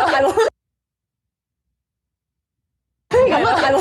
好，我估我哋唔錯喎。係啦，你哋兩個都錯咗啦，係天水圍。係啦，你哋兩個都錯咗啦。其實佢係屏山嘅鄧族文物館嚟嘅。咁其實佢係屏山嘅鄧族文物館嚟嘅。咁 Hey Dark RV, nice to see you again. You got happy birthday, Neil. 其實咧，佢係屏山嘅鄧族文物館嚟嘅，咁佢前身係一個警署咁樣啦，咁咧就。咁佢前身係一個警署咁樣啦，佢就改裝咗變咗呢個文物館啦。佢就改裝咗變咗呢個文物。係咪好似一個山坡度咁樣上？係啦，係山坡啊。OK，我係咪好似一個山坡度咁樣上？係啦。咁我好似又真係有去過，只不過我應該冇喺出邊咁樣打。咁我好似又真係有去過，只不過我應該冇喺出邊。但係佢入邊好似係一啲即係博物館形式咁，跟住有好多展覽廳啊。但係佢入邊好似係一啲即係博物館形式咁，跟住有好多展覽廳啊，跟住又講下。但係佢入邊好似係一啲即係博物館形式咁，跟住有好多展覽廳啊，唔知有啲歷史版，又有擺一啲裝飾喺度咁樣嘅。咁我唔知有啲歷史版，又有擺一啲裝飾喺度咁樣嘅。咁我哋去下一個地方啦。What do you mean? Do you have a new mod? Oh, it's Zaya. I don't know. You've seen Zaya a few times. He's usually quiet, but he was the first one to ever just stay here, like the first ever viewer. 咁我哋去下一個地方啦。好，都係估下係咩地方啦 ？A 太子站 ，B 九龍塘站 ，C 顯徑站。呢啲時候咧就係靠自己嘅直覺㗎啦。Now there's 3 of you guys, the Trinity Force, 3 Musketeers. 呢啲時候咧就係靠自己嘅直覺㗎啦。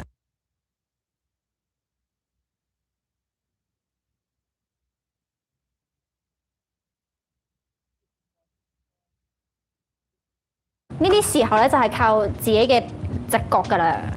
OK， 好，嚟3、2，好，你哋兩個都錯咗啦。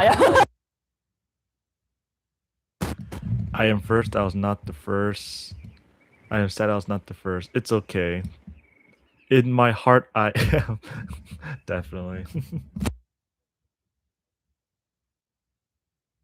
好，你哋兩個都錯咗啦。呢張相其實喺顯徑站，呢張相其實喺顯徑站大約行5至10分鐘啦，大約行5至10分鐘啦，喺下徑口村嗰度影嘅。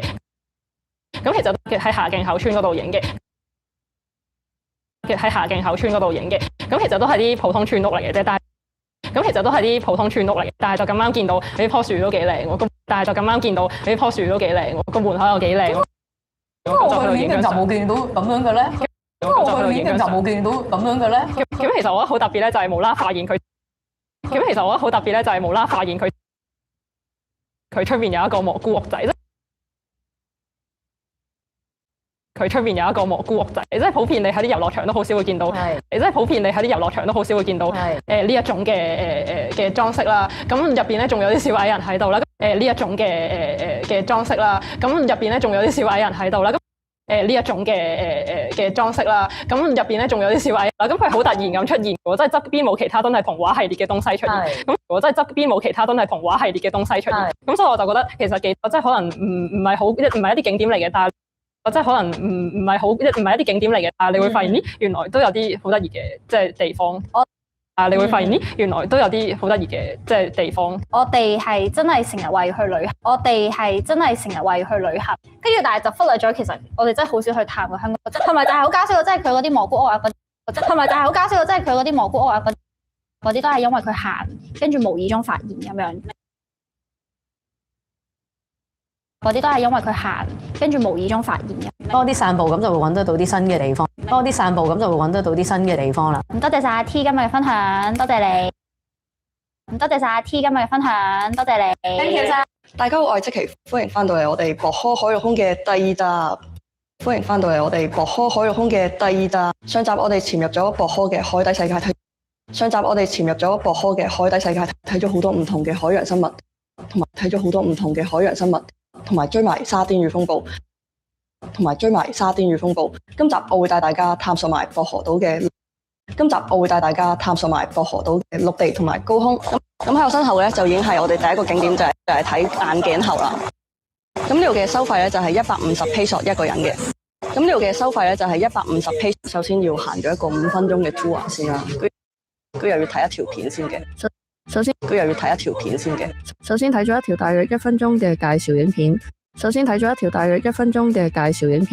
之後咧就會去睇佢嘅一個小展覽。呢度咧亦都有一啲眼鏡猴嘅標本啦。呢度咧亦都有一啲眼鏡猴嘅標本啦。呢度咧亦都有一啲眼鏡猴嘅標本啦。咁眼鏡猴會食嘅食物咧就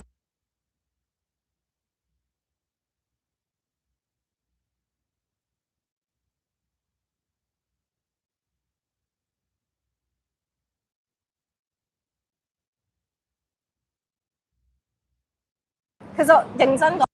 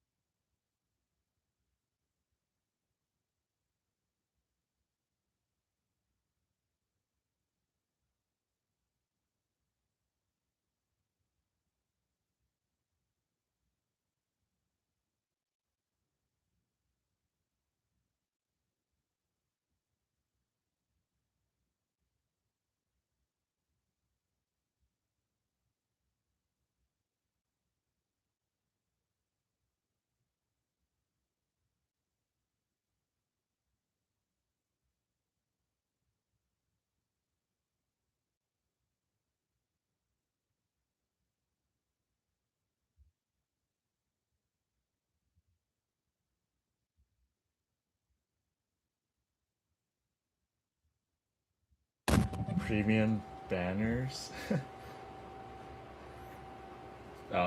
You could thank Zaya for that. He made the best designs. Actually, I was like spamming me a bunch of icons. He actually like upgraded. He gave me a bunch of them. Holy crud! The man himself.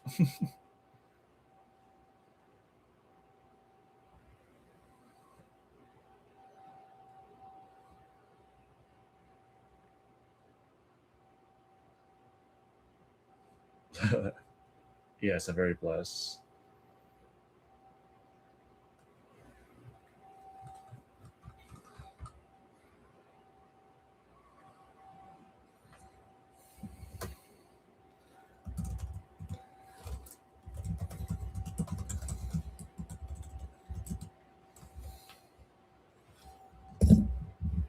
He earned his mod badge. I'm actually gonna try to get Mike next. Can I interview you sometime? I think if I interview Mike, that'll be fun. Like his journey.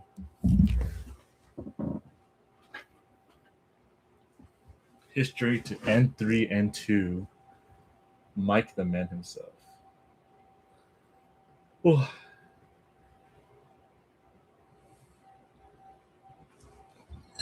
Alright, let's see what's up with the community now.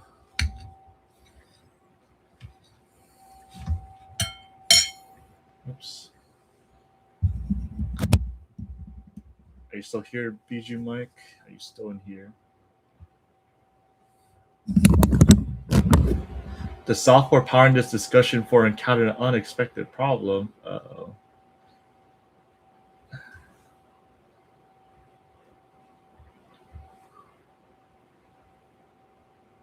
Do your developers even use this service? Oh.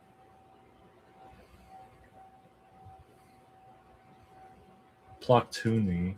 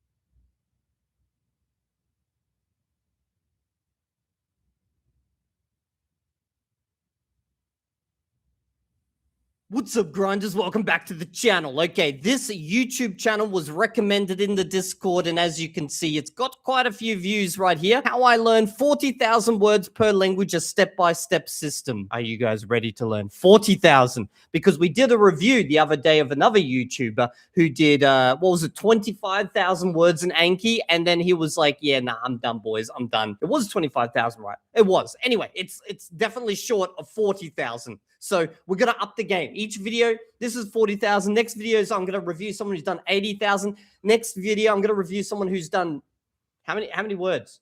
But when do we stop? Okay, let's go. Many ways will get you to fluency, but tell me if this sounds familiar. You study for hours, you put in the time, but the progress just isn't there. Oh, so we're starting with the standard marketing style intro to a video where we start with all the pain and suffering that you've gone through. And I, as a YouTuber, understand this pain and suffering, but I have the solution. And if you keep watching, I will present it. That's because you're missing an efficient, proven system. No amount of rereading your notes or immersing or just winging it will save you from wasted time. It feels like you're working, but you're just spinning your wheels.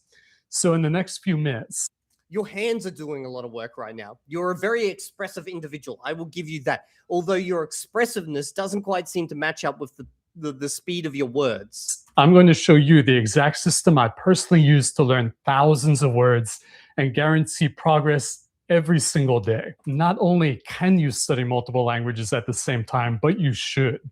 It's Ooh, we're going to be studying multiple languages at the same time. Okay, I've got my own thoughts on this, and you know what? I'm going to lay them out on the table for all of you guys, because clearly I'm a person who's been studying 2 languages now for the last year, and I've gone between doing 3 hours for one and then 2 hours for the other and then 2 hours for both.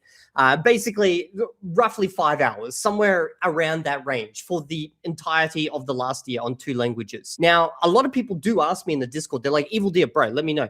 Is this a good idea? Is this just stupid? Am I just like taking 5 hours that I could be dedicating to one language and just splitting it across 2, and therefore I'm just going to be like double as slow in each language? Yes and no. Okay, yes and no. It really depends how much time you've got to dedicate. If you got 1 hour and you're splitting that between 2 languages, bro, what are you doing? What are you doing? Do you plan to still be learning while you're in the retirement home? Like, come on. But if you got like 5 hours, it makes more sense, because if you dedicate 5 hours to one language, and let's say you're just doing study, I swear to God, you're going to be burned out after like 2 hours. And those last 3 hours, you're probably just going to be like watching content go, yeah, I got that. I got something about someone doing something to someone. You know, like you're just going to be not quite all there. However, I've found when you're doing 2 languages at once, as soon as you swap to that other language, it's like, imagine in your brain, you've got like these language areas or something. This is not me doing neuroscience or anything, guys. Like, this is just me explaining how like I can visualize it for all of you. You got a language area and you just keep smashing it. Come on, do the French. That's how you're progressing, okay? By just smashing that region of your brain. Now, after a couple of hours, your brain, that area, it can't take any more like violence, you know? You got to let it rest, recoup, and then you come back at it the next day. But if you swap to another region of the brain that you've, you know, it's chill, it's over there, that's French. Wait, no, we already beat up French. We're on to Spanish now, okay? That's probably a bad idea. Don't do Spanish and French at the same time. Too related. Let's go Chinese, okay? So you got a separate region. Well, suddenly you feel refreshed, and languages are not related. That's pretty much it. the most rewarding things you can do.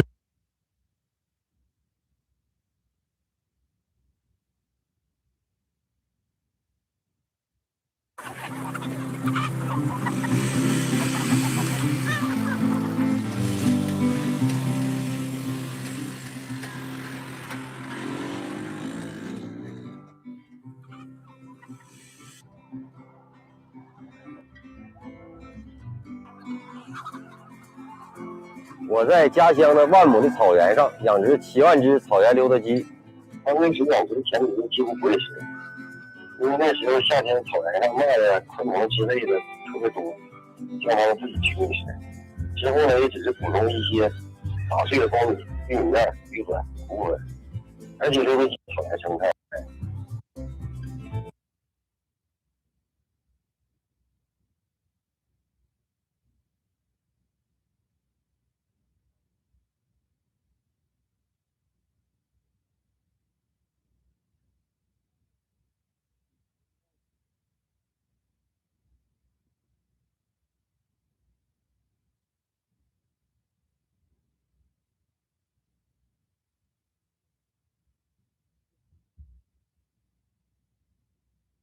So boy, hey. Hey, Black Stars, what? Yes. What good you? Mekachi. Megana achi. Megana achi. Kawi Figana in the bag. Figana. What Figana? Kawi Figana. Oh wow. Wow. Figana. Yeah. What about America? Yeah, man. So after shipping the cars to Namibia and driving back to Accra. Nyamene more on pop. Yo. Nyamene more. I know what's inside has it. Yeah. Mejidi said Black Stars. They said. Yeah, they said good. Yeah. Now, who cannot push me away? New York. New York. Message online. If you say me. Who's that you online? Oh yeah. Well, me take Ghana Ajuane. How do you visit that? Ghana. Friday, then you have July coffee. Every Friday, That's you're Ghana. Ghana. Friendly coffee. Yeah, coffee. Oh, Naben. What's it? That's tomorrow. Put on your Ghana shirt. Got my Ghana jersey. Okay. Oh, now see it.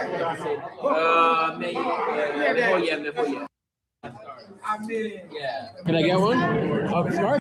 Black Stars for now. Oh my, amazing. You guys are so great.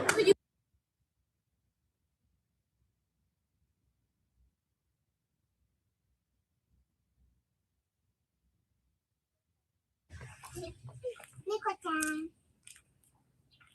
猫ちゃん。寝てるね。寝てるの。起きないね。にゃって言ってるよ。にゃーって言ってもう一回。気持ちよさそうに寝てる。にゃー。にゃー。大きい声出さないで。にゃー。もう一回言うよ。言うかな。おりに。おりに。言ったね。ね。ねねねね。って言った。ねねねね。もう一回言うよ。もう一回言うかな。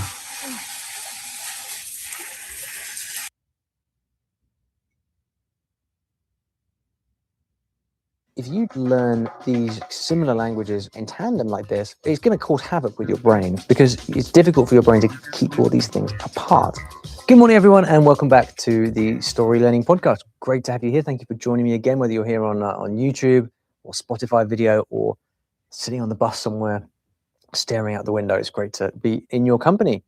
So today we're going to be talking about this old chestnut, learning two languages at the same time. We have two questions on this that's come from a recent video. The first is from LingQ, who says, is it fine to learn both Serbian and Mongolian at the same time? I mean, they're not in the same language family. And then another one from ISF K48. Can I learn Spanish and Hebrew at the same time? It's radically different. So long-term listeners will be very familiar with my take on learning two languages at the same time. But let's address this specifically, right? So we've got Lion Chaos, who's asking about Serbian and Mongolian. I mean, I would love to have an insight into your life. Where does the desire, Serbian and Mongolian? I mean, that's a crazy combination. I've never heard that before. You must have some very eclectic taste. I think that's super cool. Spanish and Hebrew is perhaps more familiar. So how would I approach this? So look, my basic take on learning two languages at the same time is if your goal is to get very good at those languages, if you need to become proficient in them, if you really need to get somewhere in those languages, then do not learn two languages at the same time. The reason is that focus is the key to fluency, right? And as soon as you split your focus between two languages, you don't just get half the results, you get 20% of the results because you're now not focused, right? Now, having said that, if you want to learn two languages and you're passionate about it, God bless you. Go ahead, do it. You've just got to accept that you're going to make slower progress or no progress at all, as the case may be. But anyway, so that's my basic take. But the reality is, as we can see here, as these, it is the most common question I ever get about language learning. So it's quite apparent to me that people are going to do this anyway, regardless of what Ollie says. And so I'm a big fan of dealing with the world as it is, not as we'd like it to be, which is a kind of quite a sort of useful metaphor for the world as it is right now, for sure. And so given that, regardless of what I say, lots of people are going to be learning two languages, how can we actually go about it?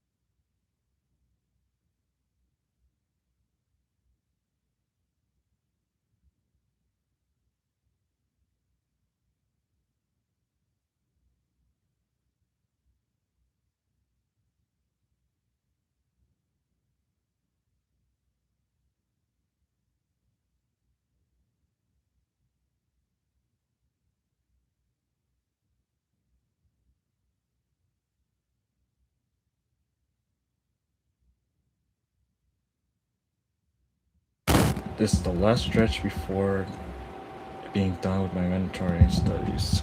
Get it, Neil, get it.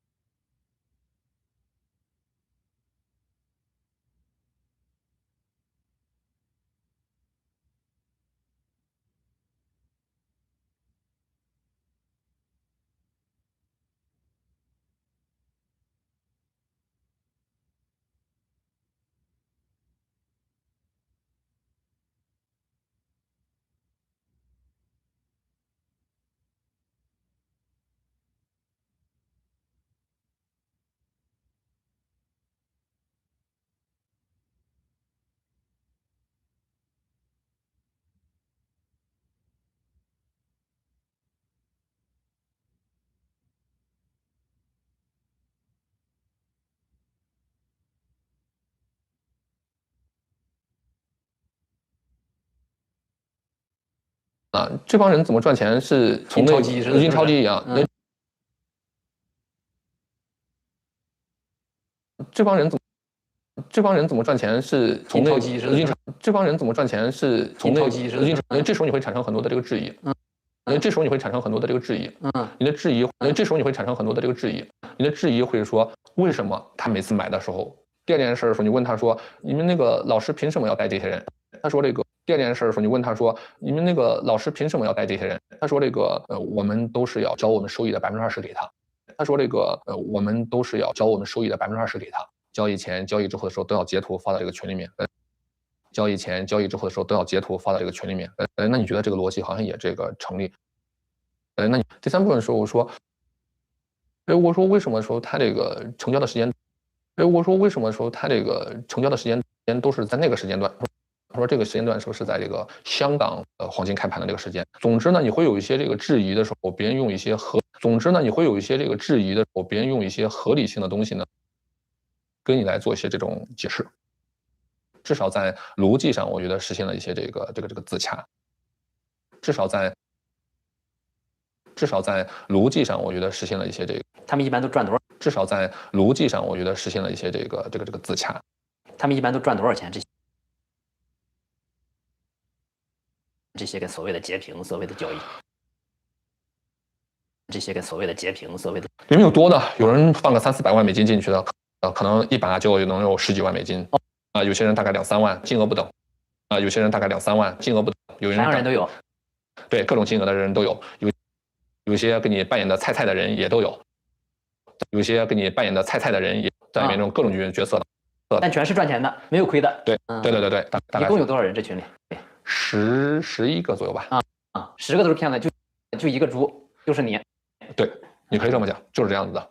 对，你可以这么讲，就是这样子。这个事儿整完之后呢，其实它就是非常糟糕的一件事，因为呢，其实它就是非常糟糕的一件事，因为你体验了，前面只是给你看了，但这个事儿的时候你干了，所以在后面的时候，我觉得我应该是上当的时候，我觉得我应该是。我应该是上当的时候，我跟我上海警方说，当我讲到这个环节的时候，他说一定是杀猪盘的，因为加入一个群去体验，带一个账号去操作，这个才是最容易是把你带进去的那个步骤。他说这个东西有收益，这个基本上是稳赚不赔。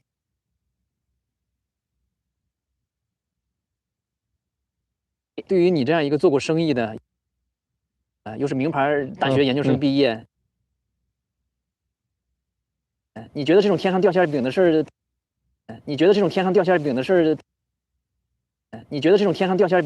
当时你能一下子就相信？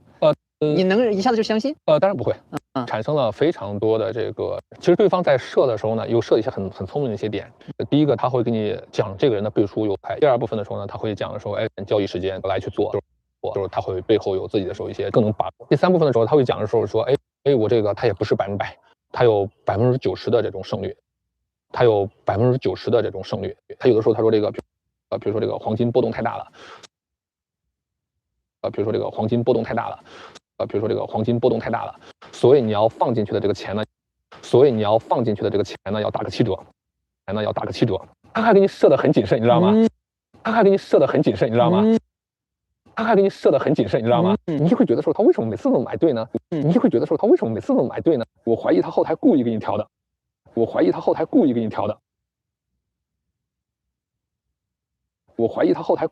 的，他可以在那边先跟你亏了3万多美金，他回头再给你调回来，你知道吗？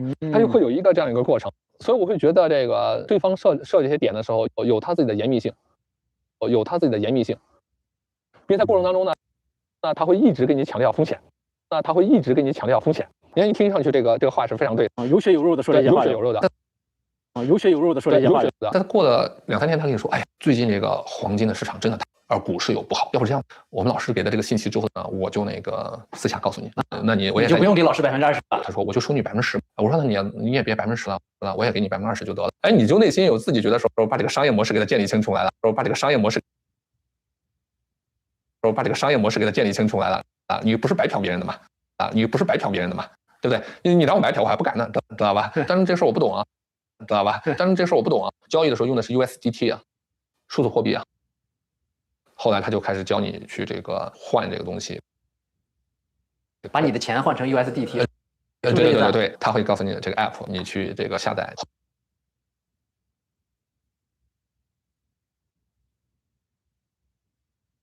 后来我去把加拿大这个银行的钱往里面去转，还不好转。加拿大只要你跟他去提的时候，说你要把钱换成这个加密货币，银行都不敢的。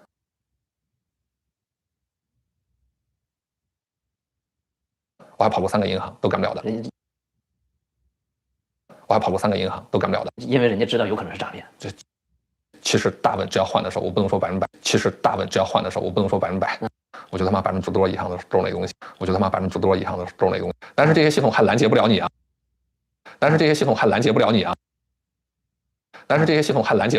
我后来通过香港账户可以换。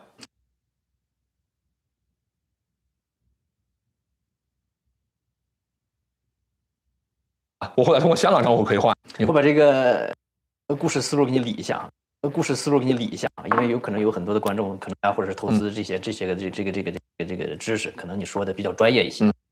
他让你去做这个投资，说收你10%， 10%或者20%的这个，你最一开始是用比较小额的试一下先，看看有没有这个收益。对，你最一开始用多少钱试？几千美金。有一个链路是你先要把你的法币，比如说你的加币，换成加密货币，才能够充到它这个账户里面，才能够充到它这个账户里面。你先这个流程要跑通嘛？你先这个流程要跑通嘛？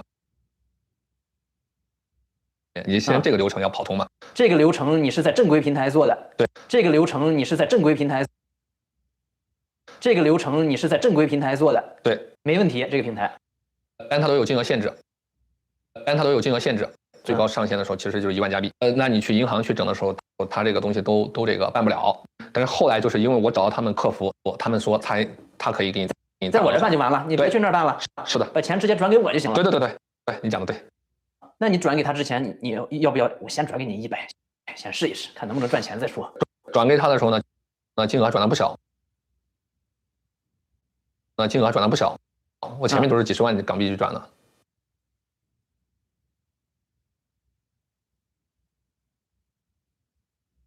上来就是彻底相信了。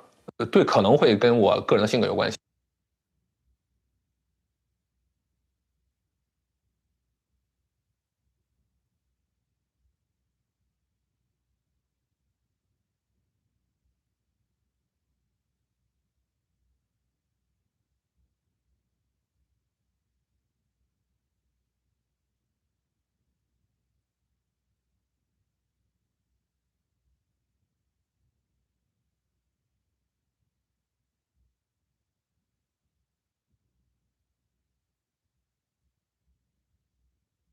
对，可能会跟我个人的性格有关系。不是你转这几十万港币之前，有没有说我以前在正规的平台转了，比如说2000加币，然后我赚了2000加币，有这个过程。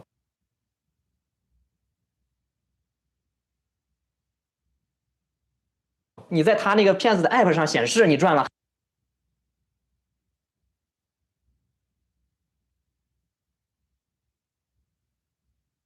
还是这个钱你真正拿回来？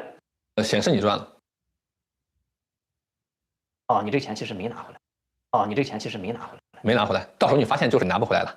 我在想，我不知道观众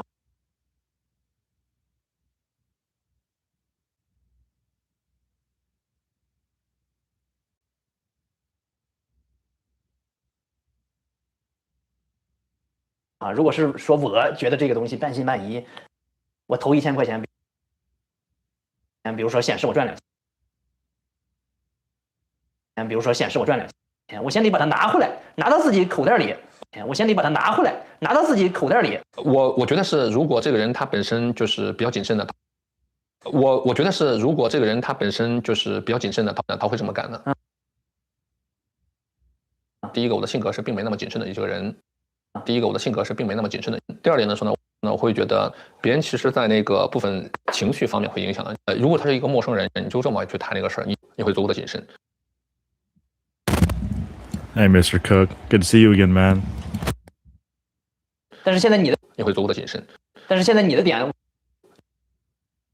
你会足够的谨慎。我不知道我的想象对不对。你的点就是，假设有一个你的女朋友让你去投资了，这个女朋友你认识好久了，那你还会有这些？你讲的没错，就是这种一个。其实这是为什么说他在杀猪盘的时候，我前面他都是从操控你的情绪开始的。他要建立足够的信任。他才会降低你那方面的意识。你几十万港币进去以后，他那个骗子平台上又显示你赚了，是不是这意思？他那个骗子平台上又显示你赚了，是不是这意思？Do I know NVIDIA? If so, what do you think of his methods? I only know that he uses OnKey, but I know he's definitely more fluent than I am. He's legit. He's definitely legit if he's getting C1 in Esperanto and stuff, but I think if it works for him, then it's definitely good. Especially his Mandarin got really good. Respects. I think his Mandarin is better than mine. 他那个骗子平台上又显示你赚了，是不是这意思？不是，你进去之后的时候，他会给你换成对应的 USDT。It's just a method. He uses the OnKey route, which is fine. I never really use OnKey that much. I don't know anything about it other than he create flashcards. I'm just more curious how he does his listening is all most of the time. 他会给你换成对应的 USDT，你会发现啊，你的金额就增加了。你会发现啊，你的金额就增加了，你会觉得你到账了。啊，那这边那个骗子会带着你说我有交易来去操作干嘛干嘛的时候，你会发现哦，来去操作干嘛干嘛的时候，你会发现哦，这个交易也在增加，哦，这个交易也在增加。这个过程当中，唯一我觉得存在一个疑点的时候，在这个过程当中，唯一我觉得存在一个疑点的时候，在那个点的时候，我会觉得那个女的她不停的在去 push 我，往里面去投钱，往里面去投钱。怎么 push 的你？他说我最近的时候，我把我股票里面的这个账户的钱，我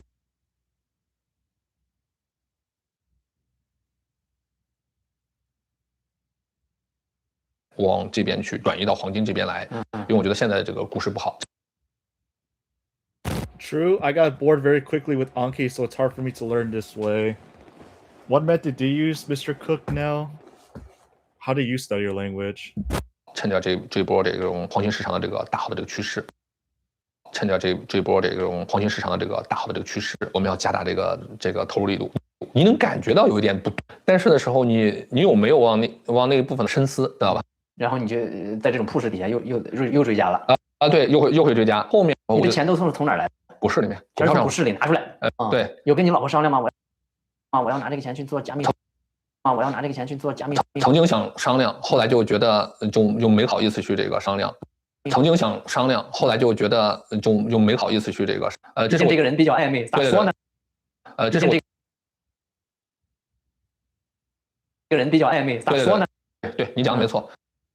其实这个当然在后边，其实这个当然在后边的时候，你做一些研究会知道，所有的时候这个杀猪盘里面，它都在构建一种排他性。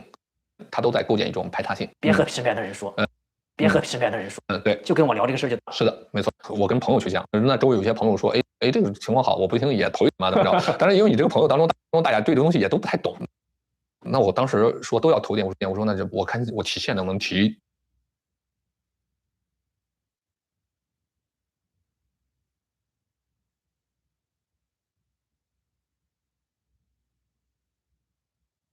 其實認真講。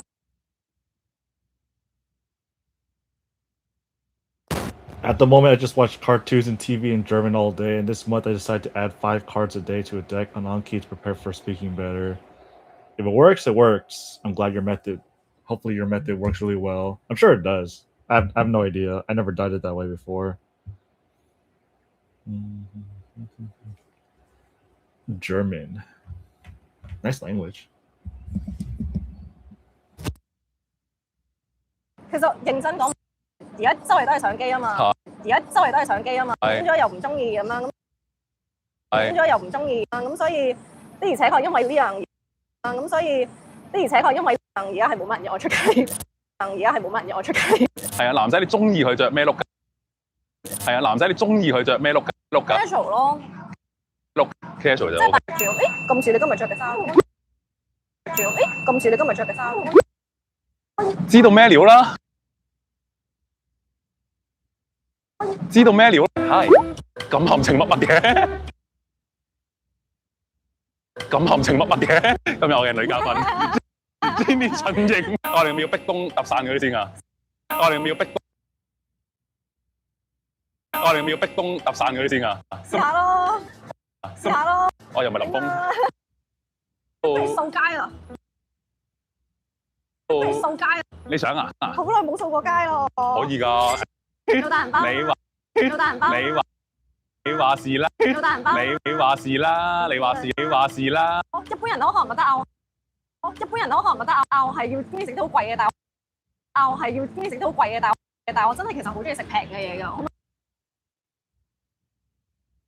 但係我真係其實好中意食平嘅嘢，可唔可以？我真係就呢度啊！真係食雞蛋仔你係，真係食雞蛋仔你係。我真係聞到陣雞蛋仔味。我真係聞到陣雞蛋仔。揀下咩味？揀下咩味？而家有啲咩整好咗就咩咯。而家有啲咩整好咗就咩咯。好啊，原味啊，係啊。就要睇原味啊！就要睇原味啊！我就睇下兜一個圈你食到幾多嘢？圈你食到幾多嘢？好多嘢㗎。真係咩？你而家係可以食好多嘢咩？你其實就唔可以嘅，不過見係你，同埋我企喺你隔離，好似有啲着數，同埋我企喺你隔離，好似有啲着數。係嘅，食啲咩都唔會肥咁樣咯。係嘅，食啲咩都唔會肥咁樣咯。唔係好似點都細粒少少咁啊！唔係好似點都細粒少少咁啊！你自己而家多唔多咁樣出嚟嚇晒啊？你自己而家多唔多咁樣出嚟嚇晒啊？其實我冇乜點同人講過，我覺得。其實我冇乜點同人講過，但係我有 social anxiety 嘅，所以我出街嘅時候咧，如果太多我唔識嘅人，即係我自己一個行，我會有少少緊張嘅。但係如果同熟嘅人咧，我係好 OK 嘅。OK。如果自己一個我就唔得咯，所以我自己一個我就難啲掃街。約陳瑩出街係咩件難事咧？約陳瑩出街係咩件難事咧？一啲都唔難咯，一啲都唔難。我哋有啲好多 group chat 噶嘛，冇次 group chat 話喂，不如幾時食飯啊？喂，不如幾時食飯啊？我通常第一二個話 OK 嘅，整啖試下先，哇！我整到爛晒啊！哇！我整到爛。我呢輪對食嘢咧講究，有時 IG 咧咪有嗰啲food blog，如果覺得有興趣咧，我都會試。開始研究邊啲地方可以揾到好嘅嘢食。喂，咁你淨係可以做飲食節目主持喎？你係？喂，咁你淨係可以做飲食節目主持喎？你係？如果我做飲食節目嘅主持咧，我肯定會肥。我肯定會肥。點樣住？你有咩 What does the window mean on the top right? It's my little weird theory that I think this is the amount of words I know when I listen compared to reading. So I'm just tracking how many words I possibly know that when I listen to it, I can understand like the individual words. So this is just a guess. So it's not really anything, to be honest. It's just for me. 我唔食芝士，食牛肉，唔食羊肉，同埋奶類嘅嘢都麻麻地，但基本上其他嘢都得。而家你其實平時真係出街 dating，你會唔會嚟呢啲？嗱，我哋認為係好地嘅嘢，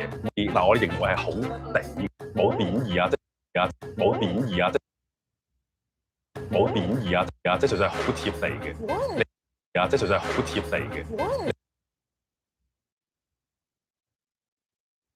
你唔會食到啲好打卡嘅嘢，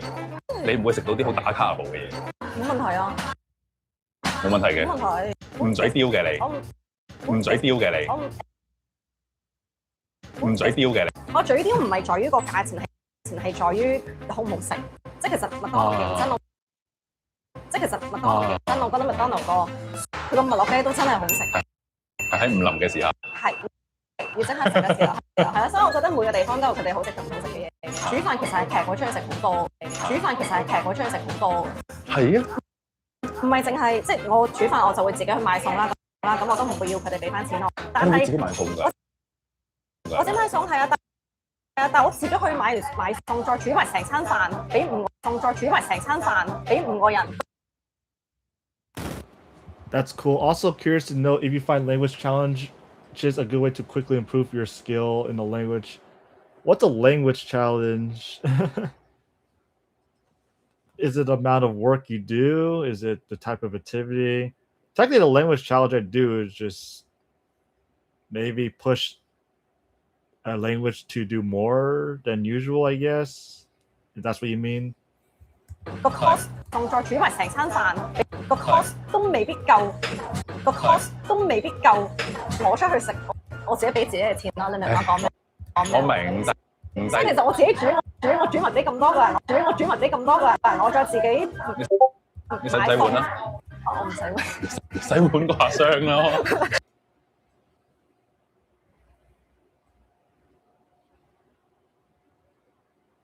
洗碗掛箱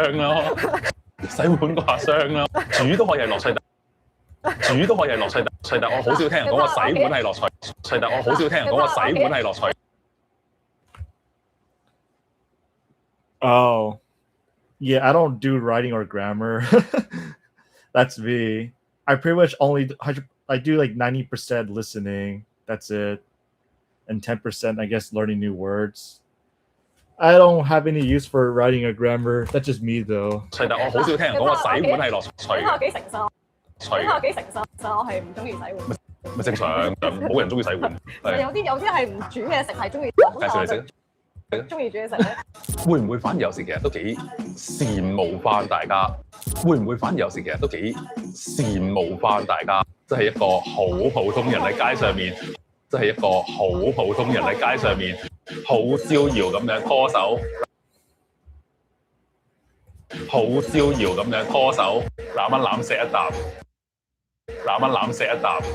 我諗我慣咗啊！我諗我慣，因為都入行咁多年咧，就慣咗要有呢一個模式。咁但係我覺得最開，即係我自己就會反而諗啊，最期待嘅就係。All right, Mr. Cook, have a good day, man. Have a good weekend to you, sir. 咁但係我覺得最開，即係我自己就會反而諗，如果拍拖嘅時候，咁就會最開心。咁佢又調翻轉咯。如果你拍拖，你公開咪得咯。如果你拍拖，你公開咪得咯。你會唔會揀公開拍拖嘅人啊？你會唔會揀公開拍拖嘅人啊？我覺得如果我好 firm， 佢係我 Mr. Right。又未必一定要結婚嘅，即係我呢啲好難講噶嘛。係。即係我呢啲好難講噶嘛。係，我明。係，我明。要去到咁樣就即係結婚嗰陣先至 announce 啦。咁又有啲難嘅，我覺得。但係我覺得起碼 for sure 知道呢個起碼大家都好 serious、好 committed 先至會。呢個時候我覺得唔關係咪 artist。我身邊普通 friend 都會。係咩？我身邊普通 friend 都會㗎，有啲人係會驚。會㗎，有啲人係會驚。我如果啱啱開始。我如果啱啱開始。未係啦，未穩定。第一面前。咁萬一發覺原來係我啲 friend 會覺得我好似周圍，我啲 friend 會覺得我好似周圍啲人個底花啊，覺得個底花。咁你會覺得穩定咗先同 friend share 嘅，咁會好似好啲啊嘛。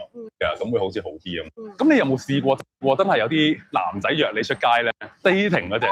我講冇呃你啦，你有冇試過啊？我真問到你有冇俾人追過啫？我真問到你有冇俾人追過啫？我唔係話好懵啫，我唔係話好懵。我就係預咗有。我就係預咗有，甚至預咗你係個 expert， 甚至預咗你係個 expert。唔係 expert。你會 suggest 或者想去咩地方？你會 suggest 或者想去咩地方？咁我如果真係 dating 就靜啲好啲嘅，唔好太多人咯，唔好太多人咯，同埋一台與一台之間唔好咁近咯。同埋一台與一台之間唔好咁近咯。係啊，男仔你中意佢着咩 look 㗎？係啊，男仔你中意佢着咩 look 㗎 ？casual 咯，咁似你今日着嘅衫，咁似你今日着嘅衫。知道咩料啦？你覺得女仔如果 first date 嘅話，佢係應該 care 定係還是要 show 到佢啲魅力？我以前細個會性感啲。我以前細個可能喺溫哥華讀書咧，我真係會着衫係會大，因為嗰邊鬼妹都係咁樣，好有自信。人越大真係保守咗，因為有啲人係反而大個咗嘅時候係更加係豁出去啲啦，豁出去啲啦。可能我再大嗰啲就會咁，可能我再大嗰啲就會，即係總之我細個就性感啲，而家就保守啲。而家就保守啲，我都懷疑我再大個啲，我都懷疑我再大個少少咧，可能又會覺得woman power， 而令咩身材都得，我都似係呢一個性格嘅。其實認真講，我真係覺得呢個會反而係一個問題。係啊，咁所以如果就算即係如果咧，更加就唔會打呔，因為咁樣好明顯啊。同埋啲人係怕俾，而家周圍都係相機啊嘛。變咗又唔中意咁樣，咁所以的而且確因為呢樣嘢，而家係冇乜人約我出街，咁有啲 artist 佢寧願炒去有，咁有啲 artist 佢寧願炒作緋聞去，咁有啲 artist 佢寧願炒作緋聞去，咁有啲 artist 佢寧願炒作緋聞去有人，即係有下曝光率咁，但係你係斬釘截鐵你。但係你係斬釘截鐵，你係一個好介意緋聞嘅人，點解咧？因為太多啦，傳得可能頭嗰幾次都算啦是但啦，咁但係即係之後就好誇張㗎，可能影張合照又已經話又唔知一齊咗幾耐，照又已經話又唔知一齊咗幾耐咁樣。我細個時候婆婆都教我，嗰班女仔一定要有矜持啊，嗰班女仔一定要有矜持啊，要唔可以亂咁即係唔可以拍散拖啊，要唔可以亂咁即係唔可以拍散拖。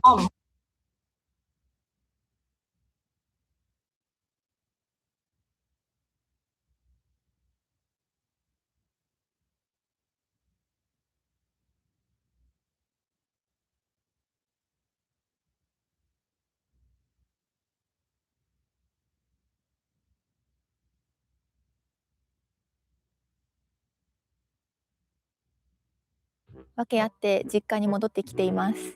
こんにちは、ゆうかです。訳あって実家に戻ってきています。こんにちは。最近はお母さんが中国に帰ってて、お父さんが家で一人ぼっちなんですよ。家事とか農家のお仕事とか、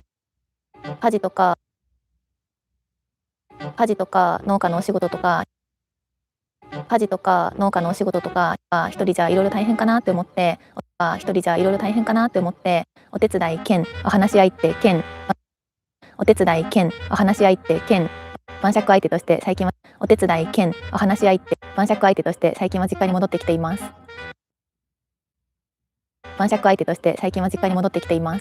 実は今日は一日お休みをいただいたので、せっかくなので私の地元を皆さんに紹介してみたいと思います。私の地元は静岡県掛川市っていうところなんですけど、皆さんご存知でしょうか。掛川市は静岡県西部にある自然豊かな町で、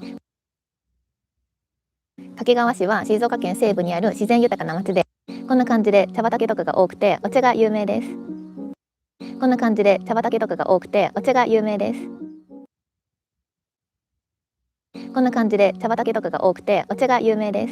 今の時期はビワがよく育ってますね。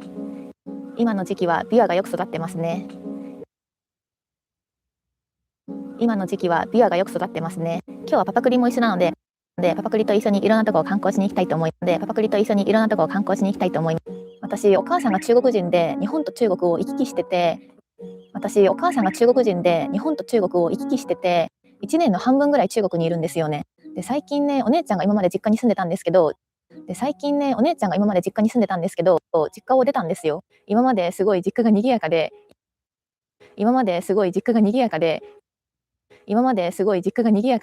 いい意味でも悪い意味でもすごい盛り上がってたんですけど、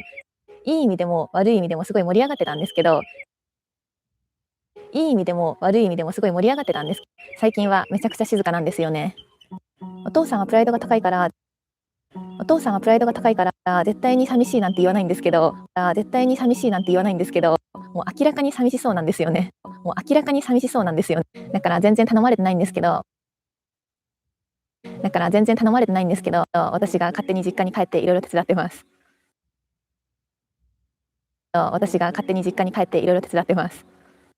掛川は結構こういう感じでお話すと、私が勝手に実家に帰っていろいろ手伝ってます。掛川は結構こういう感じでお話さしたりとか、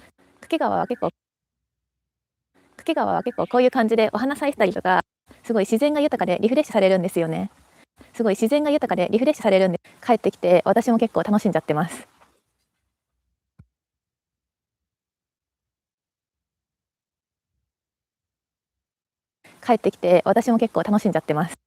今日はパパクリッパでいろんなとこを回りたいと思います。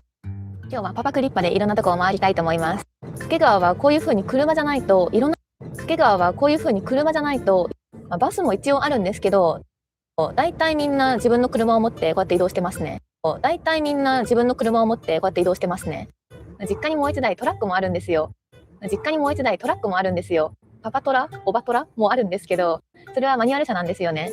私はまだマニュアルは未熟ということで、今日はいつも通りパパクリで移動します。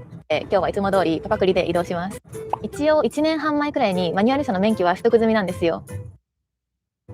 一応1年半前くらいにマニュアル車の免許は取得済みなんですよ。でもそこからあんまり乗ってないから、ちょっともう怖いんですよね。今度マニュアル車の動画も撮ってみようかなって思うんですけど、ちょっと練習の期間をください。今日は一日お休みだったので、本当はゴロンして過ごそうかなって思ったんですけど、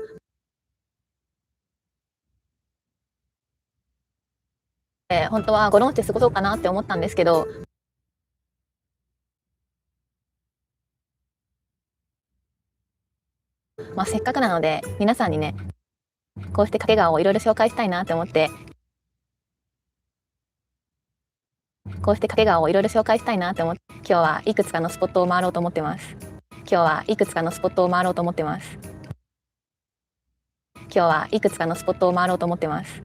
川は新幹線でも実は止まるんですよ。新幹線のこだまに乗った時はぜひ掛川に降りてみて、ぶらり旅してみてください。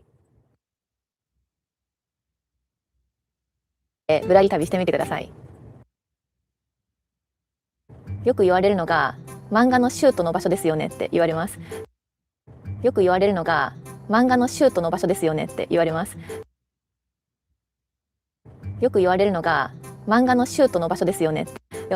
ュート知らないから、でも言われすぎて、あ、そうです、そこですって言うんですけど、How often do you find words you've never seen before? All the time.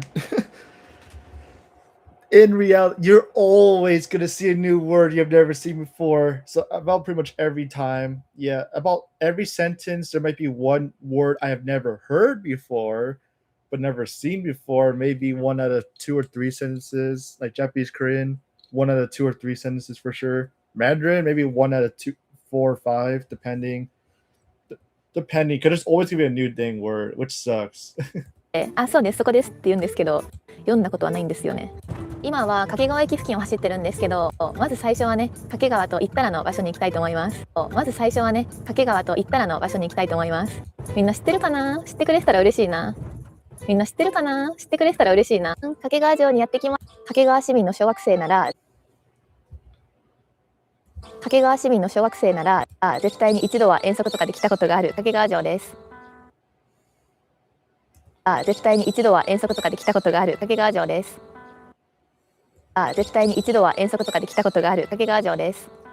But for listening, there's gonna be like at least 2 or 3% just because most people don't listen enough. 絶対すごい。もう小学生の頃はあんまり歴史に興味がなくて、What percentage of words in the average video do you think you know? Okay, can I read and understand the subtitle or hear? See, like 2 different vocabulary quantities. You asking me about reading or the listening? もう先生の話を全然聞かずにいたので、あんまり分かってなかったんですよね。あの頃は近くの広場でお花摘みしたいなとか、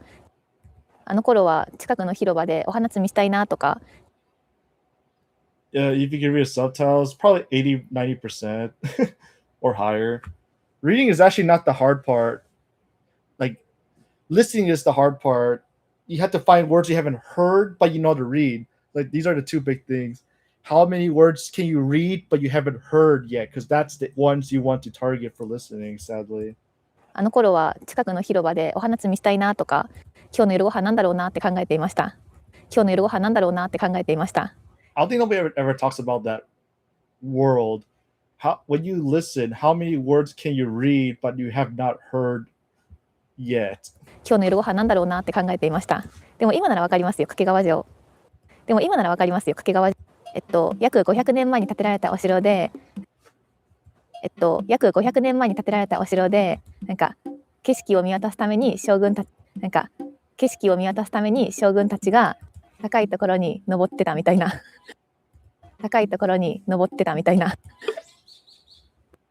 小学校の頃に来た時は探検バッグっていうセットを持ち歩きながら来たんですけど、探検バッグっていうセットを持ち歩きながら来たんですけど、そこには歴史とか思ったことを書いたりする場所があるんですけど、そこには歴史とか思ったことを書いたりする場所があるんですけど、絵を描くスペースがあったんですよ。絵を描くスペースがあったんですよ。でもみんなご存知の通り、私は絵が本当に下手で、みんなご存知の通り、私は絵が本当に下手で、昔から描けなかったんですよね。昔から描けなかったんですよね。なので、絵よりも大きく吹き出しを書いていました。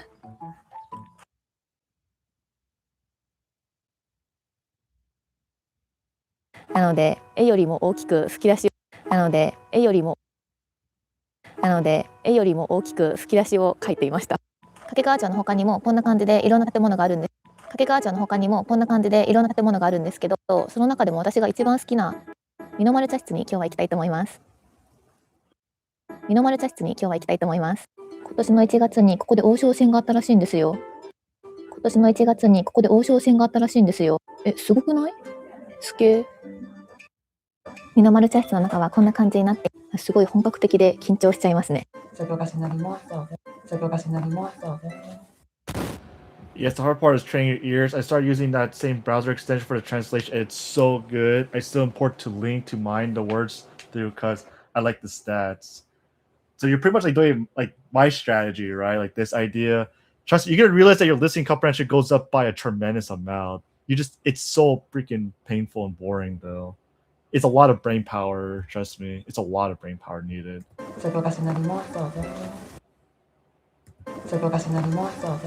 本日のお菓子ですけど土日限定で本日のお菓子ですけど土日限定で本日のお菓子ですけど土日限定若湯っていう目のついたお菓子をご用意させていただいております。若湯っていう目のついたお菓子をご用意させていただいております。Okay, I honestly quoted this in my last interview. I'm not sure you've seen it, Snorbolax. I quoted somewhere, and then I didn't. Like we have Link, right? Link is for reading, but Language Reactor, I call it Link 2.0 because, yeah, you ever play Elden Rings? We go through phase 1 through a boss. That's Link. That's the first phase. It's like not that hard. It's the base form, right? But when you get to second base, when they have upgrades, it gets harder. That's literally what Language Reactor is. It's Link 2.0 because now you can't see the word. Now you have to do Link again, but for your ears. Because when you're doing the conversion of words you can read to listening, you're doing a link in your brain. I think that's like the perfect way to describe it. The process of converting your known words to listening now. Yeah. Like you wait a few months, you're gonna realize your comprehension goes up by a tremendous amount. Like a tremendous amount. If you're pretty much doing a certain, in my opinion, it's still the amount of time. You guys still quote like every 5 minutes of real audio you listen to, you get about 10 words known by listening. But the thing is, you can't decide what words you're learning that your brain wants to learn. Like you might learn like 10 words like a few months ago, and then today the 10 words that it decides today happens to be the words from a few months ago. So pretty much all the training you do now, you're not going to learn those words until like the future. So you're pretty much doing a pre-prep up for the future. So it's kind of annoying. 若湯っていう目のついたお菓子をご用意させていただいております。今の時期のものですね。はい、今の時期のものですね。お抹茶は掛川の松下園っていうプンっていう目のついたお抹茶で無農薬の有機栽培のものを使用しております。無農薬の有機栽培のものを使用しております。どうぞごゆっくりお召し上がりください。ありがとうございます。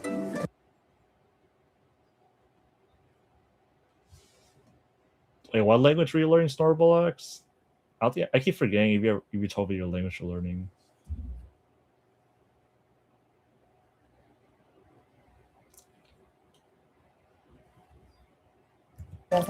French. Yeah, you'll learn it quickly. You'll learn it a lot quickly.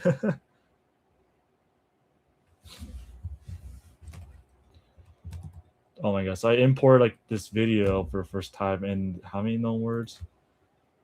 8% known words. Okay, that 8% is actually a lot of words, by the way.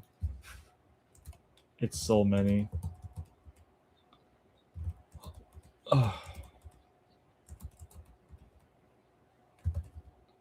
Yeah, for French, you're gonna get by really quickly.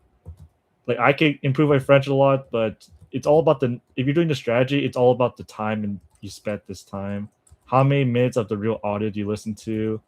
I do 7 minutes, but in my opinion, if you want to make like fast games, you try to shoot for 30 minutes of real audio. I'm not sure how long that'll take you, maybe an hour or two, but it does give you a lot of gains really quickly compared to an average person.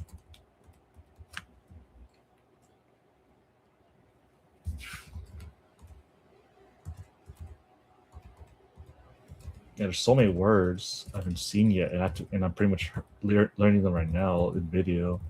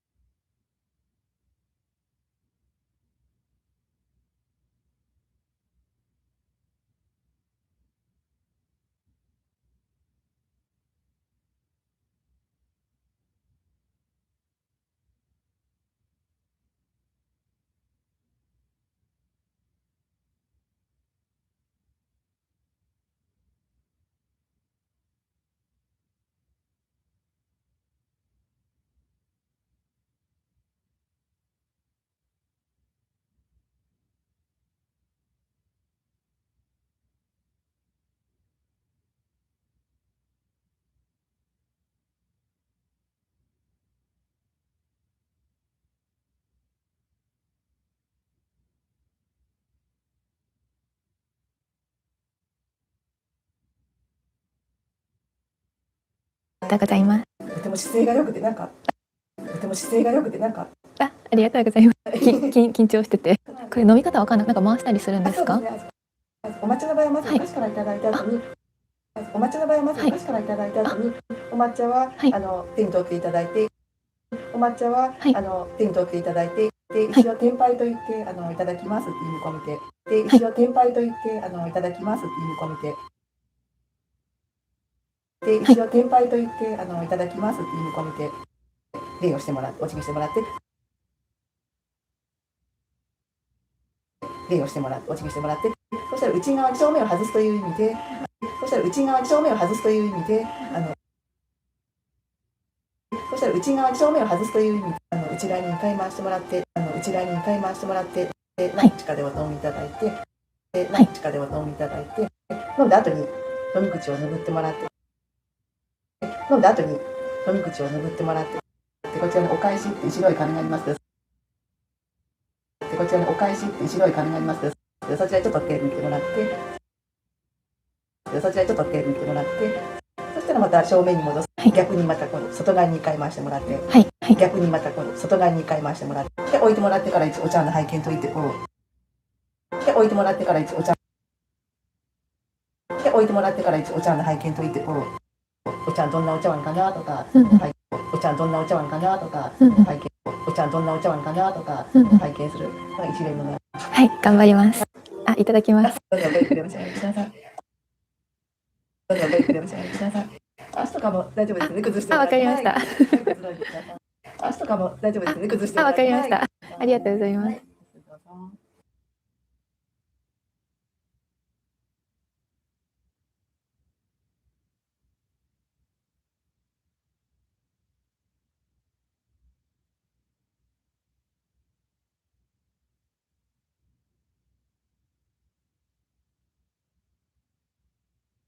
ありがとうございます。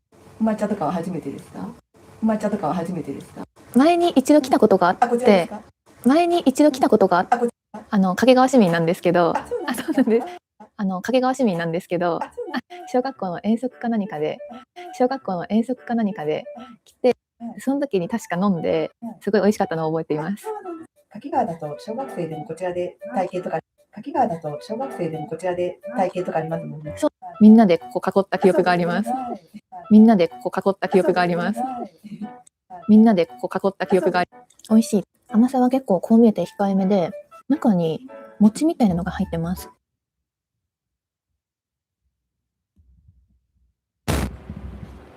You've been studying for a lot longer recently. Is it to make language gains faster? No, I'm just bored.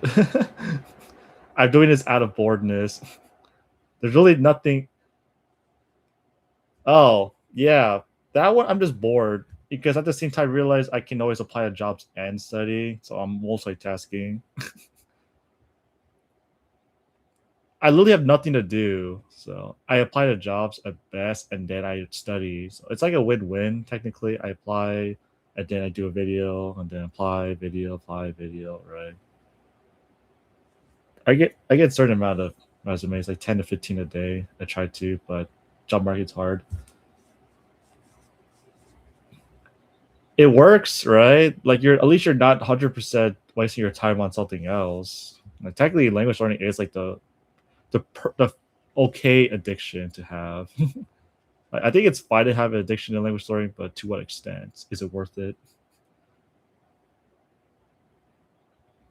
Like honestly, I could go on for 24 hours if I want to, but my body probably deserves a life. You know, go outside, breathe some air, touch some grass.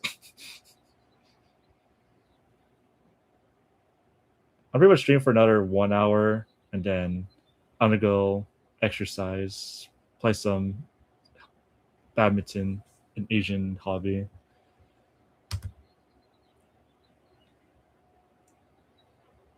Better than doom scrolling. I still do doom scrolling. It'll just be late at night because my brain is literally fried from listening 9 hours a day. Dude, if I can use 9 hours to do on one language, holy crap! You can imagine how far one can get. Like 9 hours of listening, we get full reading comprehension. Dude, that's like that's literally steroids for listening. Like imagine you have the durability for listening, but you can physically read everything, but you just haven't heard it yet. Oh, technically, I have the reading ability. I just don't have the 9 hours per language.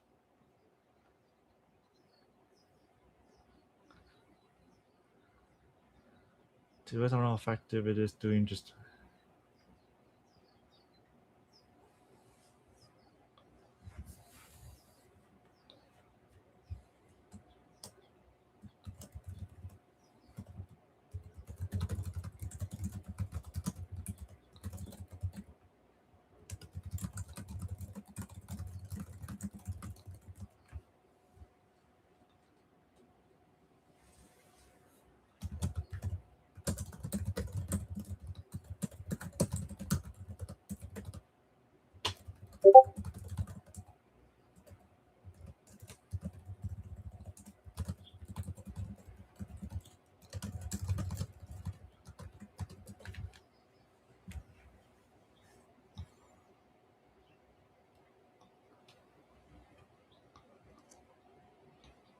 Talk a bit seats.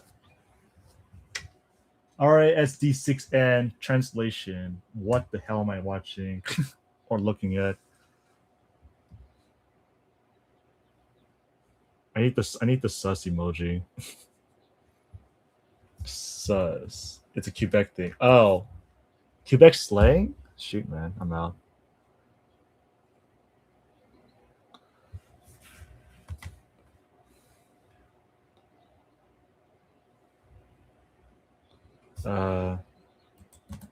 Dwayne Johnson stare.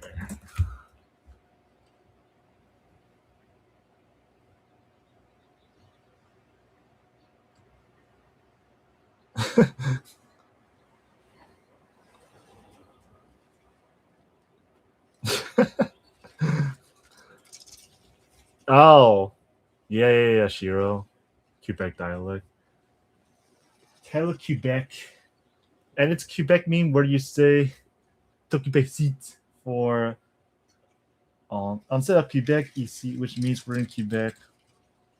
And people use it to say we only speak French, not English in Quebec. Montreal, right? But especially after you guys push like the new rule and stuff to prioritize or protect the French language.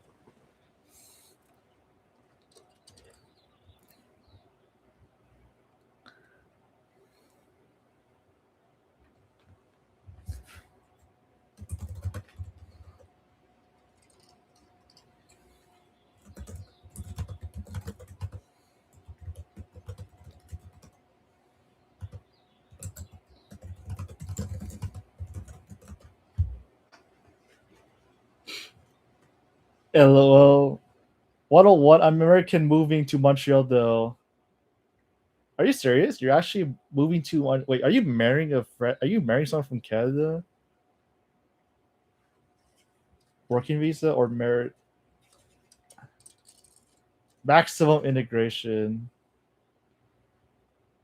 No. So how are you moving to Montreal then?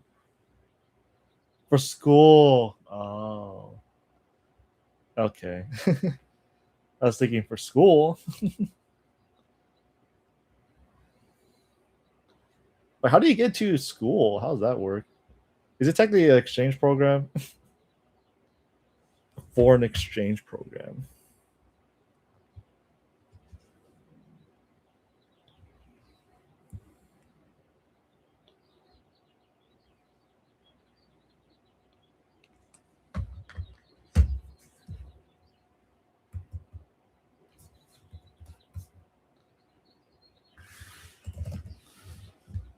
I want to go back to uni for another degree because I don't plan on using the one I got.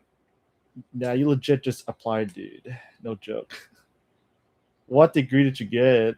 If it's tech, then yeah, we're screwed. I'm in tech. I was in tech.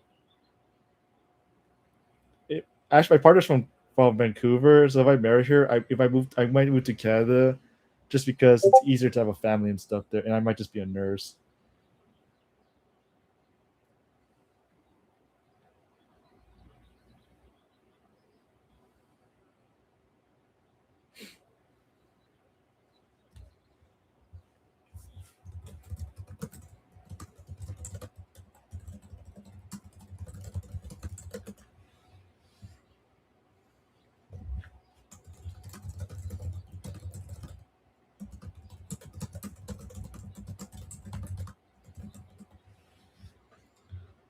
Criminal Justice Administration, but going back for class 6 and biochem. What's class 6? I don't know what class 6 mean. Biochemistry, okay. Chill.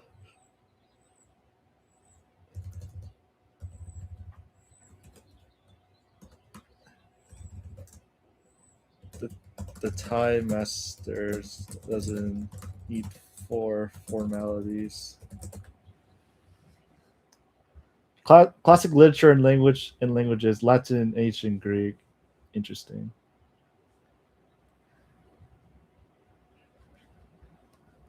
I really just said chill. I sound like a kid again. Noise. Vietnamese and Chinese is what I would recommend, though. Just me. More content online.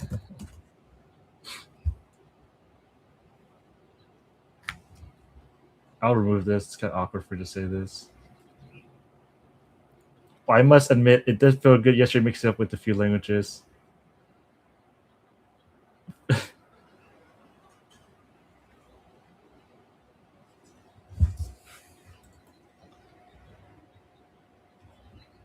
Uh-oh. You're becoming one of them. Uh-oh. 아시는데 저는 리더도 강제로 맡게 된 거여서 아시는데 저는 리더도 강제로 맡게 된 거예요.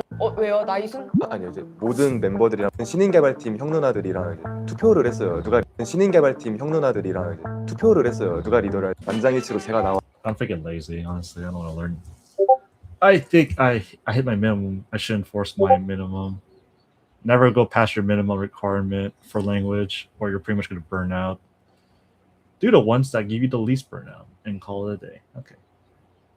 I regret clicking on the first video of yours. Not good. What? Which video?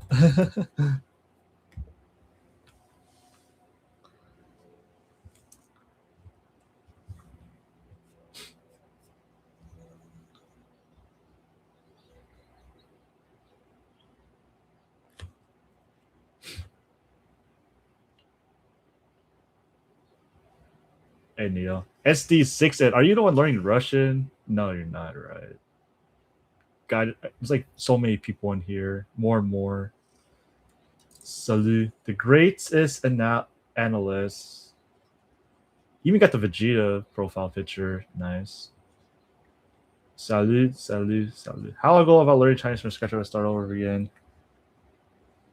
Oh, that's just one language, but.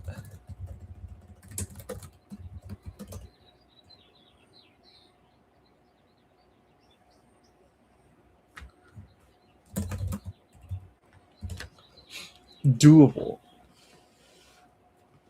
Oh god, James in Bangkok is trying to become a polyglot. What have we done? He became one of them.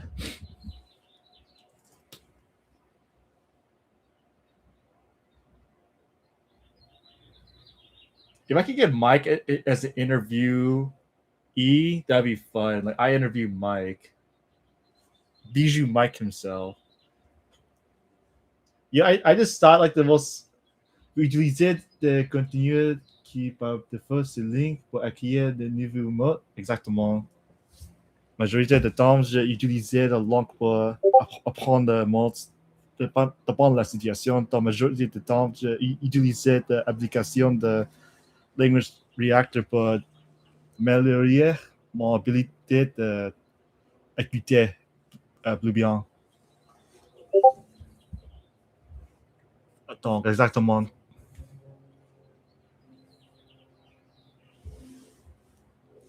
Nah, by me, when I heard you talk about your strategy and then I clicked into your other video, I saw your stream on learning multiple languages. I was like, hang on, maybe I can actually add a few more. Oh, you got rid of the auto translate feature. I did? I don't know how to do that. Is it because I gave mods?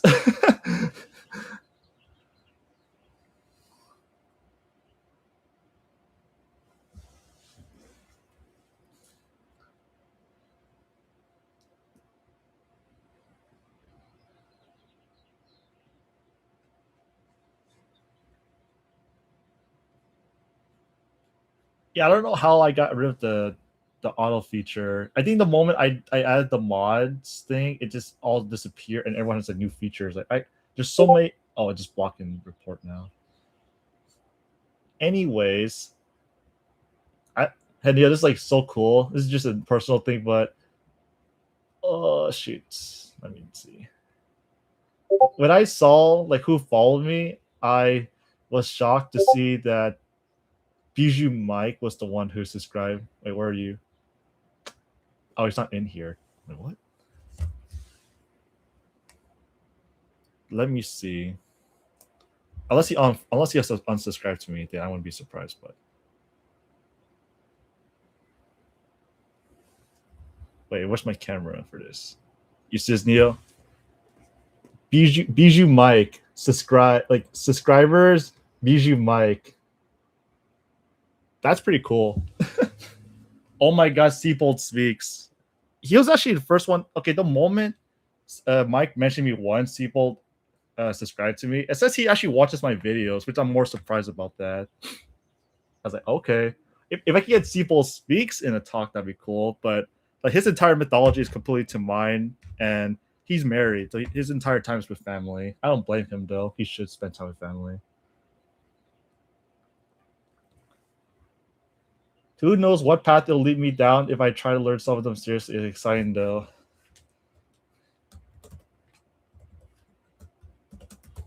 I think you can do Mandarin though, for sure. You would be more satisfied. Vietnamese is a bit Vietnamese too. Comment tu trouves le français? C'est mon premier mois. C'est très difficile de comprendre la native.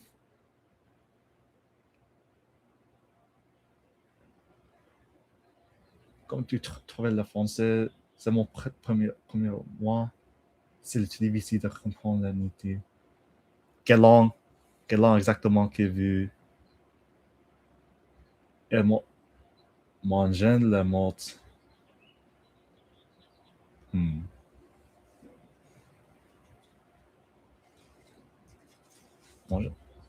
I actually don't know how to.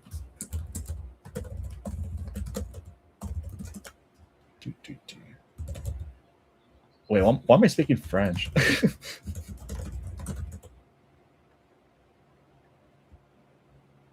Quelle langue? Anglais or français? Are you native? Are you an English speaker? I think they're learning French. Oh, you're learning French. Oh. Bro, I don't even speak French. I'm still learning French. I'm not good, man. User A4. Okay, buddy. Hello there. I don't know who you are, but welcome.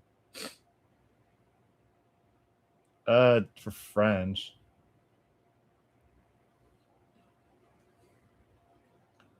How did I for French exactly? Actually, I want to make sure I'm reading this question correctly. Oh, first month.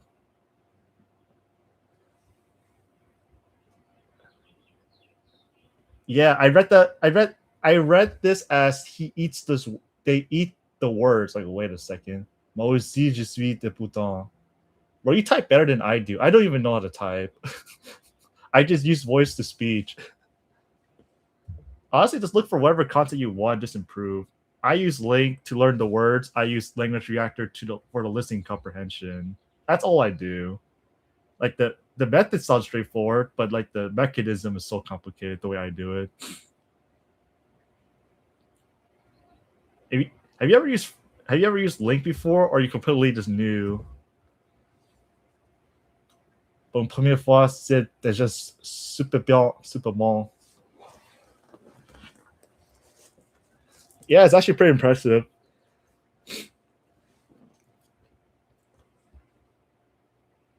Yeah, he types way better than I do. I never type in my life. I'm just more surprised I can speak something. I don't know if it's comprehensible though, Neo. I'm just saying words.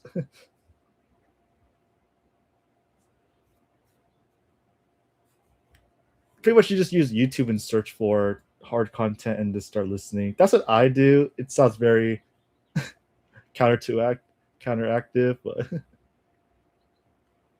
just find lots of podcasts between conversation between two people. That's the big one, conversations, and that sums it up. You want conversations, like French morning podcast, just listen to this. Native speaker speed, maybe like 1.4 or 5 speed. I don't know. Maybe Neil can tell me about how fast this should be. Salut. Eh bien, That's too slow. Yeah. 5. bienvenue dans un nouvel épisode de French Mornings, le podcast. Aujourd'hui, je suis avec Giovanni qui parle un excellent français. Il est italien, mais il a appris. Il va vous expliquer comment il a appris, comment il a réussi à atteindre ce niveau. Mais Is that fast enough, Neil, or does it have to be faster? Because I'm starting to get used to everything now.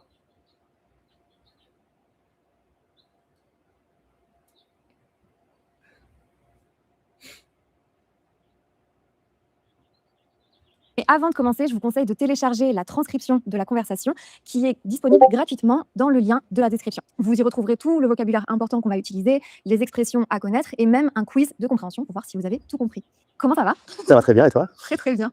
Merci pour l'accueil. Avec plaisir. Avant qu'on commence, avant qu'on parle plus en profondeur. I think that's still too slow. Yeah, you're not used to listen. You have to listen at that speed and just keep listening at that speed. Oh, okay. So, yeah, you have to listen at that speed all the time. That means you're listening to content that's way too slow, which is probably the most beginner content. So if you're a beginner, you want to eventually go up higher and higher. First, you need the words, and two, you need the actual content fast enough to match the native speaker speed. But 1.5 is already good. Okay, so you have Neil to confirm. She's a French speaker, so she knows.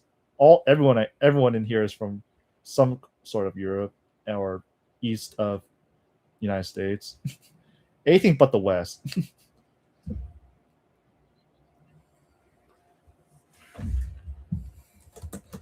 I don't recommend it passively though. But as long as you get those active hours in.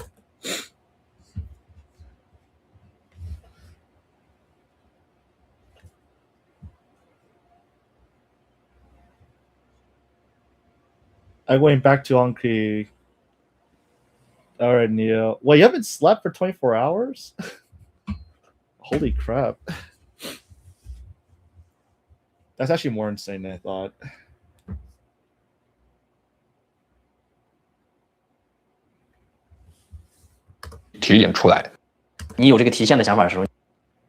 Are you functioning on coffee though? 你有这个提现的想法的时候，你已经投进去多少钱了？ I need a bathroom break. No, Coke. Like Diet Coke or I gotta use Zaya's new little banner. Coffee makes me sleepy. Oh, you have the reverse effect. Interesting. Zero Coke. If you recommend Anki Link. She doesn't use Link, by the way. She's an Anki user. So two different methodologies here. I use Link. Actually, half of the people here uses Anki, half of the people uses Link. So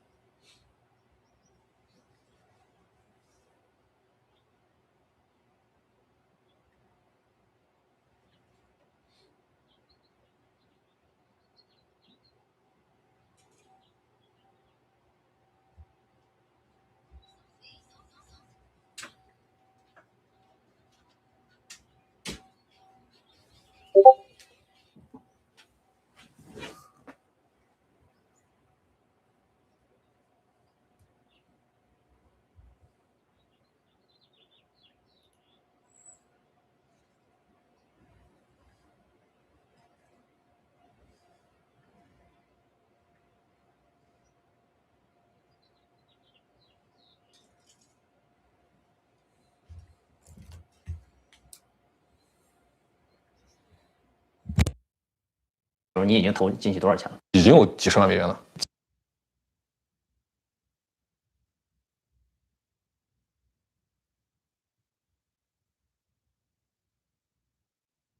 已经有几十万美元。几十万美元投进去之前，你从来没有过任何提现的想法，先提一提。对，就是因为朋友说，哎，我要那个的时候。对，就是因为朋友，你会发现你要对别人负责嘛，知道吧？你会发现你要对别人负责嘛，知道吧？这会儿理性稍微占点上风了。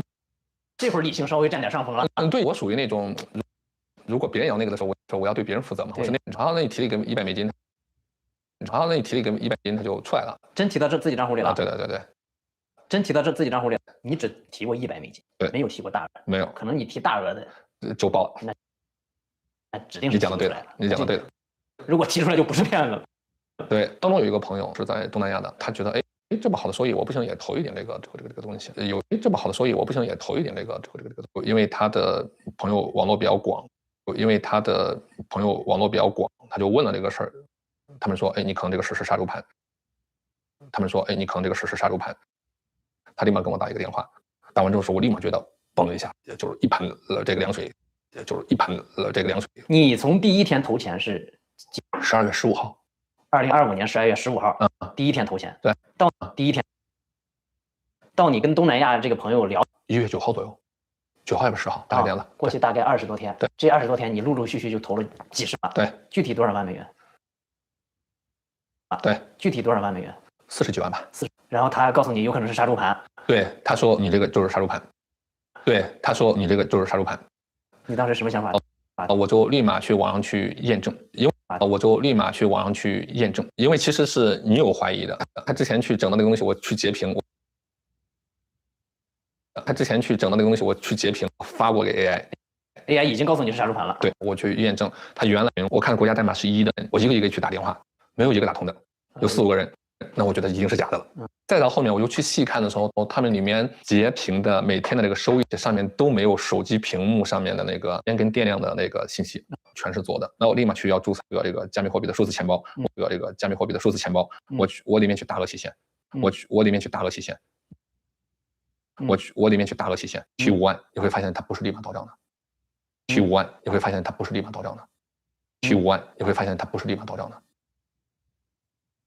他跟之前讲的东西就不对了，当看完这个东西之后，我觉得我一定是这个中招了。你为啥？我觉得我一定是这个中招了。你为啥只提5万？不是说所有都提出？还有一点点侥幸，没准是真的。不是，你要想去验证它的时候，你全部提出来，那一定是完蛋的。对，你一定是完蛋的。一点点的提你。对，先别惊动他。对，你当时是这么想的，但是即使这点的时候，他们到最后也都是没放了，他给你找各种理由。那天我记得是周五，但是我觉得那个事儿我就已经再去问我那个上海警方的这个朋友，因为我觉得一定是这个。你已经定死是杀猪盘。对的，但是你也没有跟那个红颜知己说。对，人家还会主动找你，人家还会主动找你，人家会跟你说不可能，我们这个用这个平台已经这种很久。你还信任他们在这块？不，你肯定不信任了。已经不信任，只是你会看他们是怎么演的，对。但是我觉得对方的心理素质，这帮人是足够强大。我记得我那个到1月12号嘛，因为那时候我要找香港警方去报警，因为这个我是香港的时候这个钱去，他还继续在给你装，知道吗？我说你那个，你能不能跟我拍一个你每天晚上看的那本书？我说我只是看看你每天晚上读的那个书里面有没有良心二字，知道吧？他说你什么意思？我说有什么意思呢？我不是就是那头猪吗？知道？他立马就这个出来了，知道吧？他立马就这个出来了，知道吧？他不装了呀？他也不装，他不装了呀？我告诉你，报警什么时候都你们这个追查不到我们。他说我现在人就在这，你要在迪拜，我可以请你。这时候我说我肯定是那个，但是呢，我想告诉你，杀猪盘上面有很多有些猪可能死了一生，但是我可能是那头这个死了我还要叫一叫的时候，那我只能给你分享出去。听说你不光赔了这将近50万美金，你在国内的时候也赔了不少钱。对，同样有的时候也会跟你的性格有关系，比较爱冒险吧。你在国内亏了多少？比较爱冒险。你在国内亏了多少钱？大概？比较爱冒险。我个人应该也有个700来万，再加上这个300多万，那这个过1000万。你在国内亏这700来万的时候，和在这儿亏这300多，哪个更痛苦一点？那当然是我觉得被骗了。做生意亏都是靠实力亏的嘛，是吧？做生意亏都是靠实力亏的嘛。那个亏的时候，你还能够解决这个不少人的这个就业问题，是吧？你养了不少员工，有的时候你还交了不少税，有的时候你还交了不少税。对，至少说还是有些其他价。那这个你被骗的话的时候，你会觉得这个事儿，第一个，这个不然骗钱，尤其是我觉得你的自我判断体系都会受到非常大的这种影响。我觉得我当中大概有，我觉得说是极度的，但我觉得所幸的是我老婆这个绝对是她并没有跟我说又吵又闹会责怪，又吵又闹会责怪。你告诉他的时候，你是比较平静，还是你比较 emotional？我肯定还是比较，因为我会有一点有一点这种崩溃，我觉得你还是有一些负罪感的嘛。你比较着重的是说了被骗的这个经历，还是也聊了一些个？都讲了，都讲。对啊，他当时说一句话，他说你要是被骗个100啊，我就骂你一顿；但被骗太多了，我就不敢骂你了，知道吧？我就不敢骂你了，知道吧？对于你精神出轨呢，你老婆是什么评价？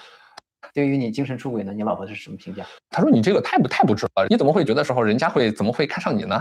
知道吧？他会有种戏谑的这种，知道吧？他会有种戏，知道吧？他会有种戏谑的，对，他会觉得，我说难怪有一点的时候，你有点，你也就和盘去把这个事儿和盘托出吧。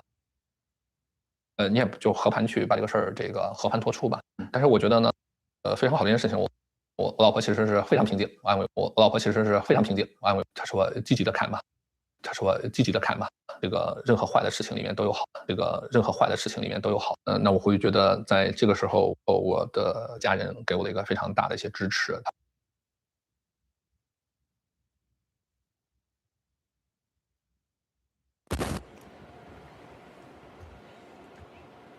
On s'est comme vu essayer de voir le mot dans des contextes very.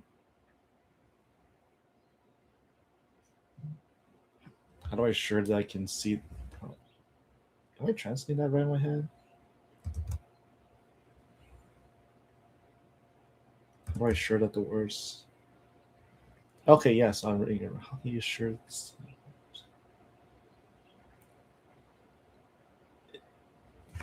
Well, if the word shows up and it's important, you will see it. Comment vu essayer de voir le mot dans des contextes varie. Well, when you learn a word, there's a base form of the word, base meaning. So I just use that as the first reference. And if there's any secondary, third meaning to it, I just learn it on the spot. If that makes sense. 我的家人给我了一个非常大的一些支持，他并没有来去责怪你。你当时跟这个红颜知己精神出轨，说明你和你老婆之间有点间隙，对吧？现在你觉得这个间隙还在？没有间隙了。Question is pour moi, okay. Oh, sorry. Go for it.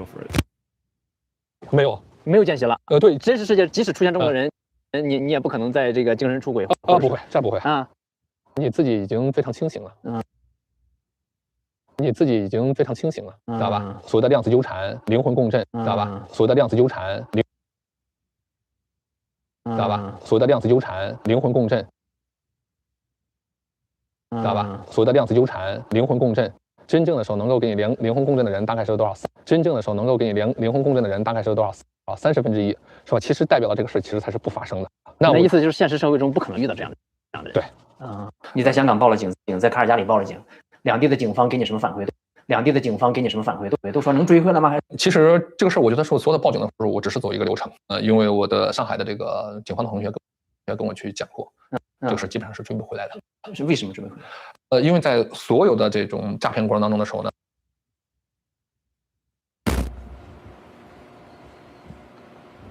，I have no idea, to be honest. We'll see what he says.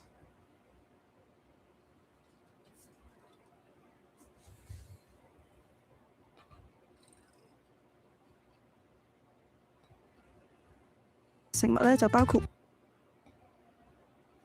is putting in French?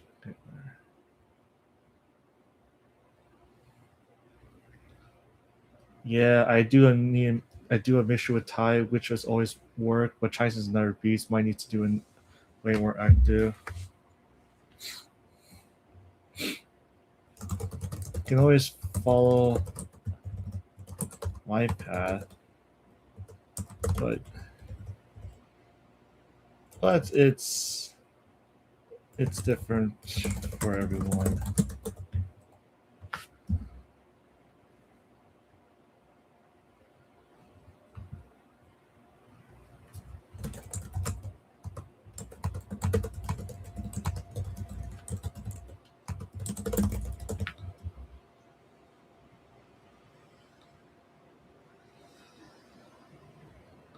就包括蝴蝶啊、蟋蟀啊唔同，就包括蝴蝶啊、蟋蟀啊唔同嘅昆蟲類咧，佢咁由於眼鏡猴咧係一種夜間生活嘅，咁由於眼鏡猴咧係一種夜間生活嘅動物啊，通常都係夜晚先會活動嘅，通常都係夜晚先會活動嘅。咁我哋日頭睇嘅時候就要收細聲音啦。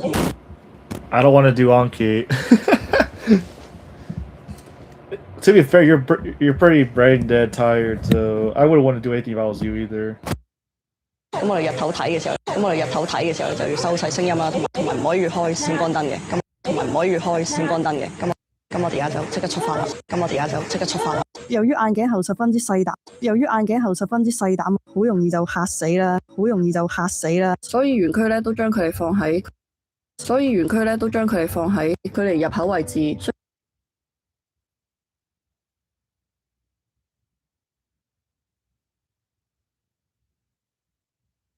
距離入口位置需要行一段時間嘅距離，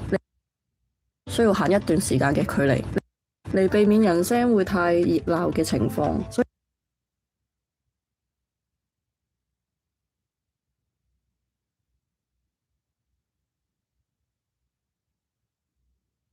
嚟避免人聲會太熱鬧嘅情況，所以咧而家要再搭一程接駁車入去嘅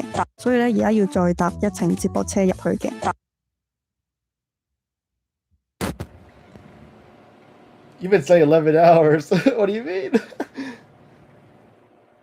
If that's laziness, holy crud! I'm in the wrong league. I'm pretty brain dead after all. If I were to stay that long. 所以咧而家要再搭一程接駁車入去嘅，搭2分鐘就可以去到。You're doing a good job, by the way. You're doing a good job. It'll take an hour. 搭2分鐘就可以。我哋要睇眼鏡後嘅地方啦。咁佢呢度咧係由一個 local 街咧會帶我哋去。咁而家正式入去，我哋都要收齊音量啦。行到1分鐘路程左右咧，就已經嚟到第一隻嘅位置啦。咁呢一隻咧就匿埋咗。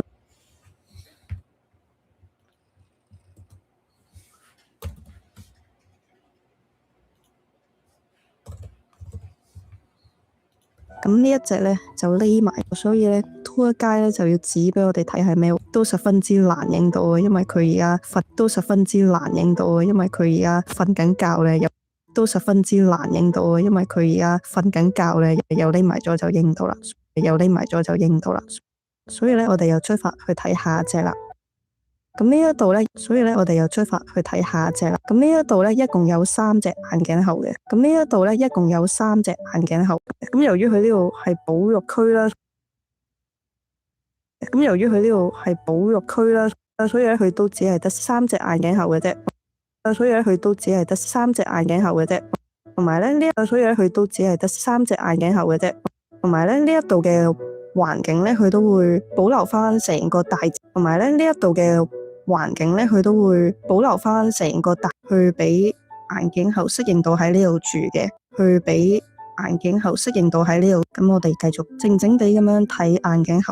咁我哋繼續靜靜地咁樣睇眼鏡猴啦。同埋我想講，咁樣靜靜地嘅時候咧，全部人靜晒。淨係得翻樹林。淨係得翻呢件事都係十分之，淨係得翻樹林嘅一啲蟬聲啊、雀仔聲咧，淨係得翻樹林嘅一啲蟬聲啊，呢件事都係十分之治癒嘅。呢件事都係十分之治癒。如果大家細心咁樣去睇、去聽呢啲聲，如果大家細心咁樣去睇、去聽呢啲聲，咁就會明我講緊啲咩啦。咁就會明我講緊啲咩。超級之細隻咯，我估唔到係咁細。超級之細隻咯，我估唔到係咁細隻。佢係應該得咁樣嘅 size 啊，佢係應該得咁樣嘅 size 啊，同埋要十分之靜，同埋要十分冇人講嘢呢個過程係。之後咧，我哋就去下一個行程啦。喺我身後咧就已經嚟到呢個朱古力山觀。喺我身後咧就已經嚟到呢個朱古力山觀景台啊。喺我身後咧就已經嚟到呢個朱古力山觀景台啊。咁見到咧已經有好多朱古力山喺後面。咁見到咧已經有好多朱古力山喺後面啦。呢個咧亦都係超多人打卡嘅熱點嚟噶。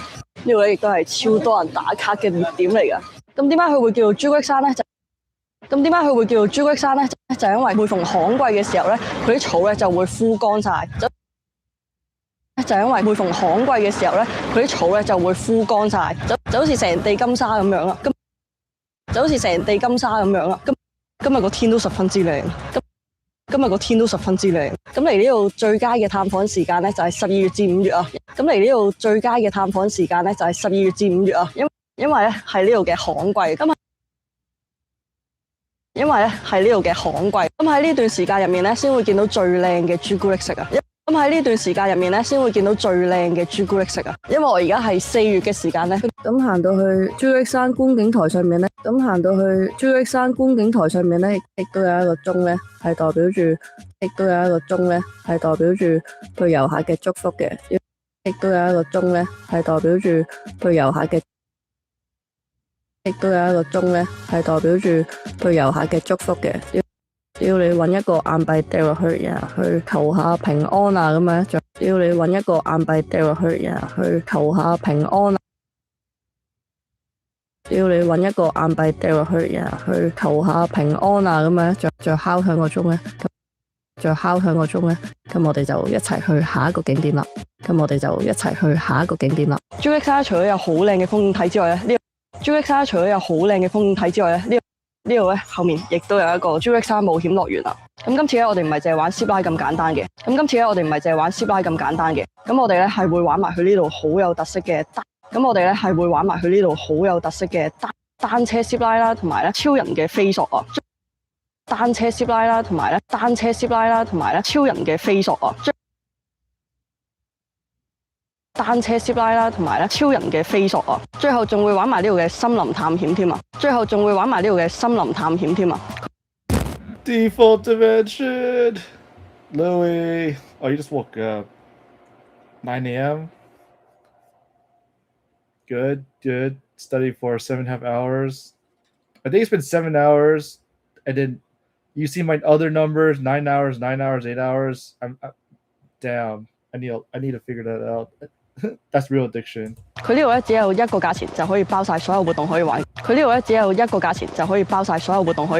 我哋而家即刻入去睇下啦。It's fine. Did you see like episode 3 or 2 of like the podcast, whatever, like at the discussion? Also, Bijou Mike subscribed. Nah, just pass the listing at work. That's fine. Or did you listen to the podcast? I mean, not actual watch. I don't know, man. This is so cool. So Mike subscribed to me. Bijou Mike subscribers. Bijou Mike. That's cool.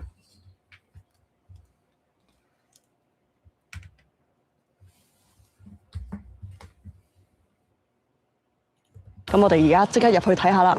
正式開始我哋嘅冒險啦！我哋已經買完飛啦。就 From his main channel? Yeah, the main channel, the Bijou Mike account, like the 3.7 million one. He did it himself. It says here, so you have Bijou Mike, subscriptions, me, and then like all these random YouTubers. I have no idea. I'm at the top of the list, man.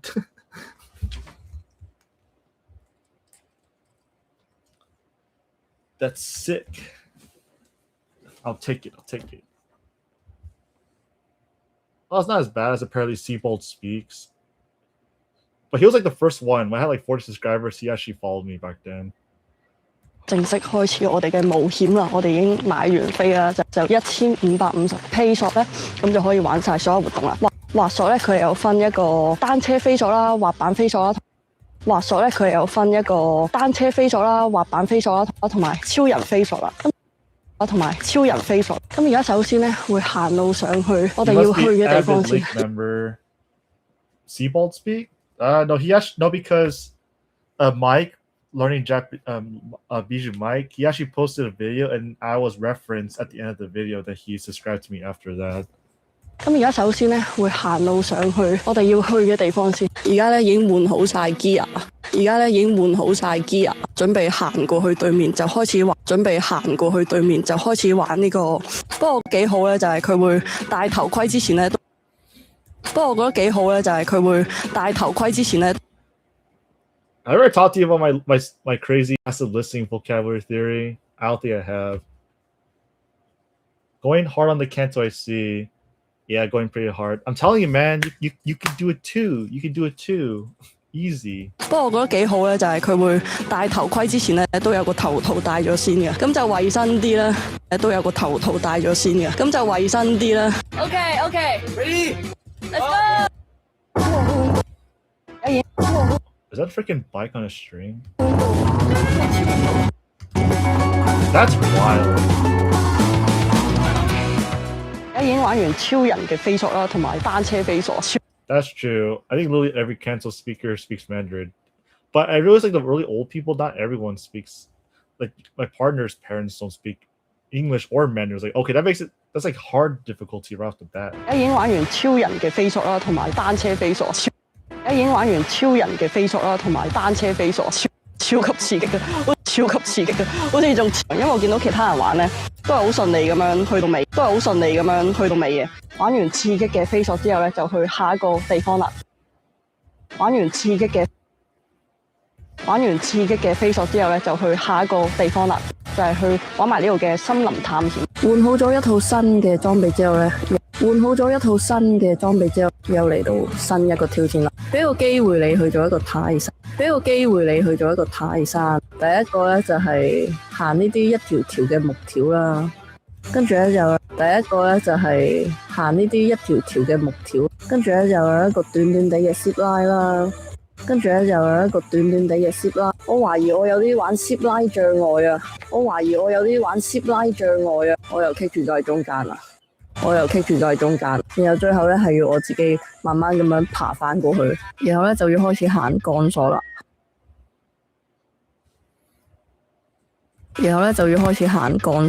行鋼索呢 part 係要超用力啊！因為基本上咧就係用你嘅雙手嚟踩成個身，先可以行到過去對面。然後咧慢慢咧，我都已經玩到習慣咗，所以我都你見到我喺度跑過去啦。然後去到最後打大佬咧，就係原地跳落嚟。呢一 part 係最刺激，亦都係我最中意嘅一 part 啊！咁今集時間咧嚟到呢度就差唔多啦。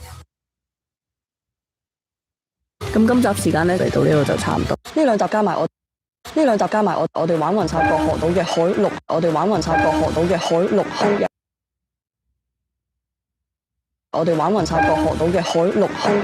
由海底睇咗唔同嘅海洋生物，陸地我哋睇咗眼鏡猴，又睇到朱古力山。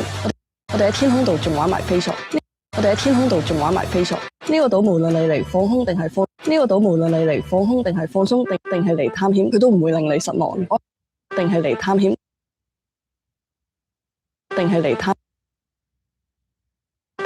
險，佢都唔會令你失望。我係積淇，我哋有機會下次再見，拜拜。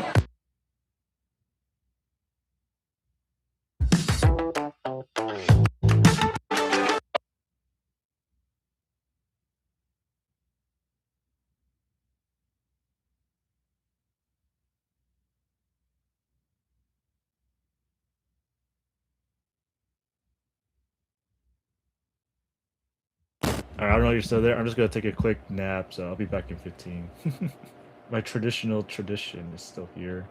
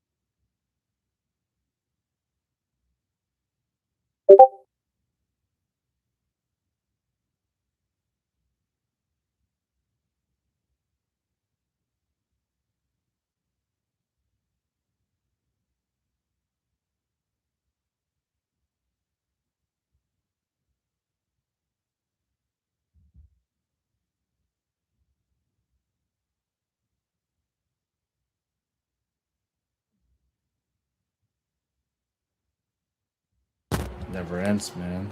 Never ends. How long we at it? 8 hours? Rookie numbers.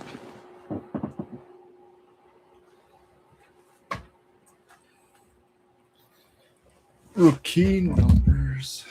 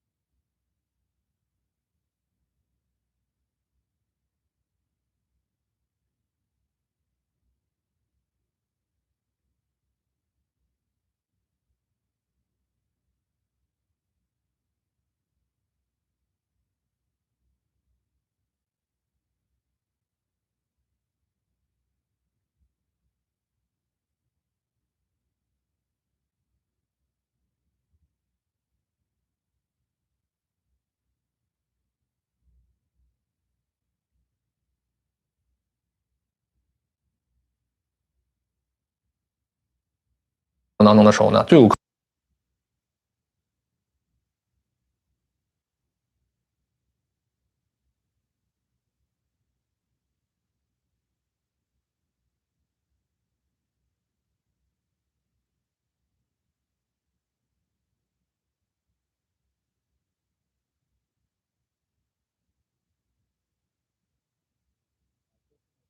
I posted my stats for the day. Do you actually fall asleep when you nap for the short?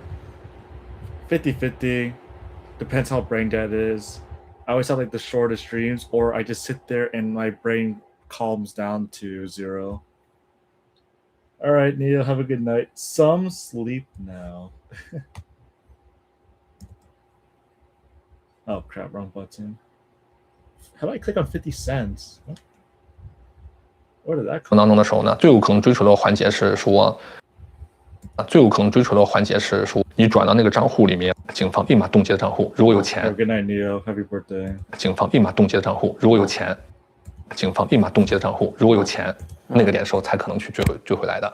对，而如果是通过一些这个加密货币啊。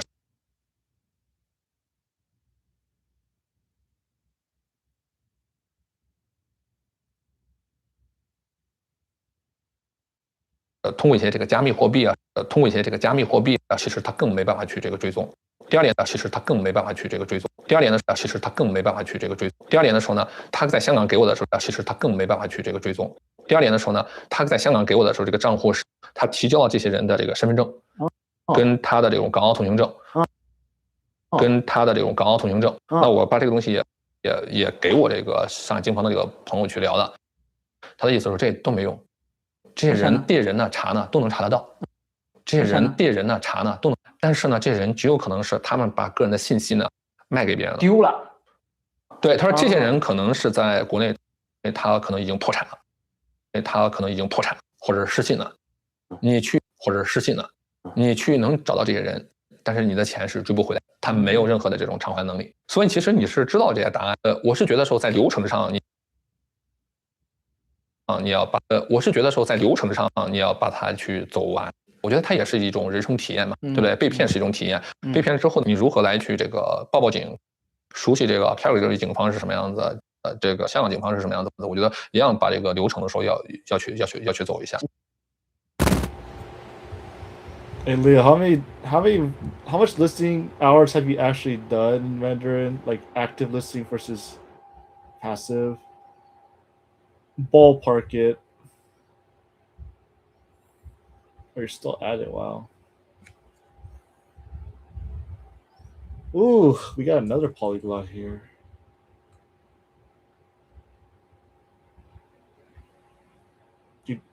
Oh, listening is there. Okay, okay. Never mind. Disappointed.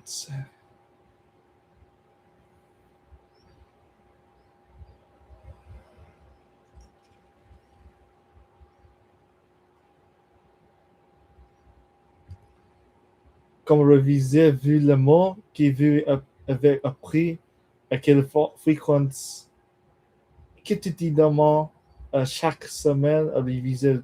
When I listen, I do my revision there. I'm like the only one who does this. I don't read.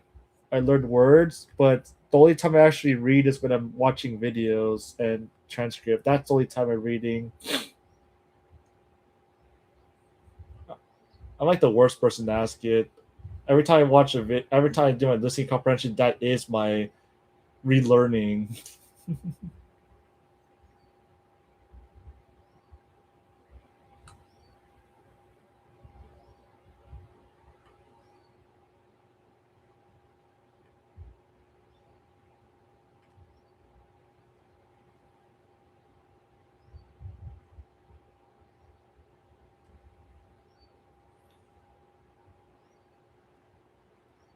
All right. All right, you said 80%. Really? You're saying this is 80% you have a transcript? Or oh, you talking about like the overall, like all of this, 80% of this?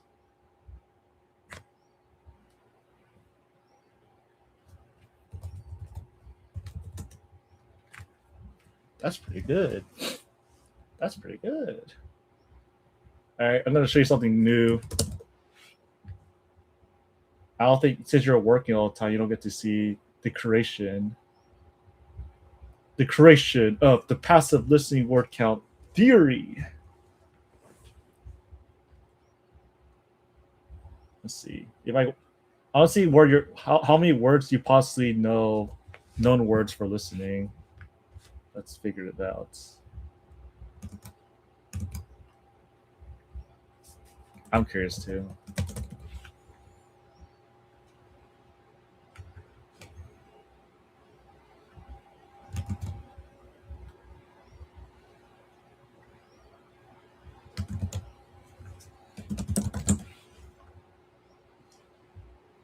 I know. I'm pretty much doing Isaac Newton, but you can't prove it. Just like I don't know how he proved that calculus worked when you first created. He proved it, but I don't know how he did. Like holy crap, man! Quick maths. 35,000.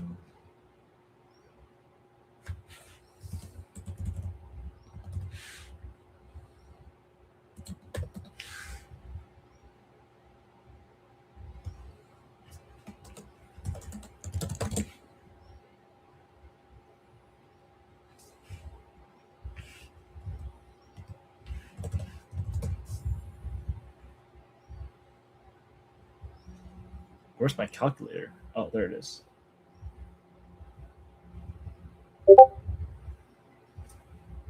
Did they? No, I'm using the old charts. I actually don't know where the new chart is. Crap. I actually deleted it. I'm using the old chart.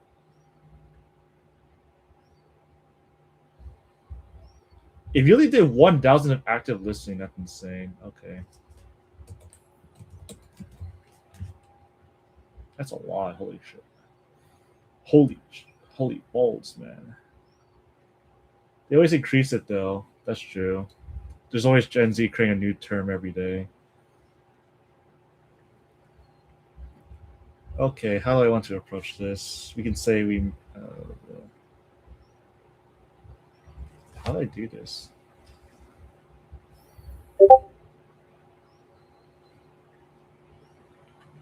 Formula One.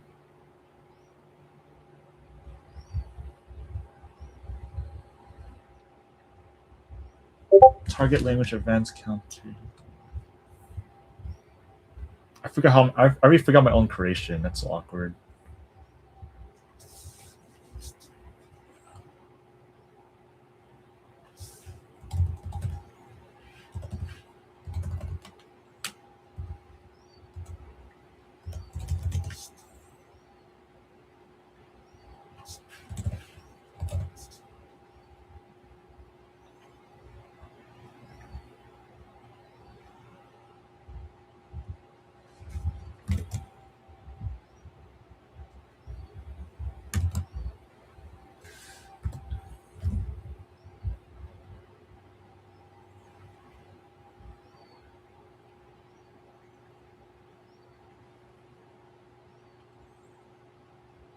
Oh, okay. I know.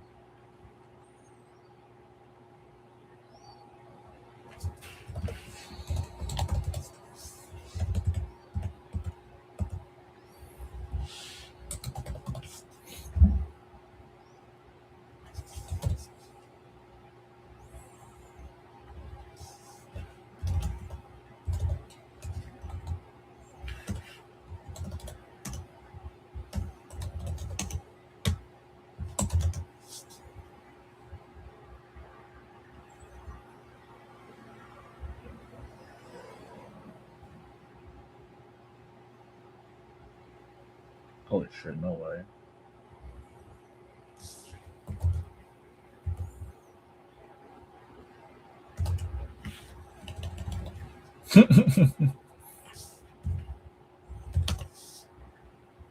No way. Oh, right. We got your super advanced, so that makes sense. My math says you learn 18.5 words in the listening per 5-minute interval. That's insane. Per hour, you turn 221 words per hour.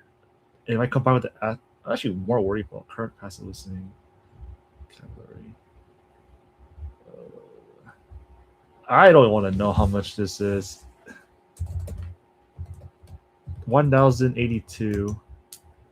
Yeah, that makes no sense to me. That's funny. Okay, my math is super off.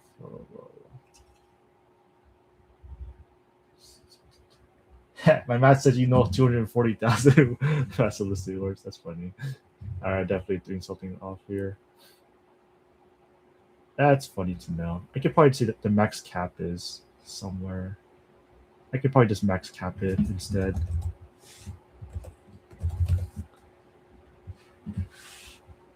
Yeah, because I'm considering all the active listening time you do. I'll max cap it at the max possible, so you hit the max.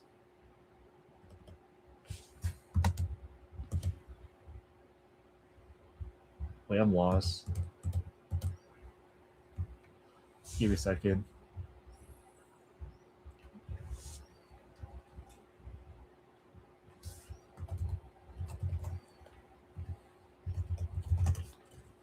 This is 1.7. That's right. So if I max cap you right here.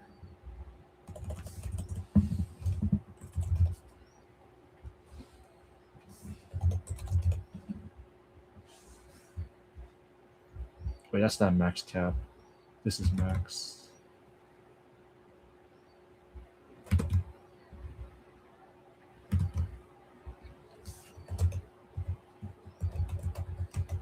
Okay, we'll just be realistic here then. Even though the number's still going to be insane.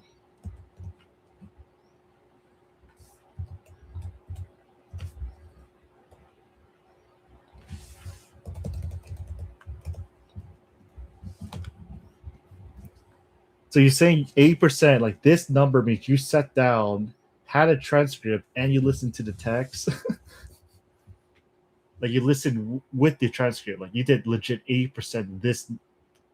Wow. That's a lot of hours. I can still imagine it though. Yeah. The number's super enormous. Let me think. 1,082 hours of active is insane, though. Pretty much that means if they add my number, it's probably gonna be a lot higher. So that's something. Yeah.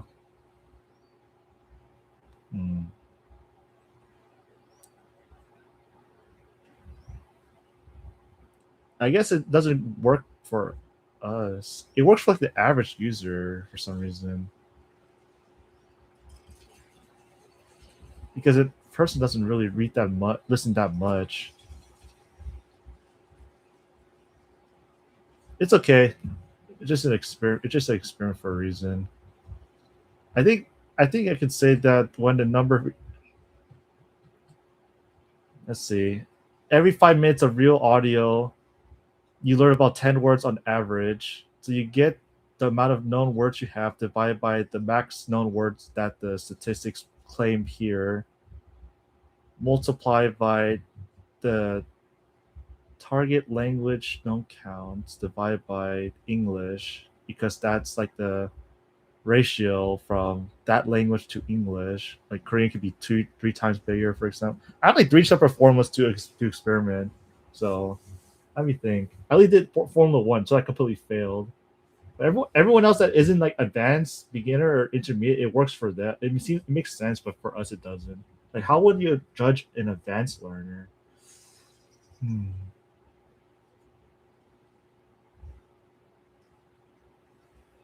No, I try to understand it too. Because you can virtually read everything, right? What percentage is an average lesson on your lessons?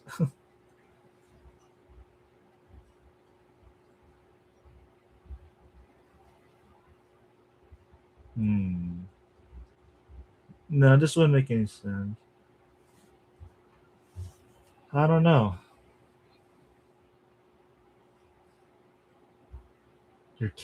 This is your max cap. If the number hits beyond the max cap, it means you probably know as much as your known words, but that's impossible. Not really, but dang. To be fair, the only thing I haven't considered is the scaling of vocab, as in a year ago you probably had 30,000, 2 years 20,000. I didn't count for the scaling. So basically I said that for 1,082 hours, you kept this known word at 55,000. So that doesn't work because you pretty much you're still increasing. So I didn't count for the increasing of vocabulary throughout time. So this thing doesn't exist.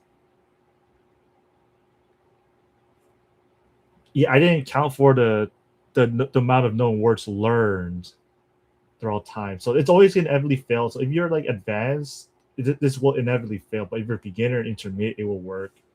I think it seems to make sense for like an average person. Like for example, this guy knows 11,000 words on Link. Arabic says to be advanced, you need to know 55,000. So the conversion Arabic to English is about 1.484 multiplier. So the formula says every 5 minutes you learn about 10 words on average, and you multiply it by how many known words you have divided by your target goal. This is B2. So Arabic is about 80.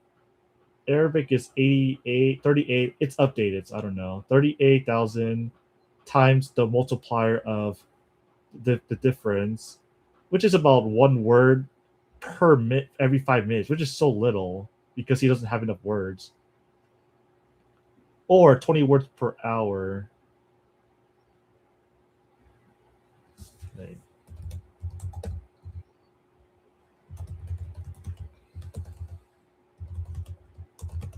Problem is we are learning more than 10 words per 5. I don't think so.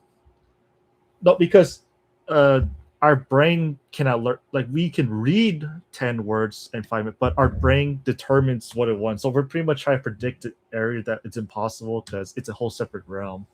Okay, like the range can go from 10 to like 50, right?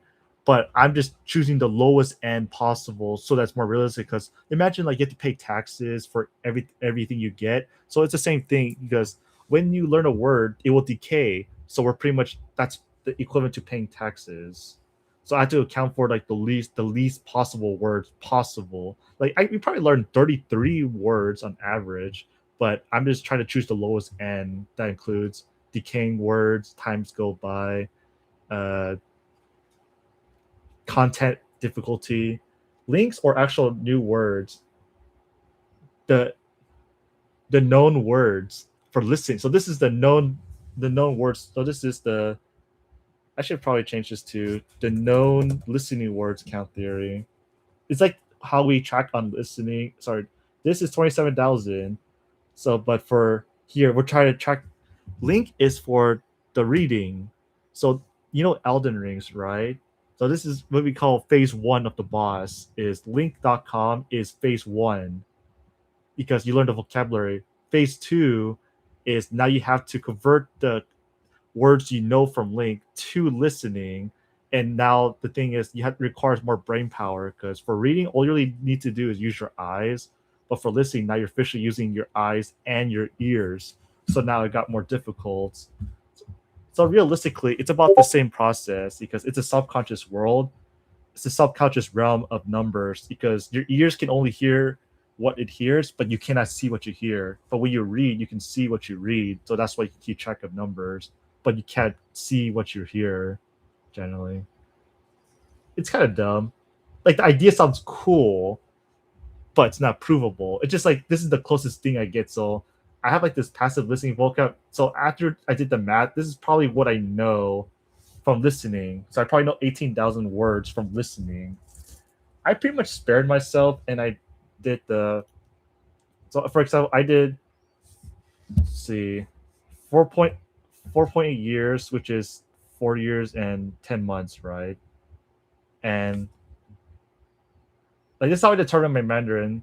So 4.8 years, and then 365. So I started with 1752, and then I just assumed, I set my claim that an average person takes about an hour usually, like the average, like textbook and all that. Like, you throw an average person in the world, like, we're not average, and we tell them, learn and listen to this 5-minute audio as fast as you can. It probably take them an hour.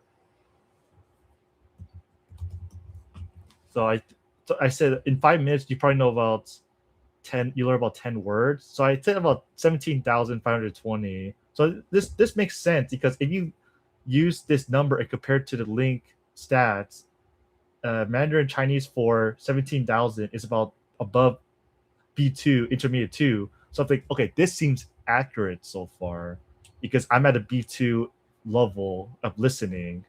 But the whole realm of, okay, 10,000 words, but in reality, in Link, we've seen a lot of words. Like, I've seen 100,000, you see 56,000. On Mandarin, you really can't duplicate, or like, those parsing in Japanese. Like, Chinese, there's a lot of words, but you have to hear every word. So the native speaker, considering that they know about 10,000, includes like all the average, like the poor, and then there's also the super hyper educated, like this is the middle. But we're talking about like everything in existence, right? Like medical, politics.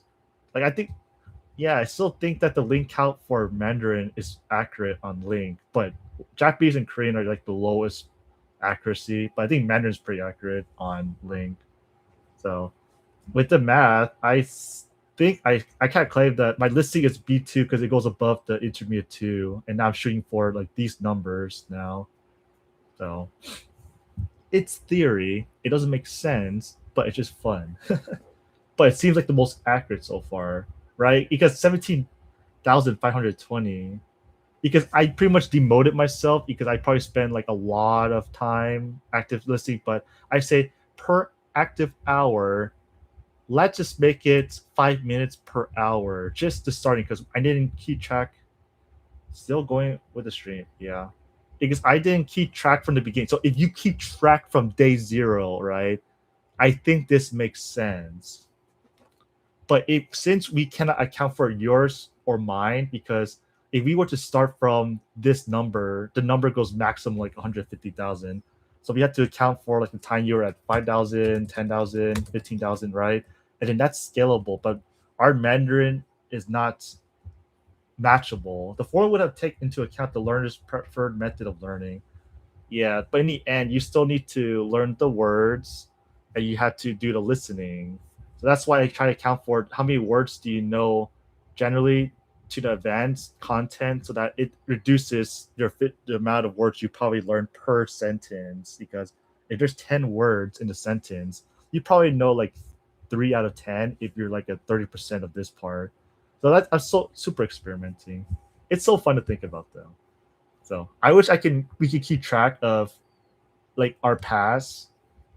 But if we were like bullshit, right? Like if I were to give you the same conditions I had, so every 1 hour you get about 10 words. Let's just say that, okay? So let's say you have the 1,000. Sorry, let me take that back. What was it? 80%. I think this might be accurate for you. We just starting from like if you had to start over, right? So 53. Oops, sorry. Times 0.8, and then we would say every 5 minutes you learn 10 words, because usually it takes an average person 1 hour to do a 5-minute clip. Like the very average, like these people like suck. They don't know what they're doing. So, and then times 10, you know about 10,824. Like you can hear 10,824 like good. Like you understand it when you hear it, right? Like this is just guessing, but this makes sense, right? Like you can understand because you said 10,000 is what a native speaker knows. You probably know 10,000 as well. So because you're at the point you can understand native speakers more and more, but you cannot go super deep into like hard topics, right? Because if you put the 10,000 realm into here, the 10,000 word realm to this, like you're in between intermediate 1, intermediate 2, which is fine because all you really need is 10,000, but it's 10,000 mixed words because 35,383 is advanced 2. Okay, there's probably accounting for medical and all that, sure. But I think I claimed that the minimum requirement, like minimum, you keep saying it, 10,000 is like the minimum requirements for native conversation. And then you're like in the middle, like 20,000 is, sorry, you're just pretty much semi-fluent.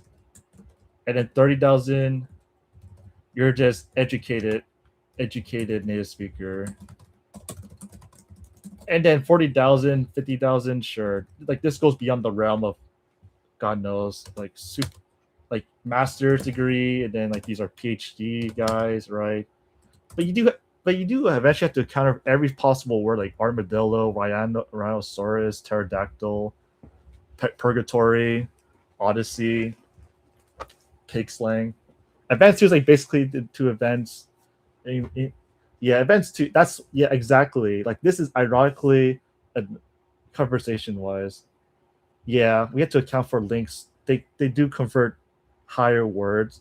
We're just accounting for every existing conversational 10,000, but thing is, link doesn't give you the exact 10,000 you need, right? That's what Anki is for. Like you have to find the 10,000, but link you enter the realm of you step in this world. Now you have 100,000 possible words. If you grab 10,000 random words, you just know 10,000 random words. How many chances? What's the chances of them actually being the most convenient word to use? Right? It could probably like 70 or 80%. That's pretty good.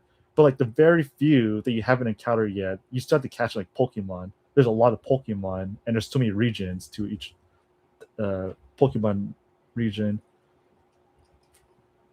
Yeah, exactly. That's why. See, we're trying to account for every possible case. So we're pretty much saying if you grab any random native content and you pretty much listen, because I personally don't watch things I like, so that means I pretty much pick random topics, sadly. But generally, people do use different words, so I guess that helps it.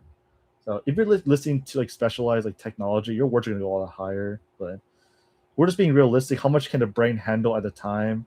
Because I think I still claim that you might learn it, but your brain you try to command your brain to learn a car, but your brain wants to learn screwdriver. Yeah, picking random topic is best way to really expand the vocabulary base. Exactly. But if you're like fixated on like one topic forever, for example, listening to kid stories, you're gonna plateau. So, but if the content is considered C2, I think I put the condition that if the content is C2, then this is the max cap that your brain can know if you're only listening to C2. So the thing about my formula is that it's not accounting for as different content go by. It's just saying, so at this moment you're listening to C2. Now you have the rate of C2 acquisition. So it kind of sucks. So if I were to say from the beginning, if I did no listening from the beginning, and I just said, you know what, I'm just gonna do all reading, get the words, and then when I get all the words, I start listening. Then you can start listening to certain content and start calculating. but technically, I just grab like the people who are like very beginner, like Zaya, for example. This was a good one. 3,149 Russian. His was a weird case. I pretty much did like math that give me a random image of his lessons and I count each word. How many known words to unknown does he have? And I just did the known words divided by every word possible, and I did that by three samples. So I grabbed the numbers, divided by 3. I pretty much just said he learns about 36 words per hour at his content level, because I said the content he's listening to is like intermediate 1 or 2, something like that. So this was the condition. I tried like 3 different formulas. The most sense was his second one here, that based on how many words on average, I did a small sample pool, so it's completely inaccurate, but just for the fun of it. So he probably learns about 8 words per 5 minutes subconsciously, but every hour is probably 97. And you mean a guinea pig? If you watch my second interview I did with my friend, he would be a good guinea pig, because right now he's learning Japanese. Ultra Myron.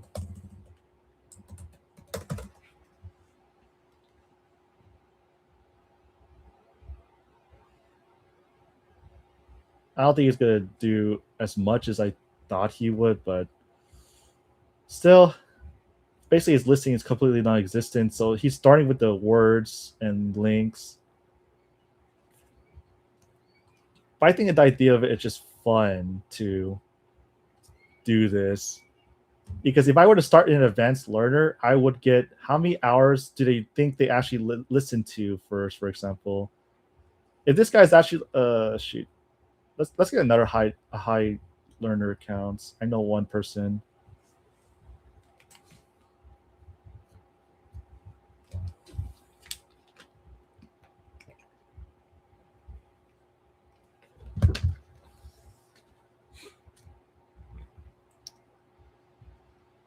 Technically, James in Bangkok could be like a perfect Mandarin example. Like, James, you actually want to learn like all of Mandarin just for the experiment, you'll be a good experiment. Guinea pig, not experiment. I'd love to try it. If you want to try it, as the experimenter, your task is to get as many words as you can and make that your foundation. And then when you start listening, then that's when we start tracking, because the listening is the actual tracker.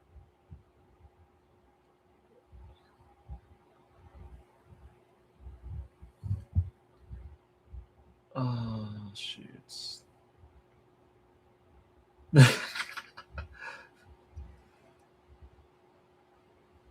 Shoots. There's like a certain guy I wanted so bad in. I don't know where this guy is though. This guy had like 1,000. He has 1,000 hours of speaking. Like, holy crap, man, you're insane. Oh, it's gonna take me forever to get to the 30,000. He's like at 30,000, but he has 1,000 hours of speaking. It's like, holy crap. It's not provable, but I think I can get the general idea if I were to start someone. Like, if I have an idea how many hours they claim they listen to, okay, then I pretty much reduce it to the lowest possible to be realistic, because we want to start at the lower end. We can't give them the benefit of the doubt and just say they learned all these hyperactive words from the beginning. Found him, Dennis. This guy quit, but this guy is super fluent.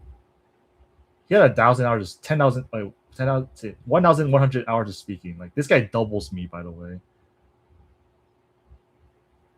Oh, I do my tracking. I just attend an online class and I just use that as the. It's like, okay, 50 minutes. I just put an hour just because I usually talk more afterwards.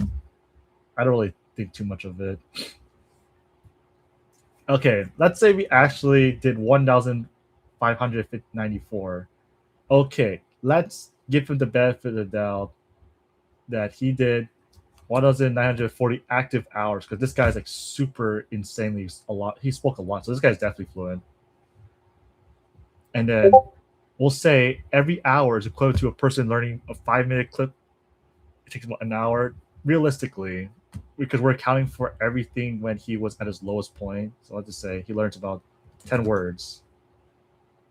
And then 15,000 is a lot. So he probably knows a lot more, but I'm just doing the benefit of the doubt. So this listing is about B2. Bam.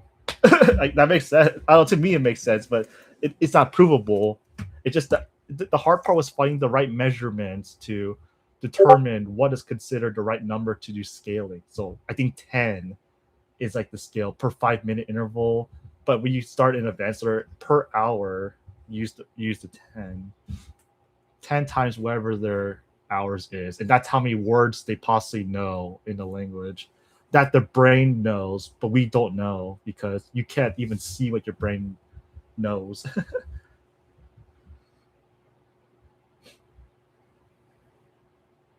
What's Hanja?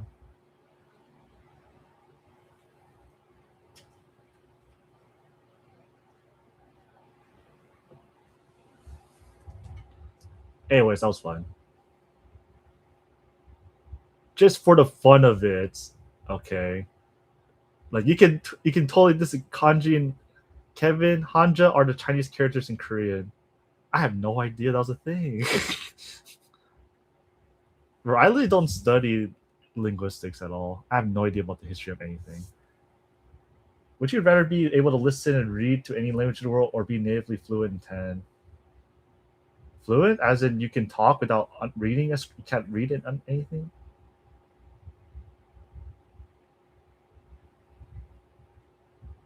What's natively fluent speaker in 10? So that means you can't read, right?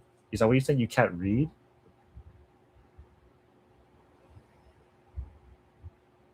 I'd rather be fluent speaker because, in my opinion, reading is personal. Yeah, I'd rather be fluent. See, because that's okay. When you grow, an average kid who grows up, they either growing up not able to read, but they can speak the language, right? A lot of Chinese kids, they either speak the language well and they can't read, or they just don't speak it at all and they can't read, so they're completely cooked. But the ones who can't read and can speak fluently, that's where we want to be.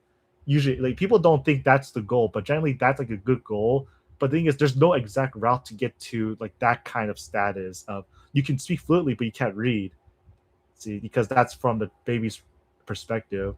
So the approach I had was to pretty much deny the reading as much as possible to get to that guy's ability to listen and speak. But I could still read to get the subtitles, enough to get the subtitles, but I just can't read books like crazy hard. Because people that say they like reading books, okay, if they don't read in their own current language and they say they like reading their foreign language, okay, something's off.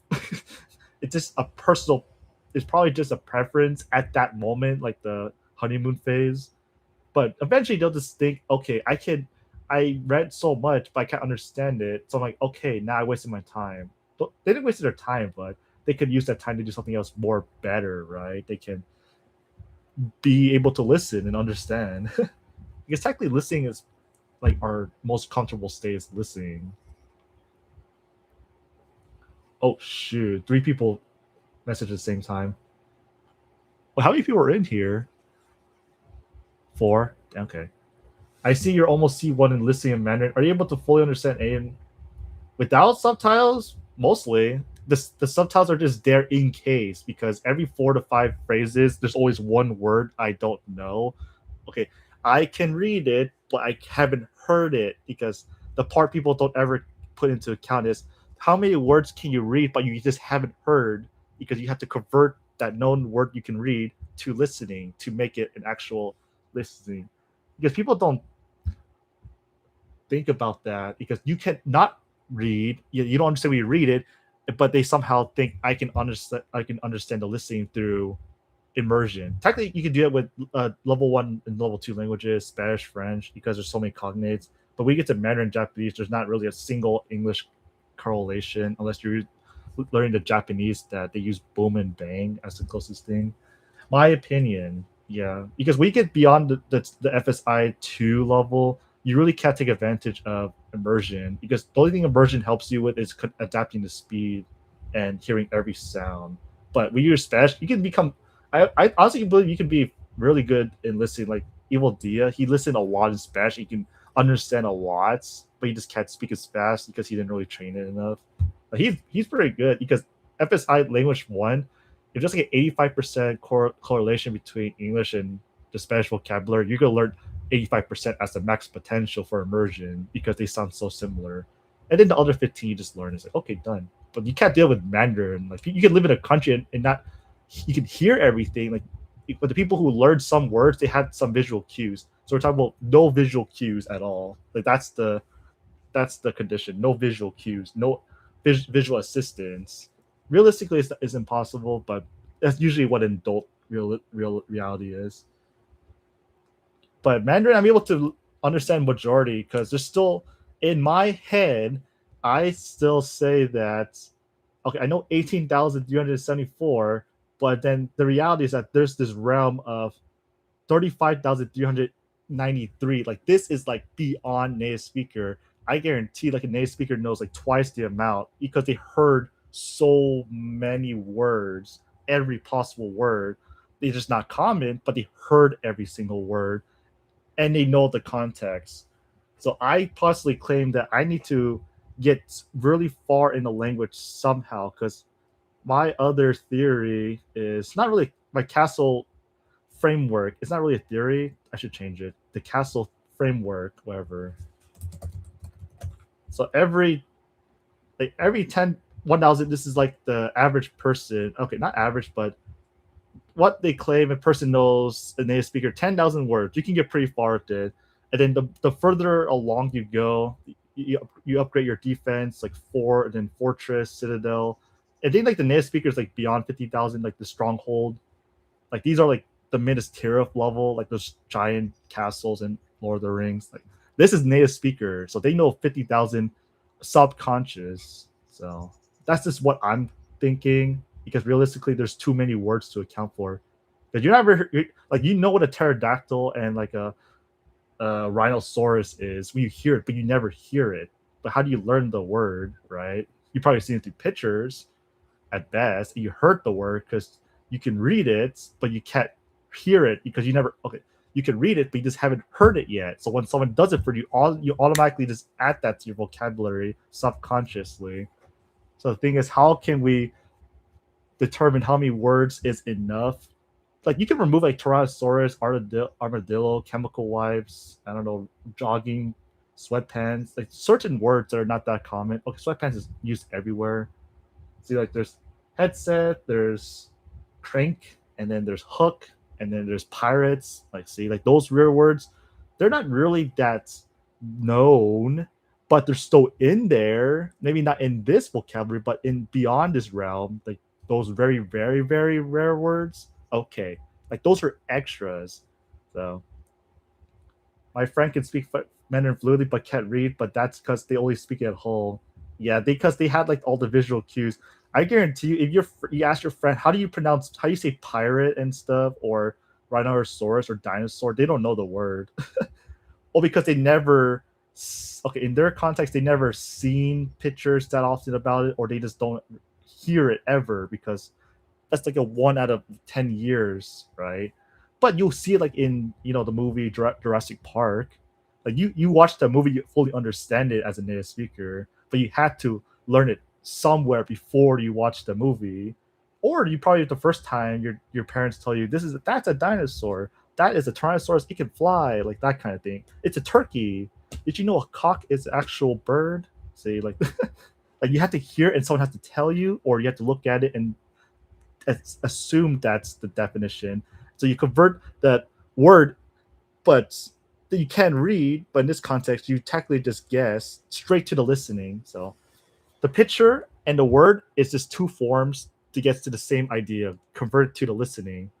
So how do you get from like image or word to the listening? So, but like the method that we do as adults is we try to get the words from our current native language to the listening. I would like to listen to an advanced English user link and gauge what I sound like to a native Chinese speaker. I would like to listen to an advanced English user on LinkedIn. Gosh, what I sound like to a native Chinese speaker. You mean like the Chinese learner, like the Chinese person learning English?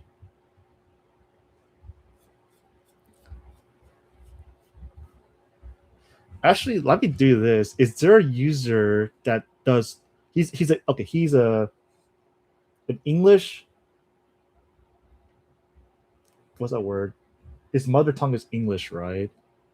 And he has 0 links created because he's fluent in this language. So we can determine how many words this guy, or how much we actually know on the language. Usually, is there a user that is not a learner? He's just native speaker and he's just cheating just for fun. Like he's curious. There's gotta be one user that's curious about how many words he might know. I would do it, but I don't want to go through 80,000 words for on purpose. Is she a native speaker? I know Daisy's like legendary for her 200,000 in Romanian languages.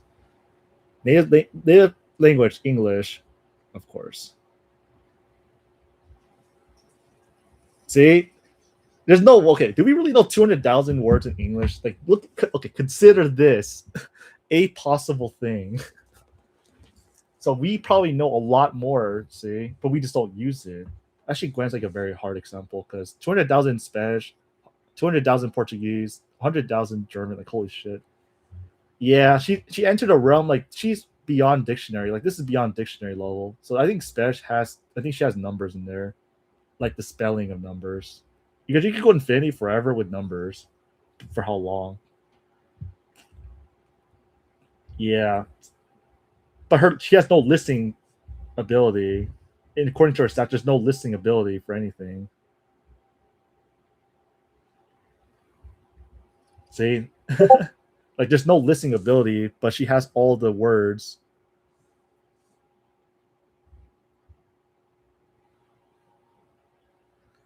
This is a rough estimate of my known word on my level. We're at plenty high comprehension rates with the range of newspaper articles.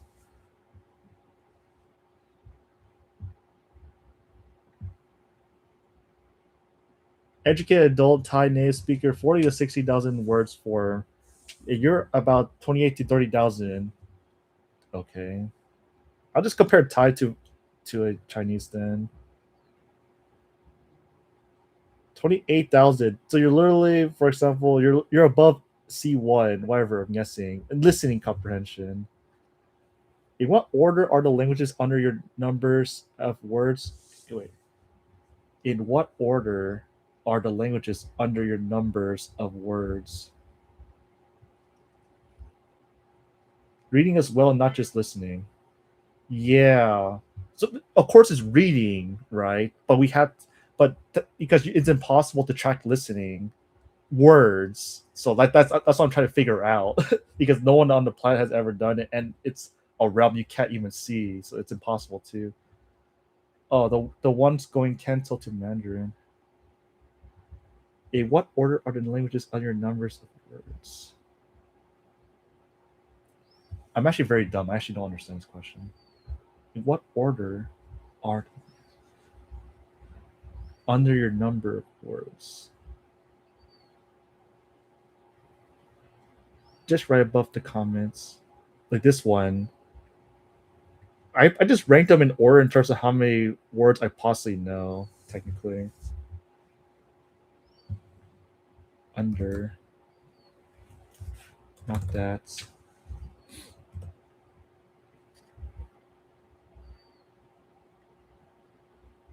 Oh, these are just random. I'm just making these up. These are random because these will vary based on languages. I just did like the general idea. Like, why have you got? No, I don't know. Why have you got B? Why have you got B2 currently B1? Is B2 the goal? B2 in any language is good. B2 literally can do pretty much functionally what a normal human can do.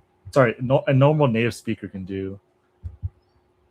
It goes Cantonese, Mandarin. Oh, it's just pretty much like my routine. Like what languages I usually listen to throughout the day. That's it. Like I do Cantonese, Mandarin, Vietnamese, Spanish. Like I usually do this in this exact order. Yeah.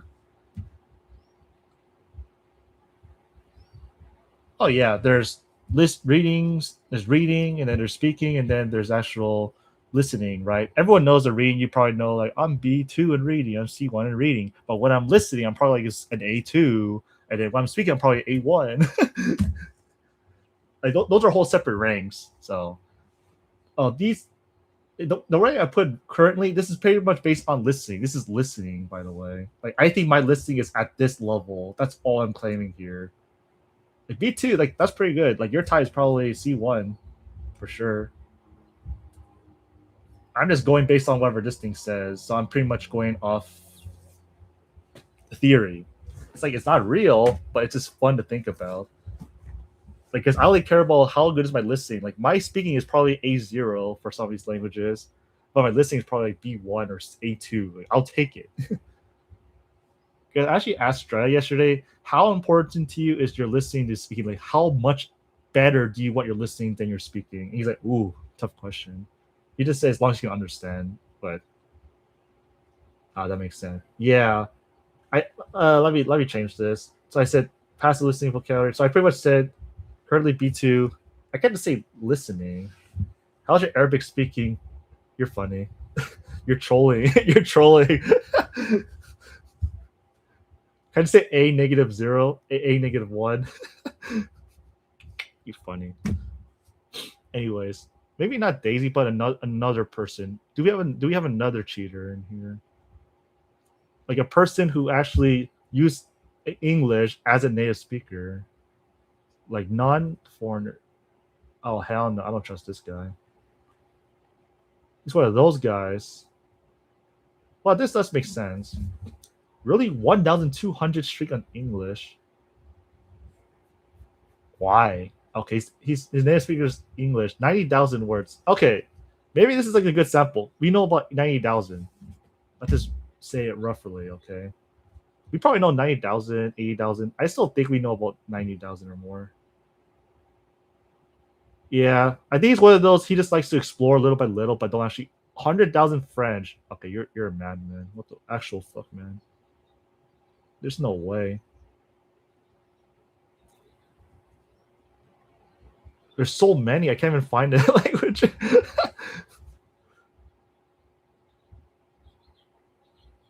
Bro, let's let me find French. There it is.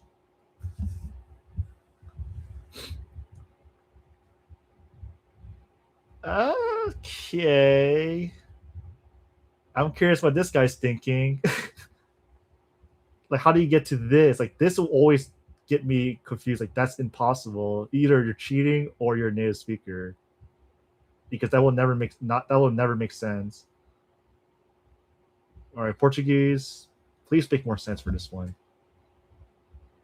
Okay, this guy's cheating. No way. Void. Turkish. Okay, doesn't count. 10 million words of reading on Link. I don't know. I don't read. My words are probably like 20% of what my Chinese is. Like if it's 6 million, I probably read like 400, 500,000 at most. Portuguese, Japanese. Wow, good. These are good learners. I need another native speaker, like who actually is legit, only focusing on very small amount of languages. Portuguese, English as his. Okay, he's English. It says claim native speaker is English. All right, give me. So he's technically learning English better. You can always improve your own native language, right? I think 80,000 is like a really good. Like I think we educated speakers know about 80 to 90,000 generally. I think.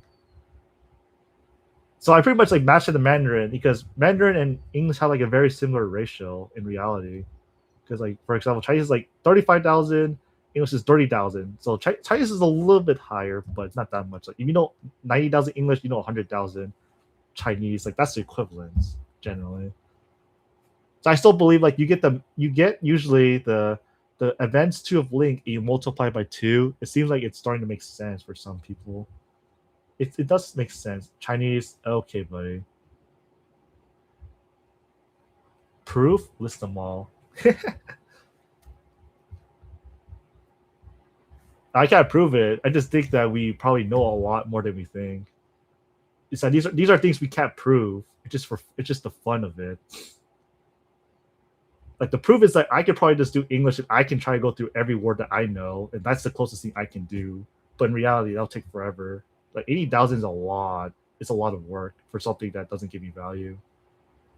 If it's for theory, then it'll be fun, but I just still think we know a lot. Like the words, okay, we probably know 30,000 brights for like the most common situation, like every possible common. And then there's the realm of vocab that we don't really use, but we know it's there. Like pterodactyl, there's scuba diving. Actually, scuba diving is 30,000. So what words are like super rare we don't use? Like nuclear strike or atomic bomb, or actually those are common too. Chloride, like the periodic table, like those words too. I don't know. It's fun. It's fun. I'm ranting. I forgot. I lost track of everything. Educated adult Thai native speaker. The word passé. Passé.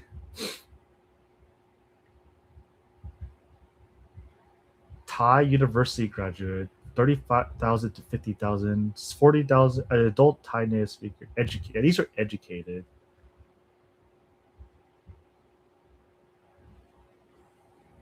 It's still a good number to shoot for in general. In the end, I'm just pretty much shooting for like if I know if I think I know 18,000 listening, maybe I want to shoot for like 40,000 or 30,000. I think 30,000 is like perfect.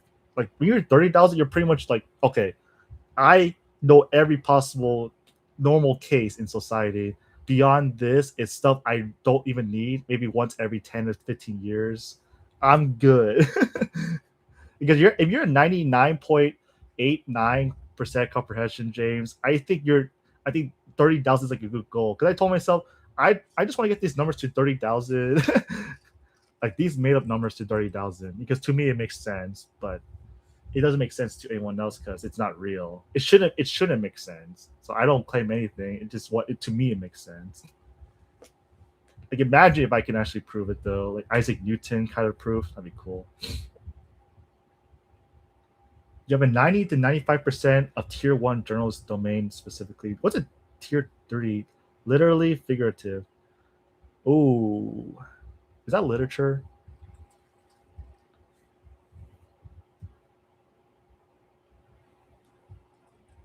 That's wild. This is fun.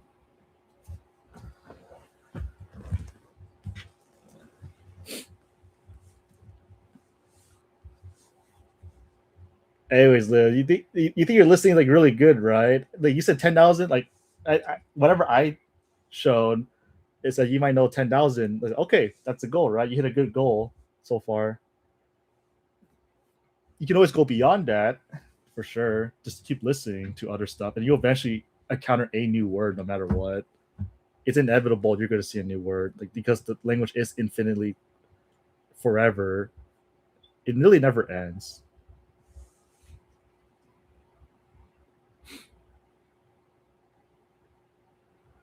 I kind of don't want to study anymore. I'm like super burned out right now.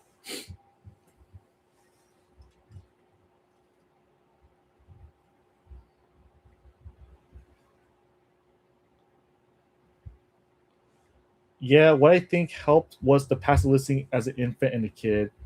Definitely. I think you probably got a bunch of freebies for sure. And then like you probably grew up to be, well, you didn't speak the language fluently, but you spoke like the basic, right? But you could hear every sound in Mandarin. I guess you could probably hear every sound. You just don't know what they mean. You taking language classes in all your languages right now? What's language classes? Like in-person language classes or online? Nah, I think about 4, 5. Let me look. Yeah, I pretty much only do the only teachers I realized that I only do classes that have about a B1 and above in listening ability. This one I'm pushing it. Cantonese I'm pushing it a little bit because I have Mandarin as a foundation. I can take advantage. But everything else, my listening comprehension doesn't make me feel confident. I attend it and I understand what they're saying sometimes. I thought, yeah, I don't feel comfortable. There's a bunch of silence, and I thought, okay, I can't really do this for me personally.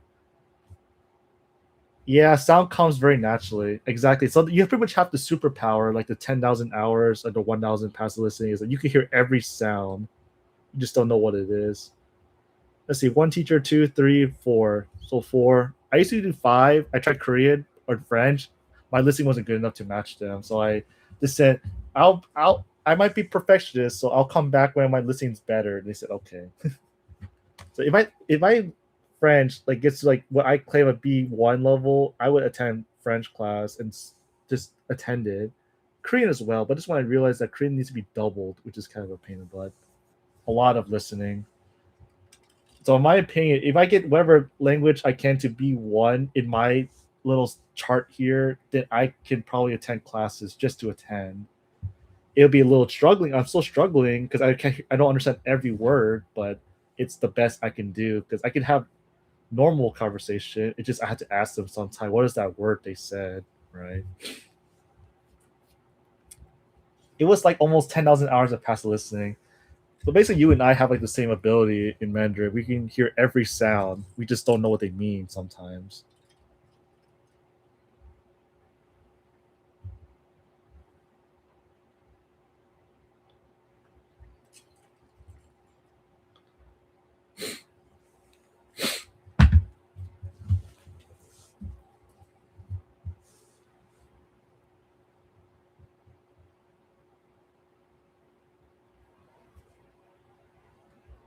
I actually do have a lot of teachers. I have bookmarked, but for some reason, Preply they only show you like one language for some reason. Like I have language for multiple, but they only show me for Mandarin. Just like the sucky part about Preply is that they only tell you about the language you're prioritizing the most.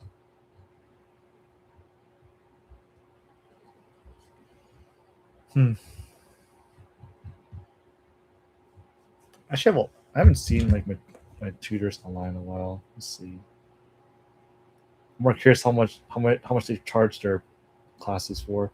Kevin, are there any topics you're completely unfamiliar with in Chinese even after 10,000 hours? Hard stuff. Yeah, if I go beyond the politics or the science world, I cannot understand a single thing because I've never heard those words before. I can read them, but I never took the effort to actually convert what I could read to listening, right? Because I never trained it, because I only listen to conversations that just happens to be like normal conversations. The one I listened to right now is like immigration, like life about people immigrants moving to Canada. This is this A realm, and then there's K dramas as well. Like that can be diverse, but majority of the time it's simple. So I don't listen to very hard topics, right? Like discussions. Like for example, I can look up about finance. I don't know. I don't know how to say. I don't know how to say covers. Depending. Like if it's about finance, I probably don't have a chance either, just because I never studied that realm. Because you do have to study the section that you want to learn from. Of course, like the good idea is you want to expand your vocabulary. To do that, you do have to actively look for the stuff you don't like. Generally, like politics, finance, science. I don't know what else is there. How to cook, cleaning, babies, videos about like raising kids. Like see, like those topics you have to actively seek out to learn, or you have to be in that country and be in that situation naturally. So I will tell you, like all the vocabulary I know, I only know focus on the 30%. Like the most, as long as there's two people talking to each other, I don't care what the topic is. I just happen to find topics that I can get away with, because if I listen to the hard topics, I fall asleep faster. So I just have to find the topics I can tolerate, but gives me the most value. But the value in this means that the most unknown words I can find, I can read it, I just haven't heard it and done the conversion, because that's my goal. how many words can I find? Like, this is the biggest part people don't know. How many words can you find that you can read, but you haven't heard it yet? Like, that should be everyone's ultimate goal, is finding those words that you can read but you can't hear. And after that, it takes care of itself, because you're targeting the very weak spots of your listening. It's the words you haven't heard yet. So if I were to go to like a finance video and I would just, every word is unknown, but I can read every word, it will go by really fast. I can learn so quickly. But the brain can only acquire a certain amount of words per sentence, because multitasking is not what the brain can do. So at best, you probably like 2 or 3 words max per sentence. But if there's like 10 words and there's 7 words you don't know, your brain at much will try to know about 2 or 3. Or sometimes you know the whole meaning of the sentence, that helps too. But I never tried. So economy, no, I would fail. I literally only listen to conversations. I haven't listened to anything about economists. I did listen to one about like loans and loan sharks. So I know those words. I know about the loan sharks for sure. I don't know anything about economics. Like, for example, you asked me about, do I know about the macro and microeconomics of China and how the shift between the economy and all the GDP. I did not learn those words to listen, but I can read them, right? Like, I read all possible words so far, but I just can't understand when I hear it. Yeah, I never heard them before. You really can't listen to what you never heard of before, ironically, because there's like the debatable phrase of, this is very debatable, you have to listen before you actually do the real listening. But the thing is, that's what the training is for, right?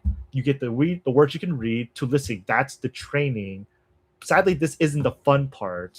Like, the topic can be to your interest, but the process to learn the listening words is extremely painful in the short term, because you can always just do short term and then take breaks, right?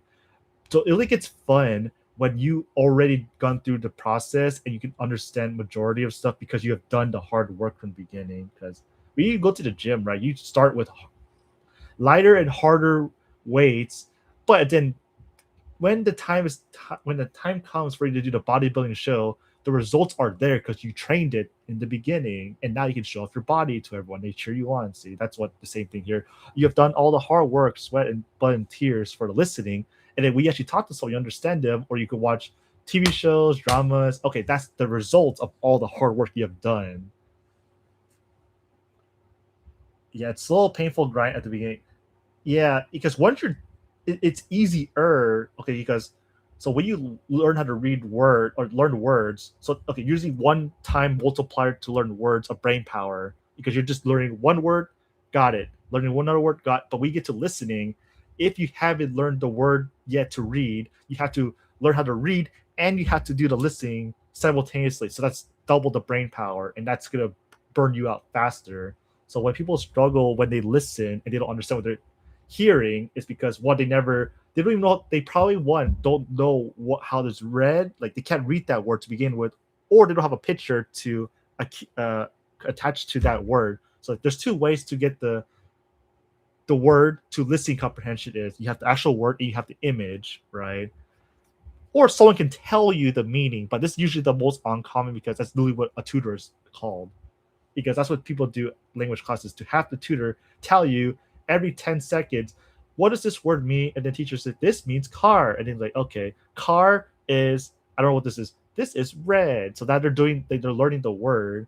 So see, that's like 3 ways, but this is like the most painful way, because you have to spend money usually, or you have a free tutor, like exchange sessions, right? But then that person has to translate for you all the time, and he's gonna get very tired of it and just stop talking to you eventually. Just not in the beginning, because he just wants your English lessons. But he might do the same thing. What does this mean? But his English listening comprehension is way better than probably whatever language you're learning, because they had to learn English their whole life generally. So yeah, the word you can read, you have the picture, or you have like someone to tell you what the meaning is. That's what all those sleeping learn Japanese when you sleep 10-hour video, right? But technically you're not even conscious for that, so it's kind of annoying.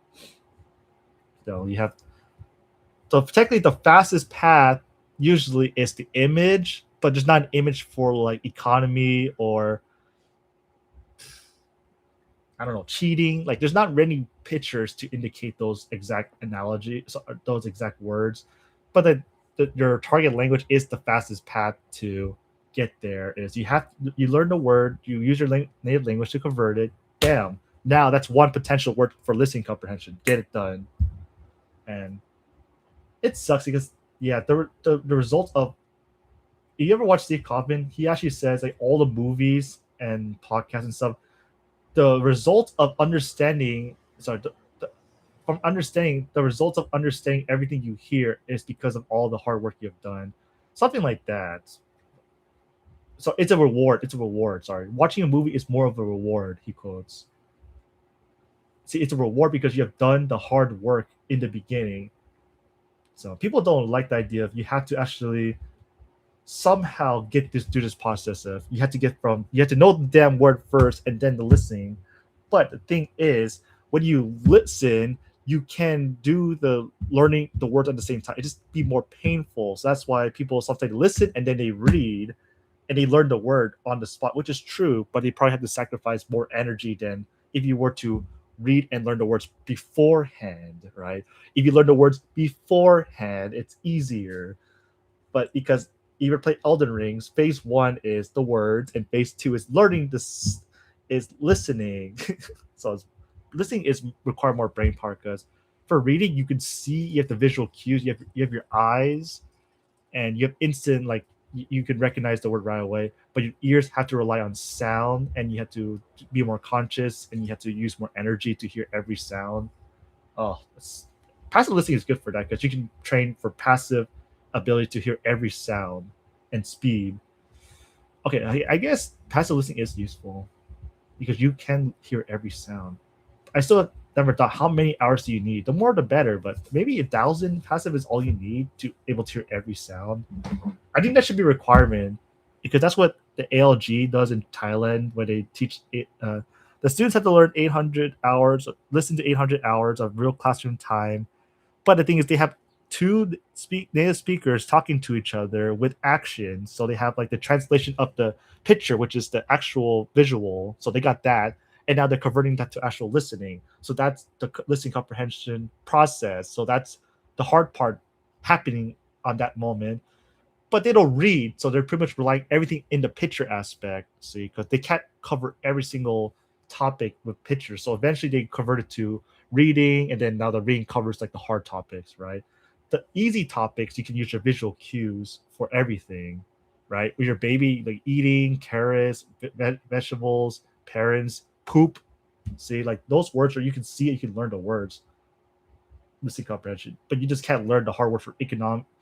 There's really no visual. Is there really a picture for like macroeconomics, microeconomics?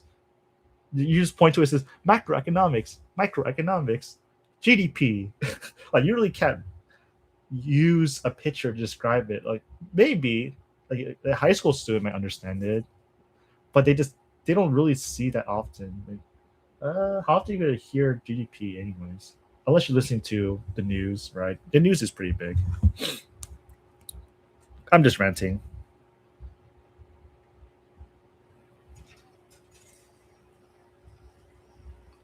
Was I over ranting? Or did you guys enjoy that long ranting session? That was really about half an hour ranting between words and listening. I should clip that, but at the same time, I should clip that. Wait. The process to get from 0 to listening comprehension, because there's a quote that Jeremiah Languages quoted. It's while listening. He actually had this good quote. Let me find it.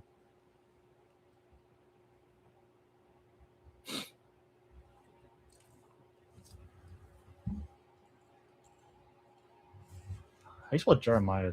Never mind. I'll just history. I started reading difficult news articles on difficult topics, which is that allowed me to comprehend those names, same terms.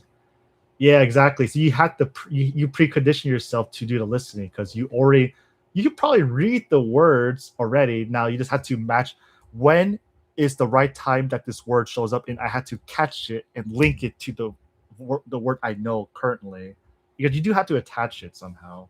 Like they have subtitles. Okay, see it attached, done. Here, done. Jeremiah, he quoted something really good here. It's about like the problems with listening. Sorry, or is it? Now that you've done that, watch the video back in the language that you. So for this, I think the best thing you can really do to kind of start this step one here, just go. That you can. Thing that you can do is. My ears were able to link it as I already read it several times. I'll have to go to the gym soon. It was nice joining your stream. Happy studying. Yeah, I'm about to head out too. I need a life. I'm gonna go play badminton like an average Asian dude. I'll just end it here. All right, thanks for joining, James, Leo. Love you guys. I'm gonna do listen. Get to listening. Get to that listening. All right, take care. Bye, guys.